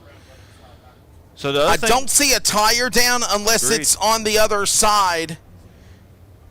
So it could be. He's out, guys. He's unbuckling he's taking off the steering wheel, unbuckling the gloves and the 5-point safety harness and more. Man, that's a tough break for Dustin Mitchell, the leader of the race, Lance, and he's out of this event of the Mark Batten Memorial. It is. Like I was talking earlier about these top 3 guys, they definitely are good racers. But I've watched them. I've watched Russell, traveled with them. They might have a fuel pressure. On his gauges, he might see something that just don't look right. So it's either something on the right side of the car or it's something internal in the engine, because it looks like they are taking the hood pins off of the D8 Longhorn, and he is not in the hot pit, Colin Brown. He is smack dab in the infield. He's out of this event. What heartbreak. $4,000 payday last night at Dixieland. Tonight, out for the 10 grand to win Mark Batten Memorial at Virginia Motor Speedway. Oh, yeah, like I was saying earlier, the wear and tear on these cars from running all day today plus all day you guys ran yesterday. 2 nights in a row. Yeah. Will wear and tear on these cars. Yeah, you're exactly right. Yeah, these drivers, like Dustin's one of them, that he's definitely such a well enough driver, well established, that if he sees a problem in the motor, he's going to turn in. $10,000 is a great payday. It's not worth one of these engines, though. So he's going to protect his equipment if there's something wrong, and it looks like he probably made a decision of that nature as we come into green. Phil to make their way back to the VP Race Fuel, making PowerPoint for the feature of the Mark Batten Memorial. Thanks also to some more other sponsors, including J&L Golf Carts for lap 5, Kevin Wright on lap 11, and Evan Ashley on lap 4. Also, Archie Bryant gave some money for $100 to the fastest in hot laps and many others. A lot of money and prizes up for a lot here at the Mark Batten Memorial. And right now, the big one, the $10,000 win show. Who's joining Nick Hoffman? Got a car up high, trouble in turn 4. He's off the pace. The number 12, can he get going? That's the 23 of Knight. Knight keeps going, keeps rolling, back up to speed. He's at the rear of the field, though. The leaders work again off turn 4. We're halfway home, 20 down and 20 to go. Yeah, Russell Irwin, your Commonwealth Bandit, he got the name when we used to go down there to Carolina, and he would win very well down there, and they got after him for coming down from Commonwealth from Virginia to take the money when he'd go down south. Top 10 after halfway. Russell Irwin leads. Jamie Latham in second. Tyler Bear third. Michael Batten fourth. Blake Kraft your top 5. Jeremy Pilkerton, Matt Cochran, Derek Quaid, Derek Rankin, top 10 belong with Zayden Landon Zachalowski. That's how it stands. Colin, now you're in the second half for this race. Russell Irwin, it was like a gift being given to him on a silver platter of clay, if you will. Here's a chance to easily win the Mark Batten Memorial. Dustin Mitchell's car was absolutely strong. He's eliminated. Now he's just got to hold off everybody else behind him in that 22. It almost goes to what we said earlier about the whole being late at the scales. Regardless, he was in the right spot. You run second, you run up front, and sometimes it's going to fall your way. Well, let's be honest, though, guys. And Colin Irwin was fast in hot laps. He put down a good time in qualifying. It shows here now in the A-Main. It really does. He earned, Wesley, we mentioned in that qualifying, he was another $1,000 richer. So imagine packing home maybe $11,000 at the end of the night for your efforts here at Virginia Motor Speedway this evening. Yeah, that's just in the late. In the late models, that's right. yes. That's not counting the modifieds. And we got a problem. Trouble, turn 4. I think Robbie Emery's in trouble. The 9E off the pace. Get down, Robbie. Robbie Emery, and they're going to draw another Hoosier driver caution again. With 15 laps to go, the Banana Republic flag waves. If you don't know the color, it's yellow. Gunsmoke for Robbie Emery. Surprised he did. Looks like something's real bad. Surprised he didn't try to turn to the infield. We're at the top of the hour. We'll pause for 10 seconds of station and network identification. This is the 3rd annual Mark Batten Memorial from Virginia Motor Speedway on CRN, the Community Radio Network. With Generac, when the utility power goes down, your home powers up. A Generac generator sits outside your home like a central air unit and runs on your existing natural gas or propane supply. It automatically kicks on within seconds of sensing a power outage, runs as long as needed, and automatically turns off when the power from the utility is restored. Minson Power is here to help you in the selection of your new home standby generator, along with all the installation and maintenance of the system. Proud sponsors of 𝗧𝗪𝗏 in the 𝗧𝗪𝗓 Sportsman car. Dave C., I'm Wesley Outland, and guys, we have had some exciting racing. We saw Nick Hoffman win the $10,000 in the modified race. Now, who's going to be the late model winner here with 15 to go? Also, quick statistic, yellow flag came out with 15 to go in the modified A-Main as well, and that changed the entire complexion of the race. And Dustin Mitchell, if you ran to grab a snack or ran to the restroom or did whatever, if you're listening on CRN, he broke a few minutes ago, was leading, gave the lead easily to Russell Irwin, Lance. Yeah, but Russell's in the right spot. It goes to what we've been talking a little bit, being in the right spot. Right now it seems like clean air is huge for these cars, so Russell's in a very good, comfortable position. Just take care of everything. It's going to be a fight behind him to see who can make their way forward. Ready to come back to that VP Race Fuel, making PowerPoint off of turn 4. Pixel Hunter Productions coverage delayed of the Mark Batten Memorial rolls on 3x3x3 again. And look at Tyler Bear. Powers along Jamie the Jet Latham. Both of those drivers, former winners of the prestigious Ernie Shelton USA 100. Here they come out of turn 4. Batten right in the middle. The 32 hanging back, waiting patiently to strike as a coiled Cobra also, Colin. Yeah, he's buying his time right now. I mean, he's not really in a bit of a rush. I mean, you are and you're not right now with the laps winding down like they are, so you have to learn when to pull the trigger and learn when to just kind of hold back. Kind of the magic, kind of to match the chooseyourdriver.org. Know when to say when, if you will. Exactly. Know when to say no. When to go, when to not go. Field works their way. We got a problem in turn 2. Car off the pace. Josh Harris with a problem. There's left front tire down. You're seeing on the broadcast monitor the left front on the Harris machine down, and that'll draw a caution here. So the 43 has cut down a left rear tire. That is the driver out of Gloucester, Virginia, Josh Harris. And we go under another Hoosier driver caution flag. Left front tire down on the 43. Left front down. Typically left side tires, like left front especially, that's going to be a contact two-lap related. courtesy rule. I believe they give them 2-lap courtesy rule, as all the other great sanctioning bodies of the world do. The Vision Wheel Steel Block Bandit Dirt Late Model Challenge does as well. Yeah, left front's normally contact. Somewhere along the line, he might have been running the high side, had someone drift up a little bit, just touch that tire a little bit and cut it down, and it really hurt the night a little bit, but you should be able to get fresh rubber. Crews look like they're trying to find a tire. They're trying to figure out what's going on for sure. The Chev foot out there, I mean, it looked like he lost. Yeah, it's the left front.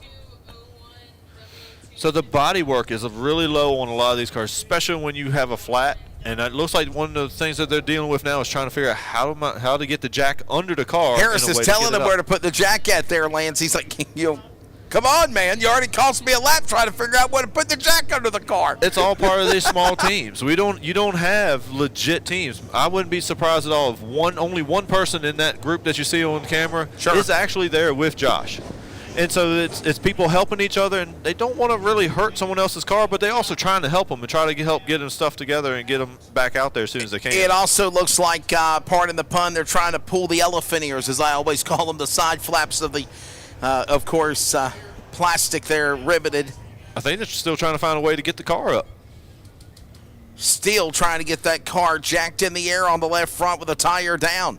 Trying to move the elephant ears of the front nose of the 43 Rocket, and finally, they've got some relief as we paint a picture in radio. The car begins to elevate. Yep, looks like they finally figured out the right spot to put the jack, and now they're going to work on the left front tire of that number 43H machine with the front nose up in the air, so it looks like they got it in the right spot this time. But they're behind the 8 ball. They got their 2 laps. They actually got a little bit more. I think we're getting ready to come to green. They're lined up, staged up, ready to go. I will be nice. The series director and race director, 𝗪𝗎 gave them 2 courtesy laps, and then he said, okay, we got to go back to the green flag of the VP Race Fuel, making PowerPoint. Harris is still a stalled kitten on the pit lane as we go back to the restart with, of course, Bear on the outside, Latham on the bottom. Kraft is there. Here comes Cochran in the fight now to the top 5. And all the while, the Commonwealth Bandit trying to cash in the Commonwealth tonight at Virginia Motor Speedway, closing in on 10 to go into turn 1. They were 3 wide there for a moment. I believe that's for the 5th spot. Battle between the 8 and the 18 there on your screen. Coming down the back straightaway into turn 3, Wesley. That's Cochran and Pilkerton, the driver, of course, from Williamsport, Pennsylvania. Matt keep Cochran. it going. Oh, we got trouble. Oh, guys, they're off the pace. We got cars stalling. Oh, no. Is that Derek Quaid? Quaid was and involved. The driver of the number 57, Layden 𝗧𝗪𝗪 from Waxahachie, Texas, now from Union, South Carolina.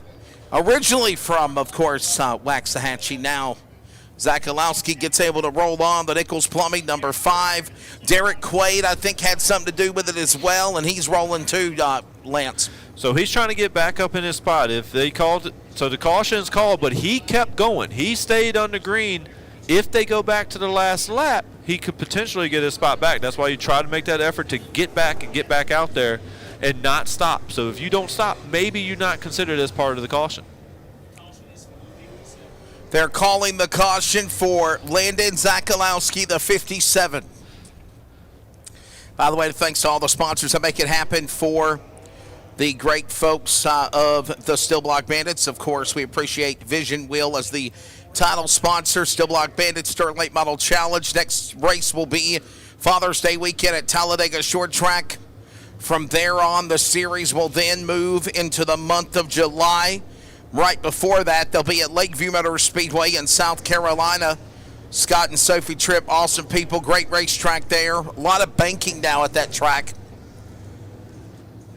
That'll be June 29th, and we move into the month of July. July 27th, Princeton Raceway in West Virginia. And then, of course, August the 10th, Halifax County Motor Speedway. And we're back again with the Bandits here at Virginia Motor Speedway and the Modified Mafia Tour on Saturday night, August the 17th. Now, the Modified Mafia will be at Dixieland on Friday night, August the 16th. But then we're all back together again with the Bandits and the Modified Mafia here at Virginia Motor Speedway, August 17th. Make your plans to join us, BanditsDirt.com for more information. And, of course, Steel Block Bandits Late Model Challenge on Facebook. At Bandits Dirt on X and Instagram, formerly known as Twitter.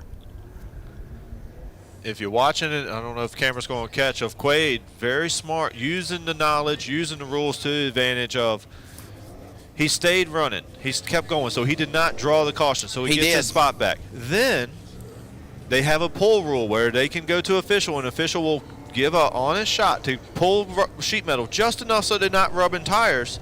So he had a little bit of damage, was able to use that rule as well to help make sure that his tires aren't going to rub and cut it down. Very smart heads-up play, understanding the rules and taking advantage of what he can. Yeah, drivers will go for the choose rule here. We'll try this again, Colin, and obviously, man, don't Katie bar the door just yet. 11 laps to go here to determine it. We're not done here in Jamaica. No, we're definitely not. 11 laps remaining, so we will see what happens. Moto Richmond are power sports enthusiasts. Experience fun and adventure. Triumph with the all-new 400s. KTM, the dirt bike legend. Italian elegance with Moto Guzzi, Piaggio, Vespa, or genuine scooters. Our friendly staff in sales, financing, service and parts are the best in the business. Call 804-230-1000 to find out about our deal of the week. Up to $1,250 Triumph cash on select 2023 models. Wow.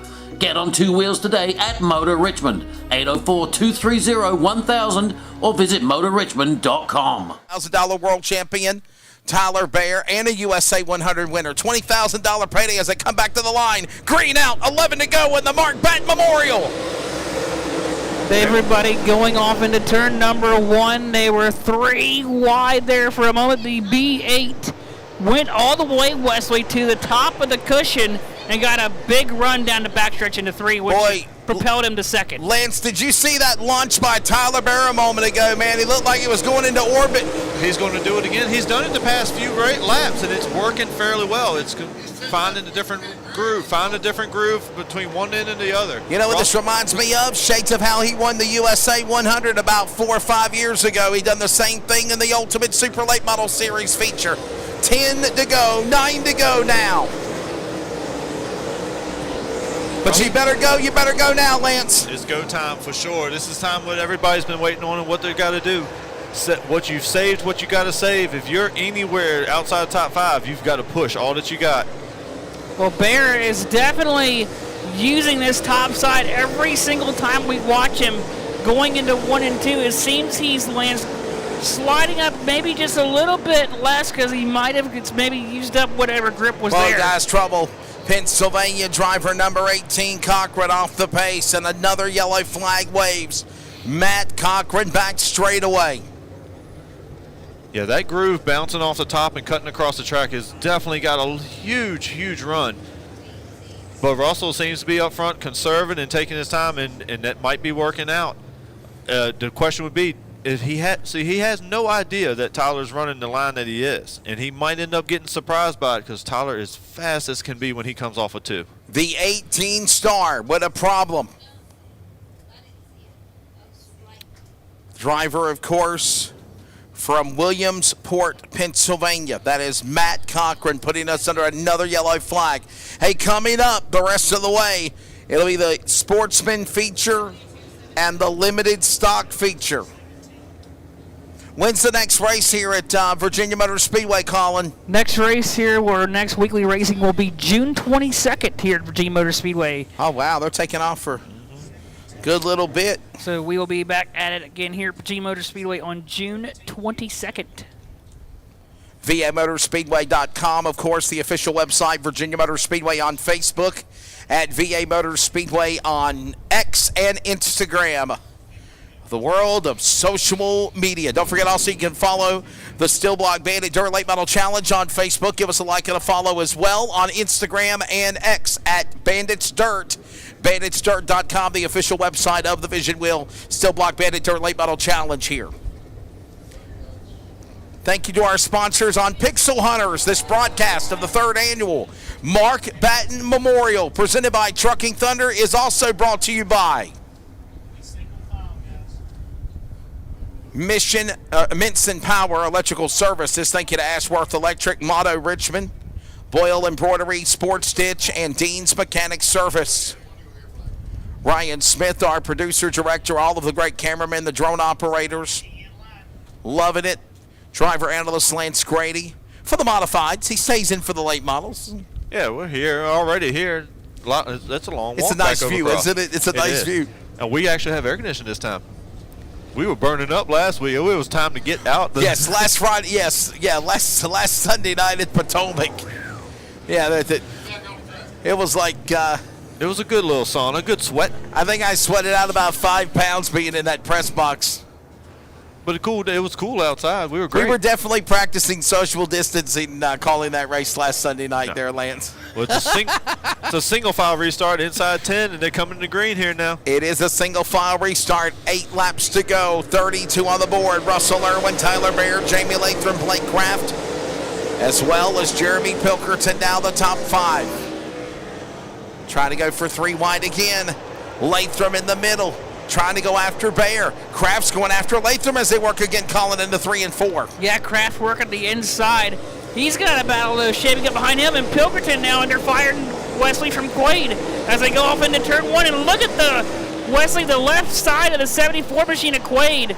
The left side of that sheet metal, they're flapping in the wind. You got to paint a picture in the world of radio. It looks like a crunched up tin can, if you will, on the left rear sheet metal of that race car.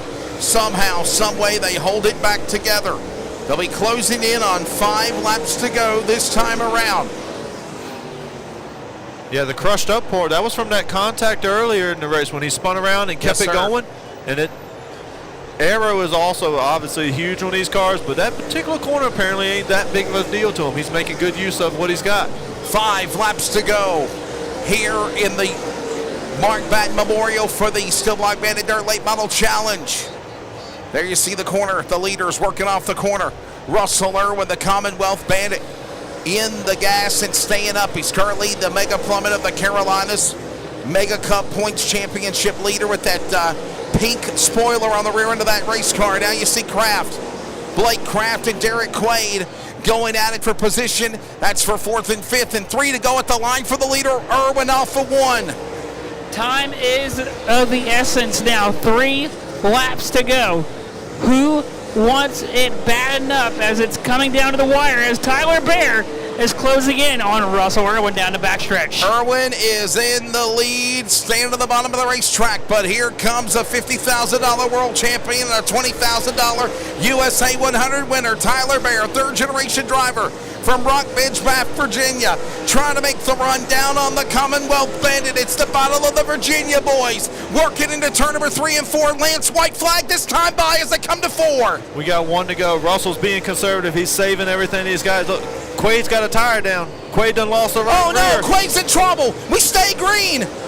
Caution's not out. Derek Quaid in turn 1 off the pace. We are racing to the checkered flag. He's clear, so we're good. Russell Irian wins the 3rd annual Mark Batten Memorial. The Commonwealth Bandit wins in the Bandits at Virginia Motor Speedway. That my boy. Awesome job, Russell. Good to see you, son. Runs the modifieds, runs the late models, the current points leader of the Vision Wheel Still Block Bandit Dirt Late Model Challenge. And he wins 10 grand unofficially at the Mark Batten Memorial. 2nd spot to Tyler Baer. Jamie the Jet Latham 3rd. We'll grab them on the podium for post-race. Blake Kraft and Jeremy Pilkerton, the top 5 guys. You ever seen somebody lose a race at the end when they think that they took the checkered, but it was actually the white? That's why you see these leaders go full helm, 1 full whole lap to make sure that they saw it correctly and make sure they get the full race distance in. It's not super common, but when it happens, it's such a heartbreak. And you also see them why they want to go farther and make sure that they finish it all the way. As Russell, Tyler, and Jamie are coming on in, they got to clear the scales, and then you're going to see some happy. When Russell gets out of the car, y'all got to pay attention. Russell has longer hair now. I've known that man probably 10, 15 years, and he's always been clean shortcut. He's starting to get a little bit longer hair. He's looking good.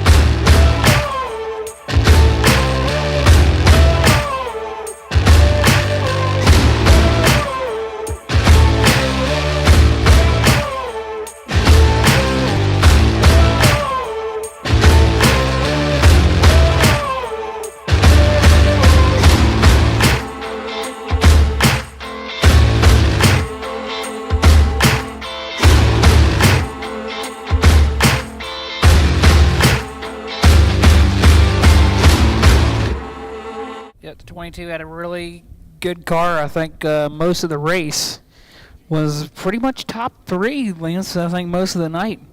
It was. Top 3 pretty much held how they were, with the exception of obviously Dustin having some kind of mechanical issue, which always is bad.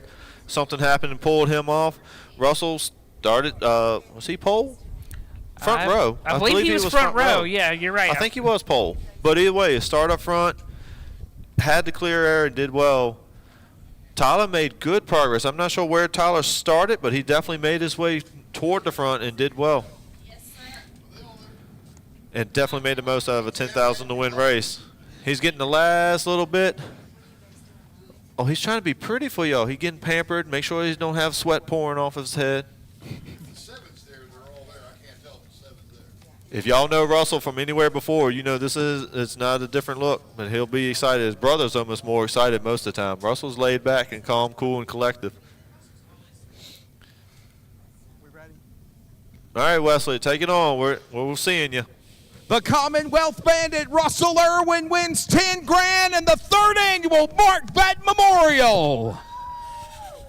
I think the one you said does the backflip. Oh boy, oh boy. They said they're taking the new long hair.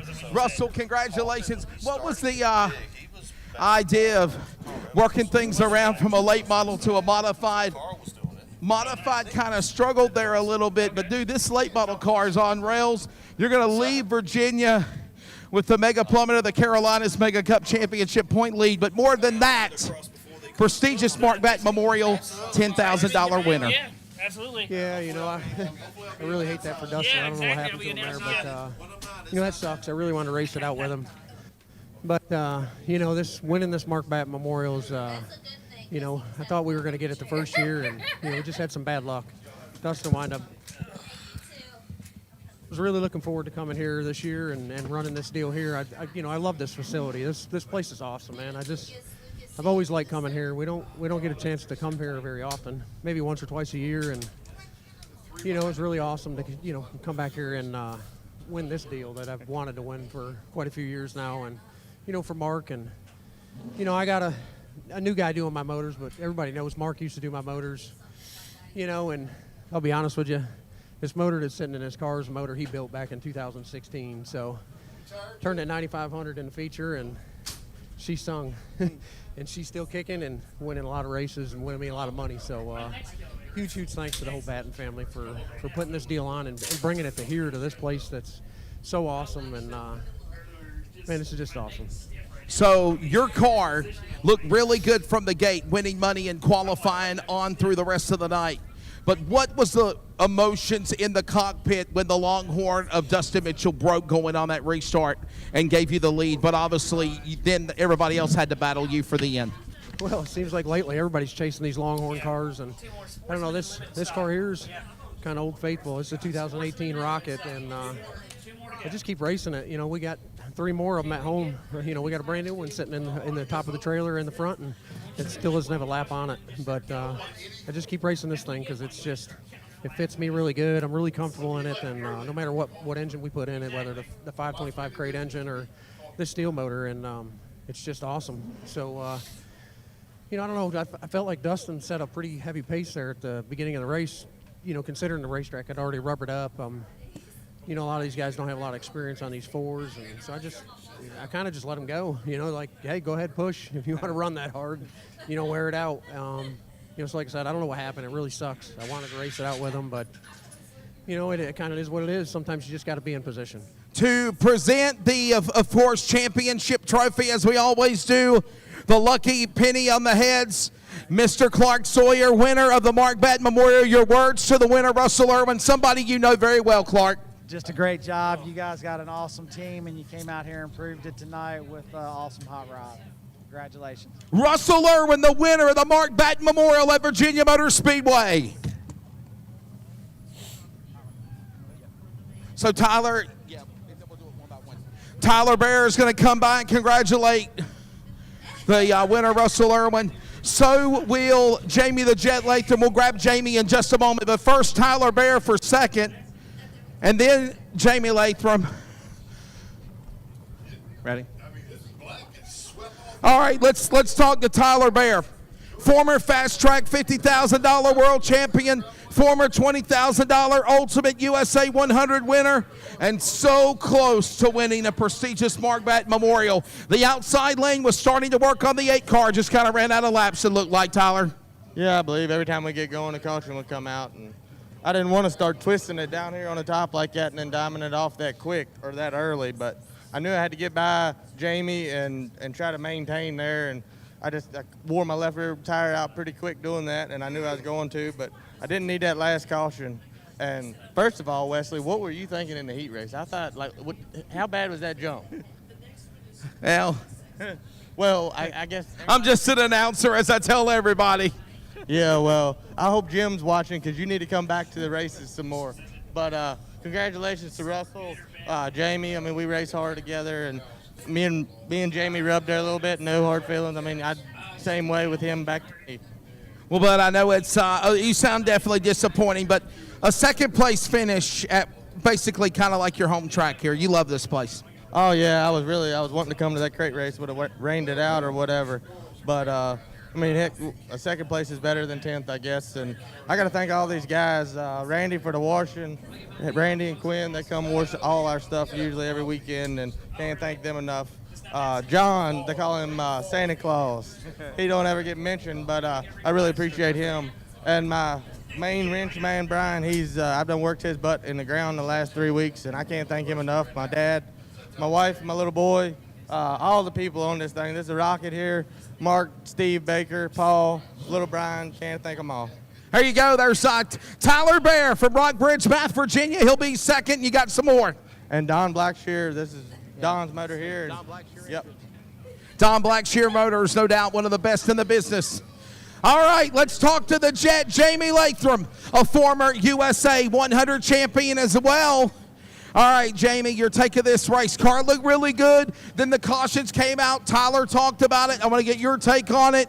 Ran out of time. Car looked really good. Yeah, I lost brakes about 15 laps in, and it was all I could do not to run over top of everybody on them starts. So I'd go in there and hope I didn't miss the corner. So I was just kind of holding on at the end. Well, I tell you what, third place though. A way to survive this racetrack. This track definitely changed. Weather conditions were out of this world this weekend. Though blessed with good conditions, it's totally different than what you're used to running in the month of June. Yeah, this place here is never blessed with weather, so it's great to have a good weather night here. And definitely got to thank Bruce Kane for giving me the opportunity to drive this thing. Everything was going well till we had a little mechanical issue, but I think we might have had something for him. Going to be any more Bandit races this year for the season's out, Jamie? I don't know. He just asked if we want to drive it this week, and that's all we talked about, so we'll see. Jamie the Jet Lathrop picks up the win, obviously, when it's our third place. Second place, of course, Tyler Bear. The winner is Russell Irwin. Top 3 podiums for the Vision Wheel Steel Block Bandit Dirt Late Model Challenge. That will wrap things up at Virginia Motor Speedway. The next race is Father's Day weekend. Another annual inaugural visit at the Hornet's Nest, Talladega Short Track, Father's Day weekend, June 15th. Banditsdirt.com, banditsdirt.com for more information. All right, race fans, got a couple more features left to go. We'll turn it back over to Colin Brown, Dave C., and the Modified Mafia and the Steel Block Bandits will be back here again at Virginia Motor Speedway on August 17th. Back upstairs, guys. Back upstairs, guys. Ain't nobody up here. Colin. Sit down here with me for a minute. I literally froze to the bone. Colin, he just threw to you, buddy. Starting lineup for the Truck and Thunder Sportsman. On the inside of row number 5, the 39 of Colt Johnston out of Gloucester, Virginia. To his outside, the 33 of Matt Brown out of Gloucester, Virginia. Row 4 on the inside, the 1 of Blake Atkins. On his outside, the 16 of Brett Atkins in row 4. Row 3, the 9 of Steve Causey, and the 23 of Matt Meads. Row 2, the 01 of Adam Braden, and the number 7 of Lucas Sandy. And the front row for the Truck and Thunder Sportsman, the 00 of Hunter Wright, and the 25 of Tyler Ship. That is your starting lineup, race fans, for the Truckin' Thunder Sportsman division here at Virginia Motor Speedway. 25 laps is the distance for our Sportsman division. 20 laps is our distance tonight for Sportsman, going 20 laps here tonight.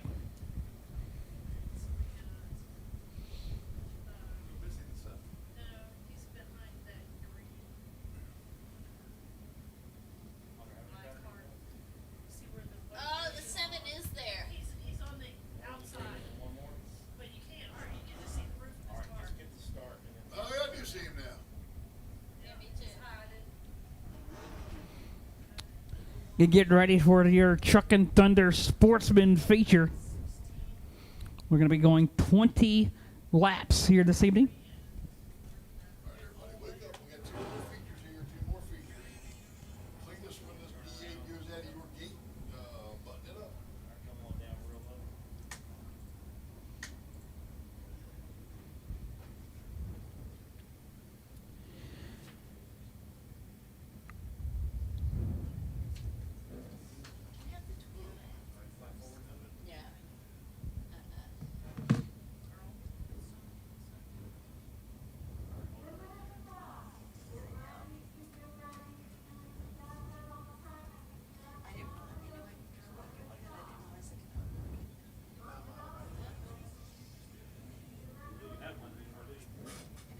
Which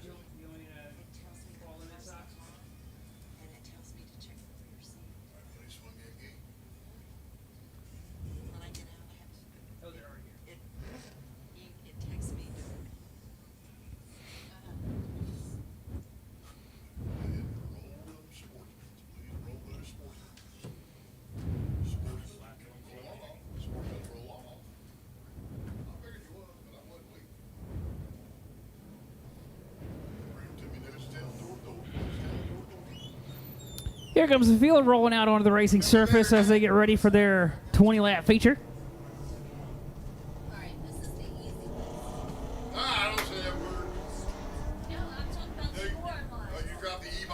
Getting ready to go green.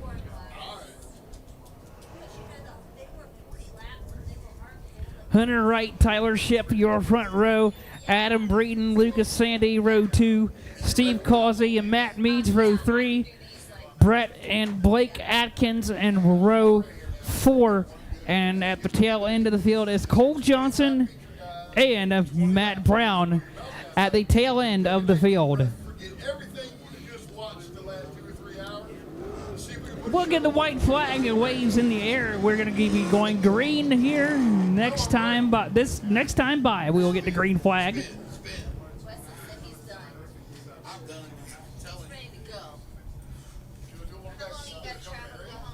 About 275 miles. Remember, this race flag man starts, you guys. Flag man starts. You'll start at that first flag. Come along, girl. Can't be. These mics are on. Somebody left them on up in the booth. Heard something outside that kept thumping. Hey, Clark, don't forget your sunglasses. It's time to turn up the fire and light them up for the Truckin' Thunder Sportsman here at Virginia Motor Speedway. Matt Mead's not wasting any time going through the middle. 3 wide coming off of 2. Look at the 3 wide here as they battle it out for the 3rd and 4th spot. Coming out of turn number 4 as they push the 16 of Brett Atkins up to the outside wall. And Atkins is going to lose quite a few spots on that move as they work their way into 1 and 2. Coming down the back straightaway now, and then caution flag is out. We got one around to the bottom of turn 4. Caution flag for one at the bottom of turn number 4. That would be the 33 of Matt Brown, who has stalled at the bottom of 4.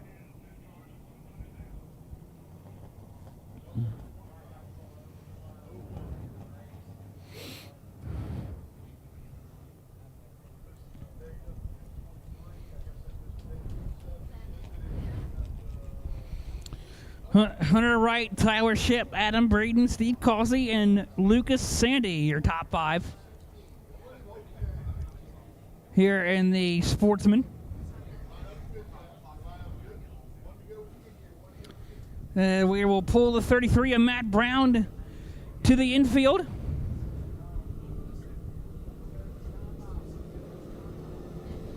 We're going to get 1 to go. We're giving the field 1 to go this time as they come under the start-finish line.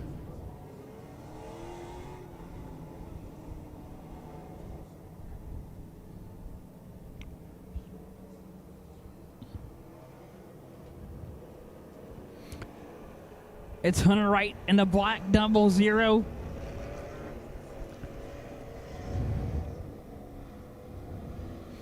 Leading us back to the green out of turn 4. We're back to racing in the Truck and Thunder Sportsman. Hunter Wright pulling away. Oh, we got 1 around towards the rear of the field. 1 car around the one of Blake Atkins. Looped it around by itself on the bottom of 1 and 2, as that will bring out the yellow flag here in the Truck and Thunder Sportsman for the second time here this evening.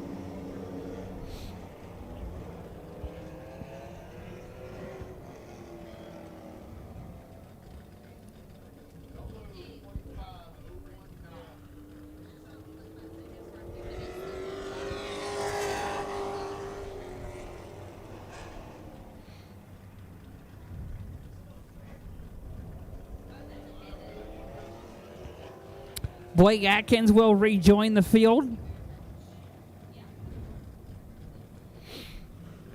The one of Blake Atkins will rejoin the tail end of the field as they come out of 4. Giving the field 1 to go this time.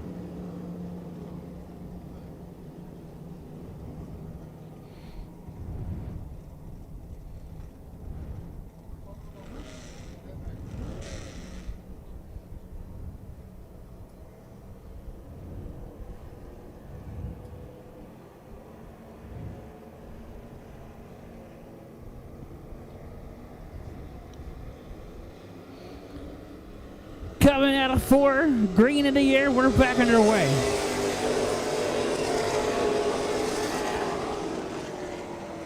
Steve Causey looking to the inside of Breeden as they go through 3 and as they go through 1 and 2. They're 3 wide back for 5th. Matt Meads, Brett Atkins, and Lucas Sandy battling it out there for the 5th spot. Sandy goes up the racetrack and 1 around in the back.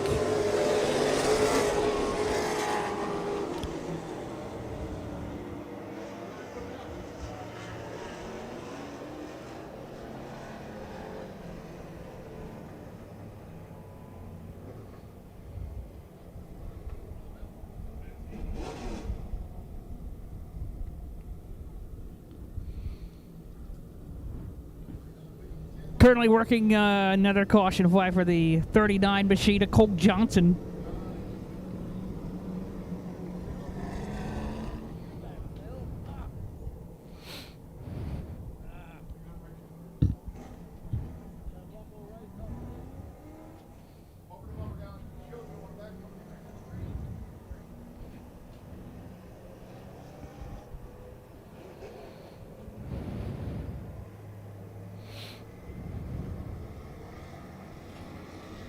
Coming to the green flag, this time back to racing in the Sportsman.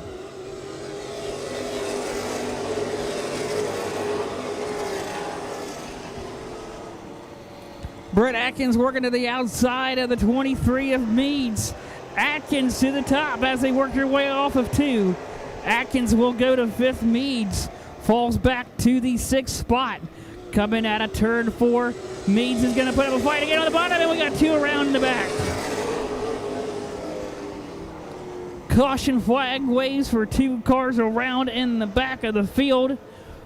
Blake Atkins and Cole Johnson are around in the back of the field.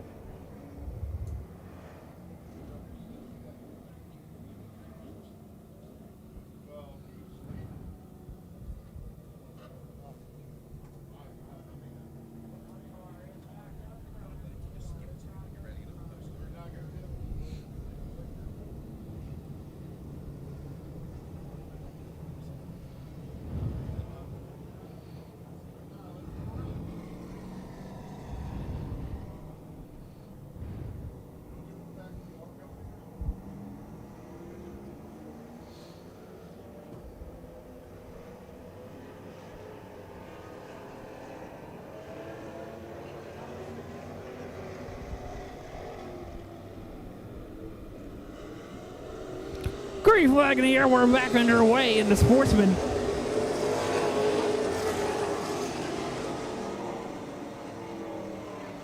Brett Atkins in the 16 all the way to the top, 3 wide as they sandwich the 16 to Atkins up in the fence. And the leader, around goes the leader in turn 3, Hunter Wright. Turned it around in turn number 3. The leader lost it himself.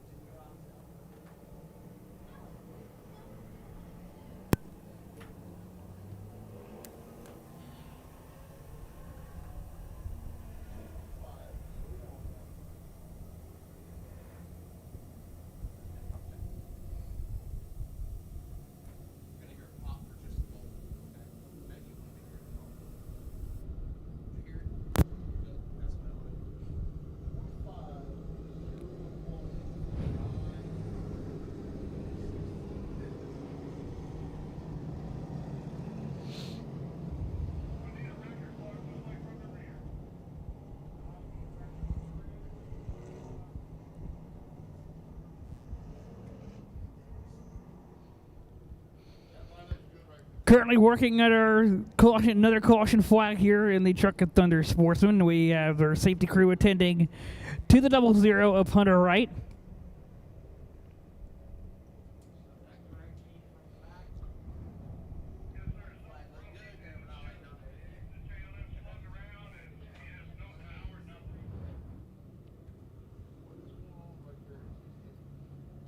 Tough break for our leader.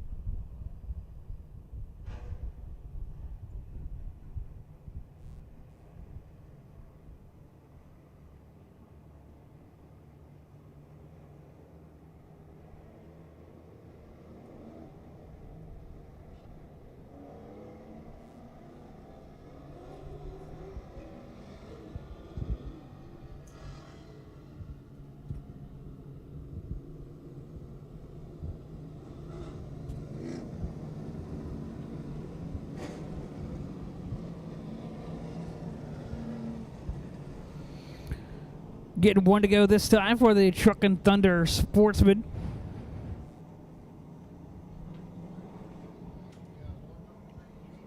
Coming to the green this time.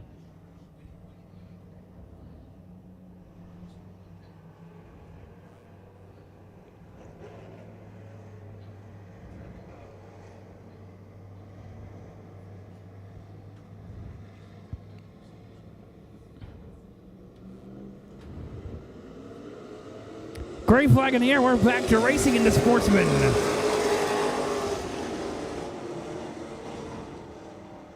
Adam Braden going to the inside of Tyler Ship. Coming off of 2. Causey with an issue on the number 9. Loses about 3 spots as we go to the battle for the lead. Tyler Ship, Adam Braden make a little contact coming off of 4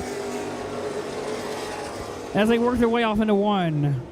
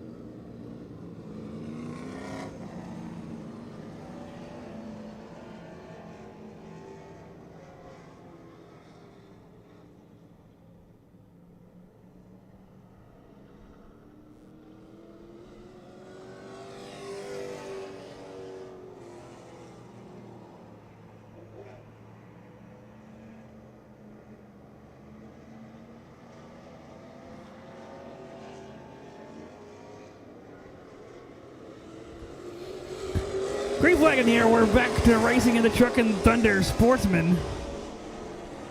Tyler Ship with the lead going through turn number 2. Brett Atkins and Adam Braden battling for second. Here comes Blake Atkins in the number 1, trying to follow Brett Atkins as they go through turn number 3, and we got 1 round.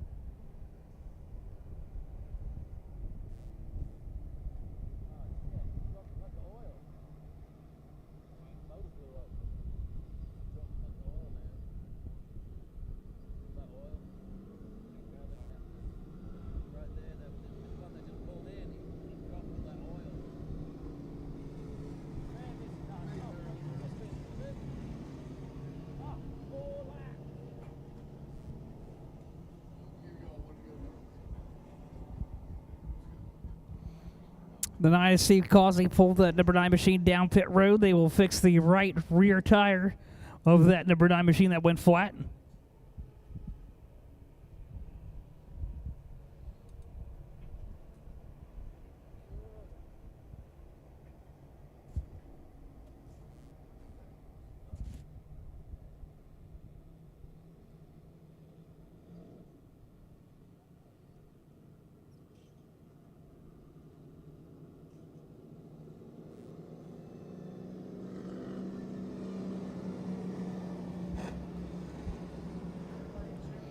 Flagman gives a 1 to go signal for the field this time.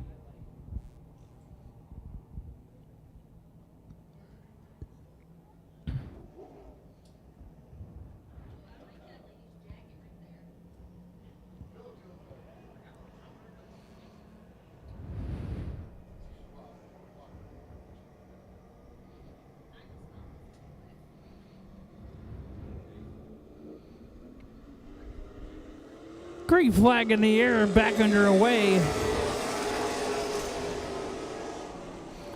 Brett Atkins not wasting any time to the outside of Tyler Shipp off of turn 2. Shipp is going to close the door on Atkins, but Atkins is going to stay right there on the 25 of Tyler Shipp coming out of turn 4.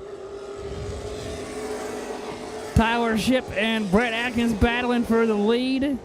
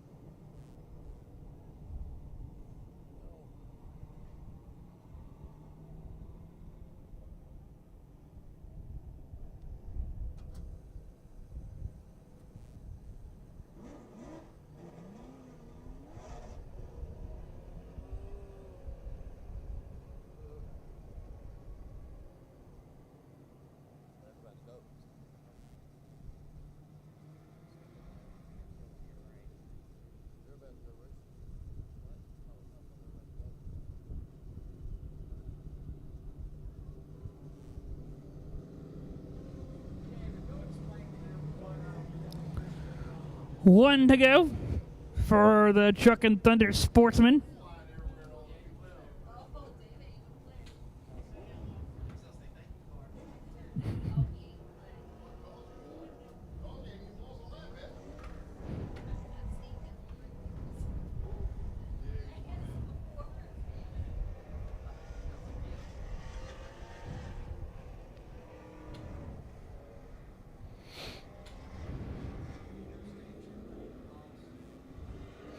Green flag in the air, back underway, and the Sportsman.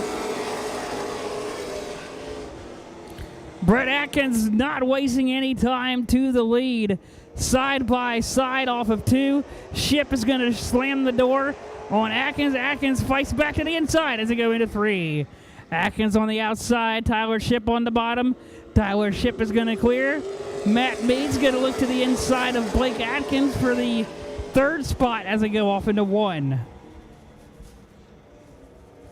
Blake Atkins keeping Matt Meads at bay. That is a battle for 3rd. The battle for the lead is Tyler Shipp and Brett Atkins. Battle it for the lead coming out of turn number 4. Tyler Shipp showing the way.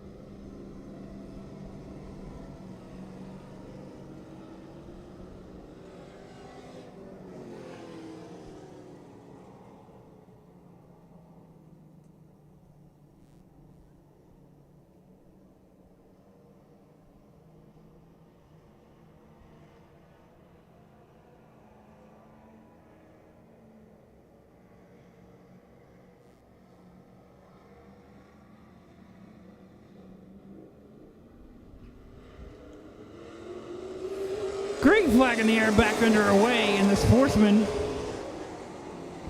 Brett Atkins trying to make the outside work through 1 and 2, coming off of turn 2. Good side-by-side battle for the lead. Tyler Shipp got up just about, ran the 16 in the wall and into the wall coming off of 2. They're going to be side-by-side at a 4.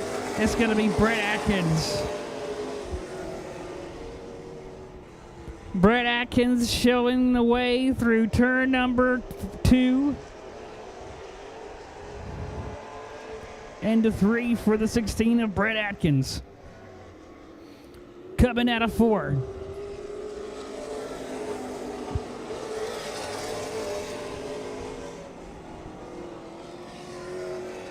It's Brett Atkins and Tyler Shipp pulling away from the one of Blake Atkins, opening up now about half a straightaway.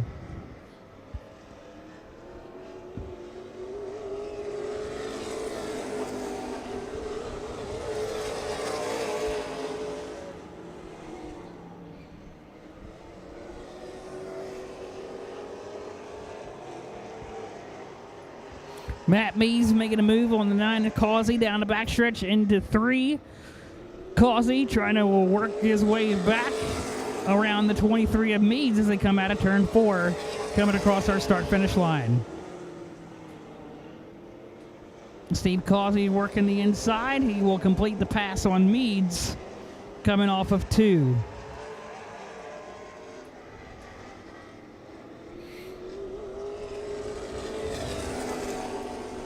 But so far, it is all Brett Atkins out front.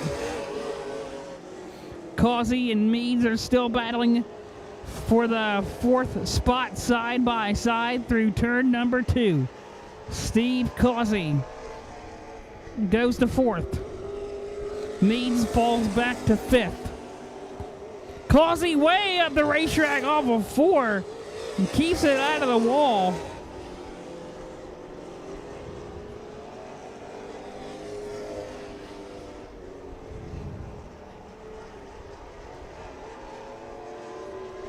Coming out of 4, Brett Atkins.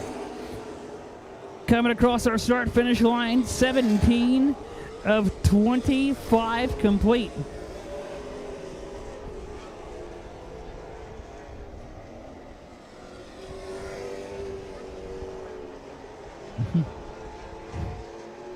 Brett Atkins in the 16, fending off Tyler Shipp in the 25 for the lead.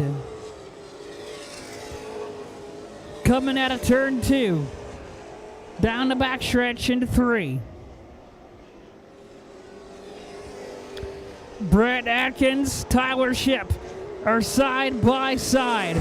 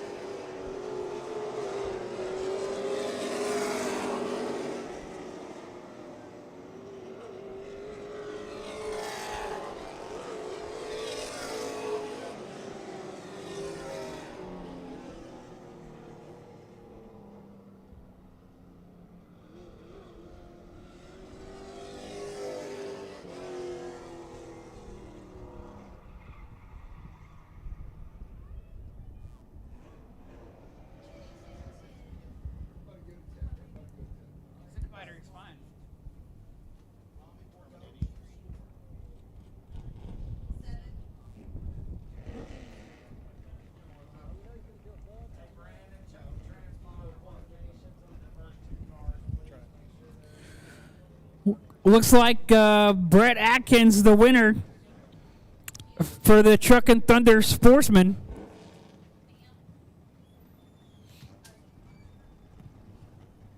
As Brett Atkins has cleared the scale for the number 16.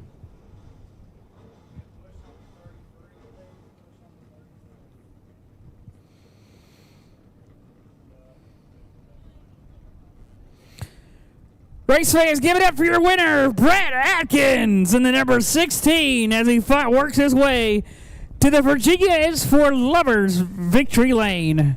here at Virginia Motor Speedway.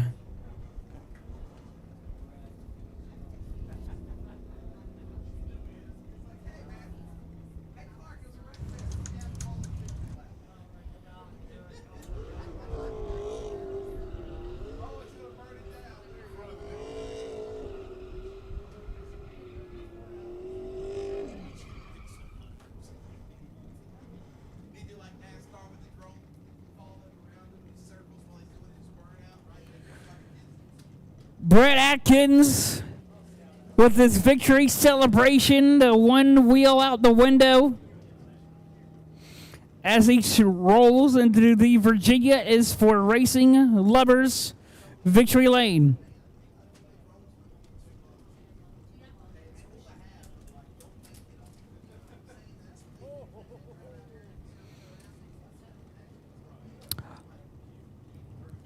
We're going to send it to Dave, who's getting ready, standing by with our race winner.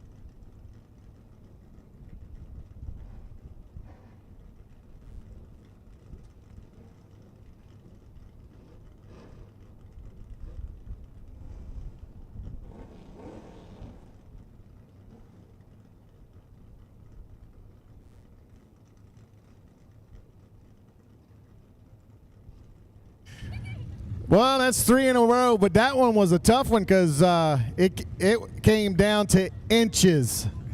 Yeah, I tell you, the track was awesome tonight. It's we don't get very many opportunities to run on a track that's rubbered up like this, so it was very good, a very awesome opportunity to be able to do it. I tell you, the changes we made to the car seemed to work pretty well. I want to thank Tyler Ship and all them guys for racing me clean. You know, I was starting 8th, trying to pick my way through there cleanly and take my time. When we lost some laps this week, so that made it a little tougher, but we got her done.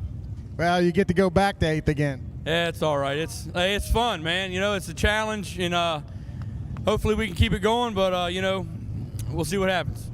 Tell everybody about your sponsors. I'd like to thank Debbie Atkins, Mary Kay, 𝗓𝗏𝗡 Power Solutions,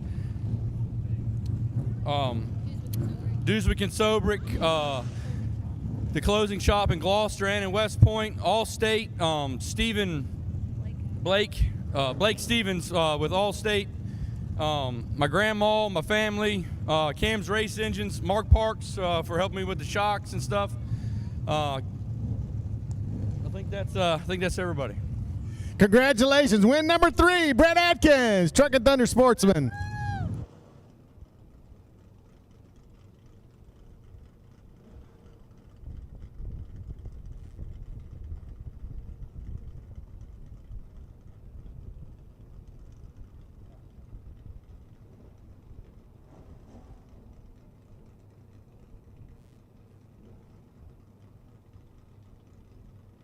Colin, give them the lineup for the last feature. So the lineup for the Joe Hudson Collision Center Limited Stock Car. Row 7, the number 89 of Craig Newcomb on the inside of row 7. Row 6 will be the 14J of James Rainey and the 18 of John Hankins. Row 5, the number 99 of Hilton Pickerel and the 09 of Jacob Bowie. Row 5, the number 9 of Justin Pollard and the 23B of Brian Hubbard. Row 3, the 53 of Gregory Morgan and the 95 of Christopher Bryan. Row 2 is the 01 of Trent Clemens and the 07 of Christian Shear. And the front row for the Joe Hudson Collision Center Limited Stock Car Division will be the 14 of Brandon Bowler and the 41 of Corey Bradley. That's your starting lineup for the Joe Hudson Collision Center Limited Stocks.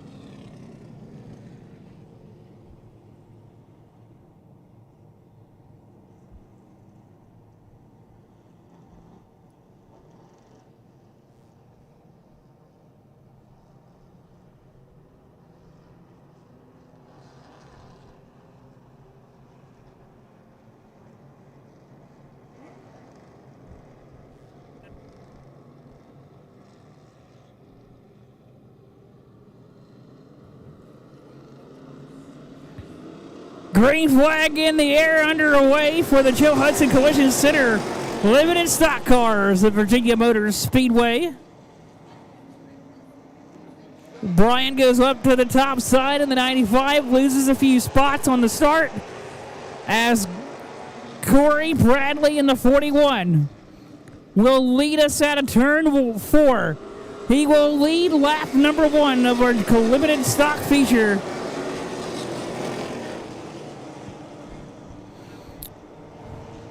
And we got one car up the track, the 53 of Morgan was up the racetrack in turn 2, and it looks like he's going to make it to the infield.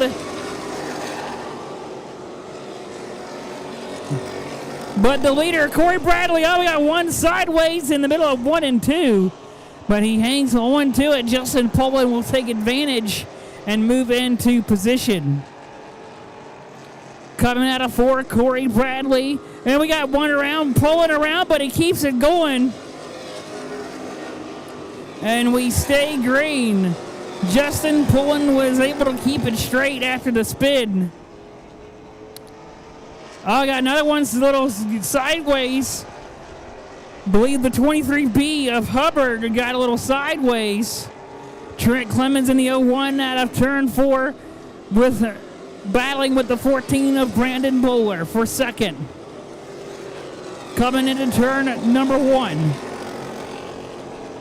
It's Brandon Bowler and Trent Clemens. Down the backstretch into 3. Corey Bradley is opening up the gap between him and second. As they battle for second, that allows the 41 of Bradley to advance the lead. He now has a about a full straightaway between him and Bowler. It's Bowler, Trent Clemens, and the 23 of Hubbard. And caution flag waves, we got 2 cars around. The 23 of Hubbard spun, and the 95 of Brian had nowhere to go and slid into the front end of the 23 of Hubbard to bring out the caution.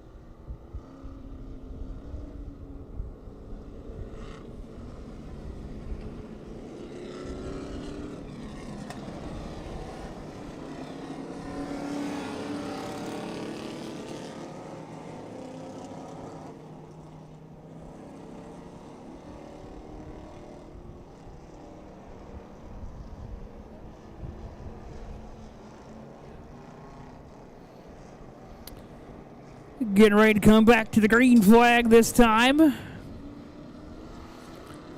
Corey Bradley out of 4. Green flag in the air. We're back to racing and the limited stocks. Brandon Bowler, Trent Clemens are side by side racing for second. Coming out into turn 3. It is Corey Bradley showing the way out of turn number 4. We are now 7 of 15 complete.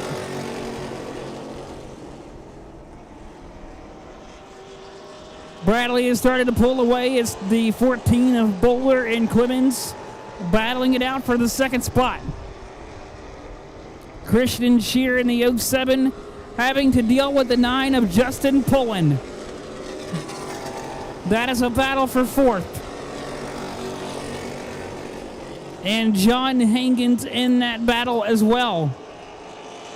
I know John Hankins in the 18 towards the back of the field. That would be Jacob Bowie in the 09 back there with Christian Shear and Justin Pullen battling for position.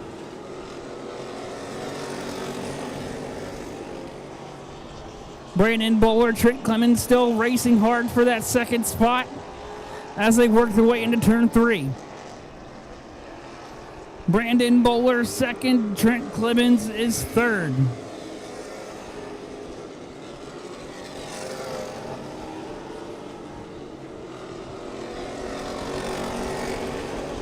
Bowler and Clemens continue to battle for that second spot. It's Corey Bradley showing the way in that number 41.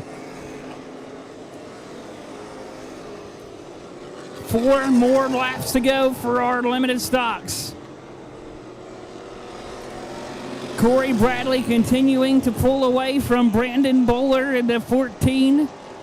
And Trent Clemens is third. Here comes Bradley out of 4. 12 of 15 complete.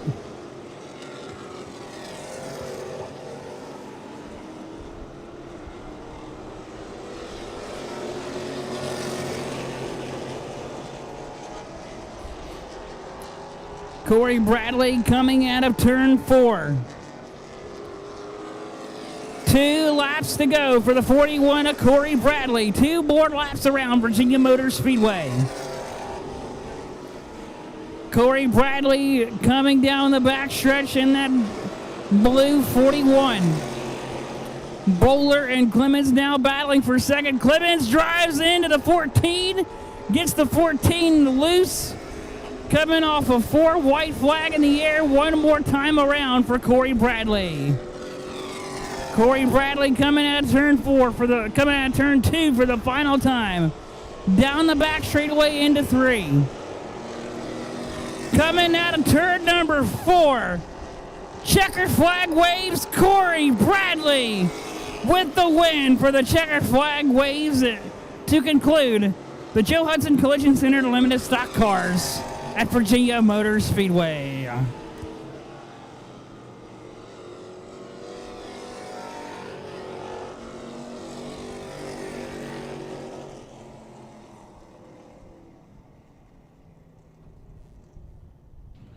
I want to thank everybody for coming out here tonight. You guys are the true fans sticking around to the very end to watch these guys. If you've got any trash, if you could help us by putting it in the trash can receptacles, would be great. Got